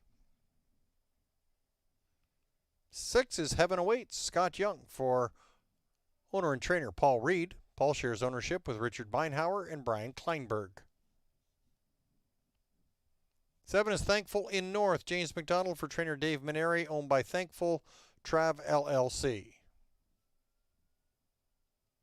8, Beba Blue Chip, Doug McNair for trainer Kyle Fellows, owned by Yolanda Fellows, Blair Corbet, Peter Porter, and Windermere Stable. 9, Majestic Eva, Trevor Henry for trainer Scott McEnany, owned by Andrea Lee Racing Stables Incorporated.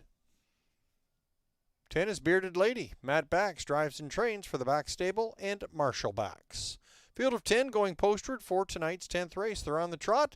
It's your 4th division of the evening for Ontario sired grassroots 2-year-old trotting fillies. Post time in less than 5 minutes.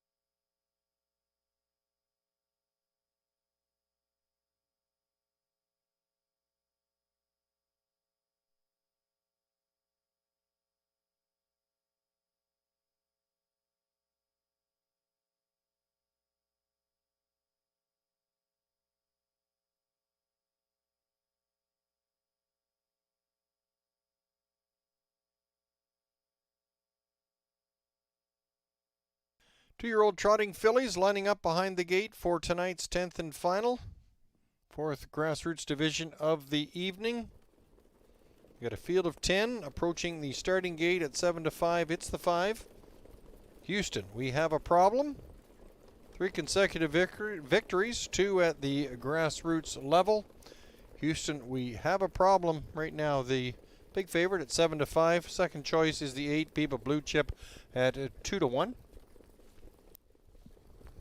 And there in the backfield, looks like it is the 8 Biba Blue Chip.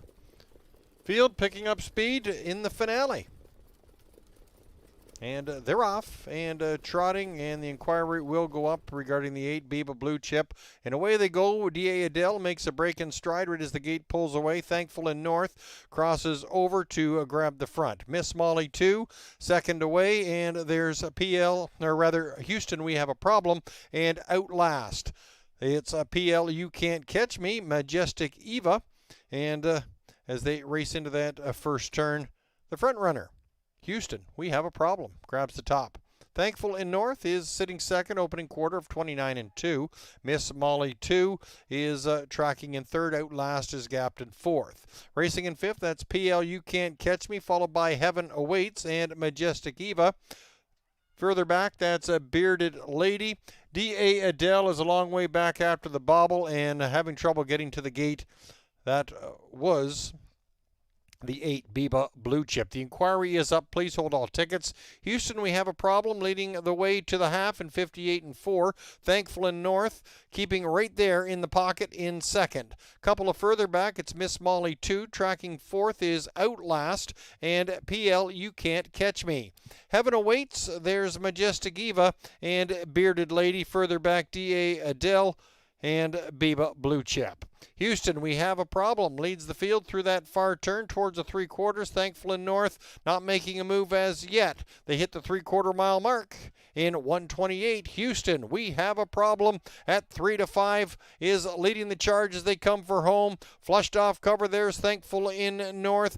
Outlast is out there 3 wide. Thankful in North now up to the wheel. Houston, we have a problem now with pressure. Thankful in North and James McDonald have a slight advantage as they come with about a 16th remaining. Thankful in North. Houston, we have a problem. Thankful in North will take the finale in a mild upset. Thankful in North. Houston, we have a problem. That's Outlast, followed by PL, You Can't Catch Me, and Majestic Eva. 157-3. Inquiry is up. Please hold all tickets.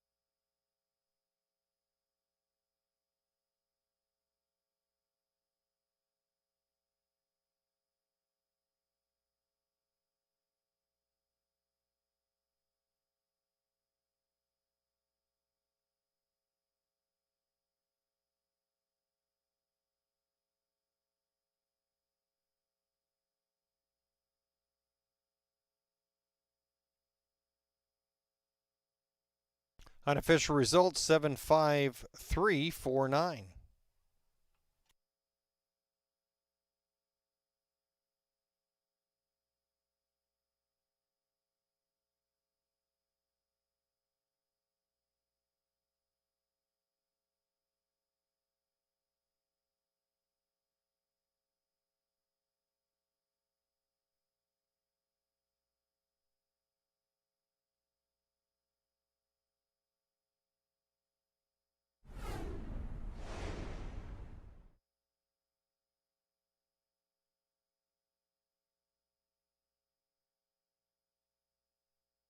Here comes your winner of tonight's 10th and final OSS Grassroots for 2-year-old trotting fillies.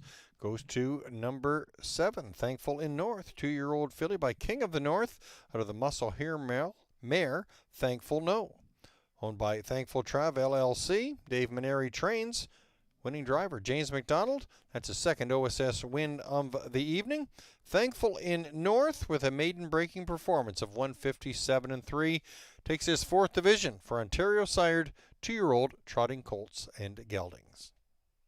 Or fillies, rather. 2-year-old trotting fillies, sorry.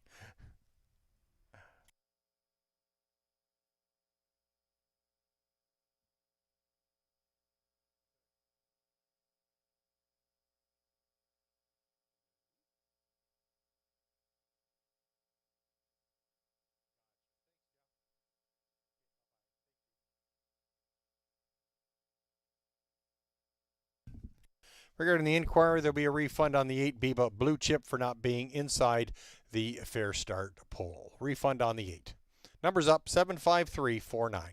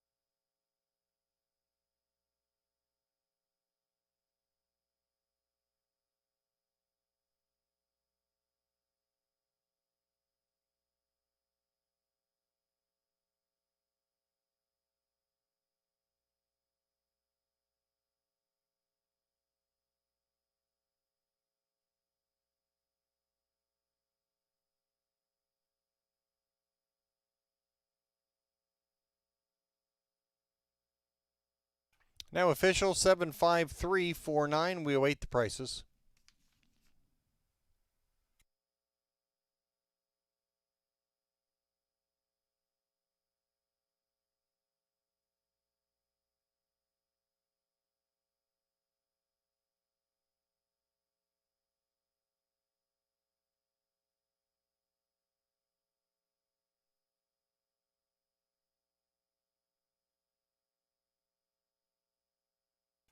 Parimutuel refund on the 8. Biba Blue Chip did not receive a fair start.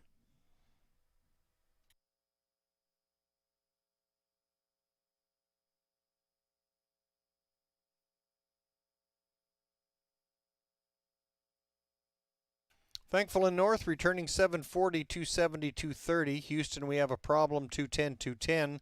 Outlast, 350 to show. $2 exactor ticket, $12.10. $1 try, $24.35. $1 superfecta, $66.15. Your $1 jackpot high five ticket paid $341.45. There's a jackpot high five carryover in excess of $94,000. Your late double of 5 and 8 returned $3.40. That's your consolation double.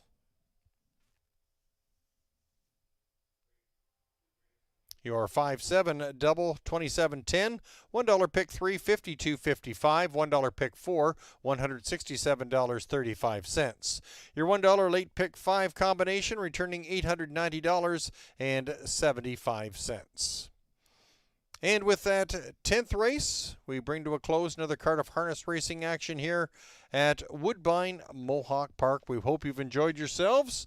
We will be dark for Tuesday and Wednesday. We're back Thursday evening. Pre-game show getting underway at 5:45. First post is 6:30. Until then, Evan Laux signing off from Woodbine Mohawk Park. Have a great week and hope you're back here online or in person here at the park this Thursday evening. Good night.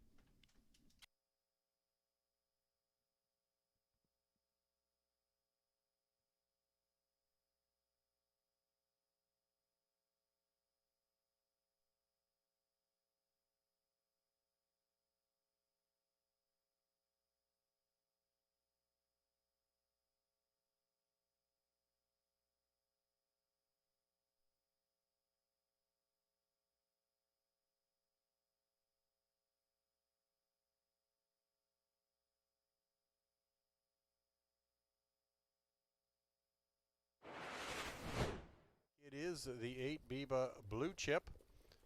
Field picking up speed in the finale. And they're off and trotting, and the inquiry will go up regarding the 8 Biba Blue Chip. And away they go. D.A. Adele makes a break in stride right as the gate pulls away. Thankful in North crosses over to grab the front. Miss Molly 2, second away, and there's a PL, or rather Houston, we have a problem, and Outlast. It's a PL, You Can't Catch Me, Majestic Eva, and as they race into that first turn, the front runner, Houston, we have a problem, grabs the top. Thankful in North is sitting second, opening quarter of 29 and 2. Miss Molly 2 is tracking in third. Outlast is gapped in fourth. Racing in fifth, that's PL You Can't Catch Me, followed by Heaven Awaits and Majestic Eva. Further back, that's a Bearded Lady. D.A. Adele is a long way back after the bobble and having trouble getting to the gate. That was the 8 Biba Blue Chip. The inquiry is up. Please hold all tickets. Houston, we have a problem, leading the way to the half in 58 and 4. Thankful in North, keeping right there in the pocket in second. Couple of further back, it's Miss Molly 2. Tracking fourth is Outlast and PL You Can't Catch Me. Heaven Awaits, there's Majestic Eva and Bearded Lady. Further back, D.A. Adele and Biba Blue Chip.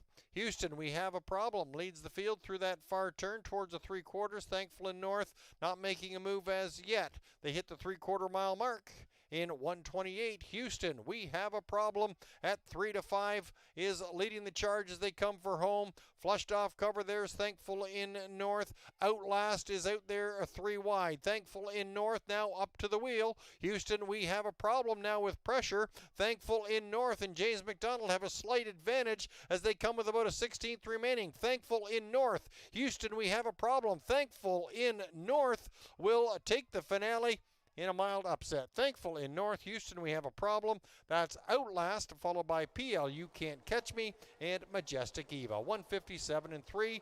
Inquiry is up. Please hold all tickets.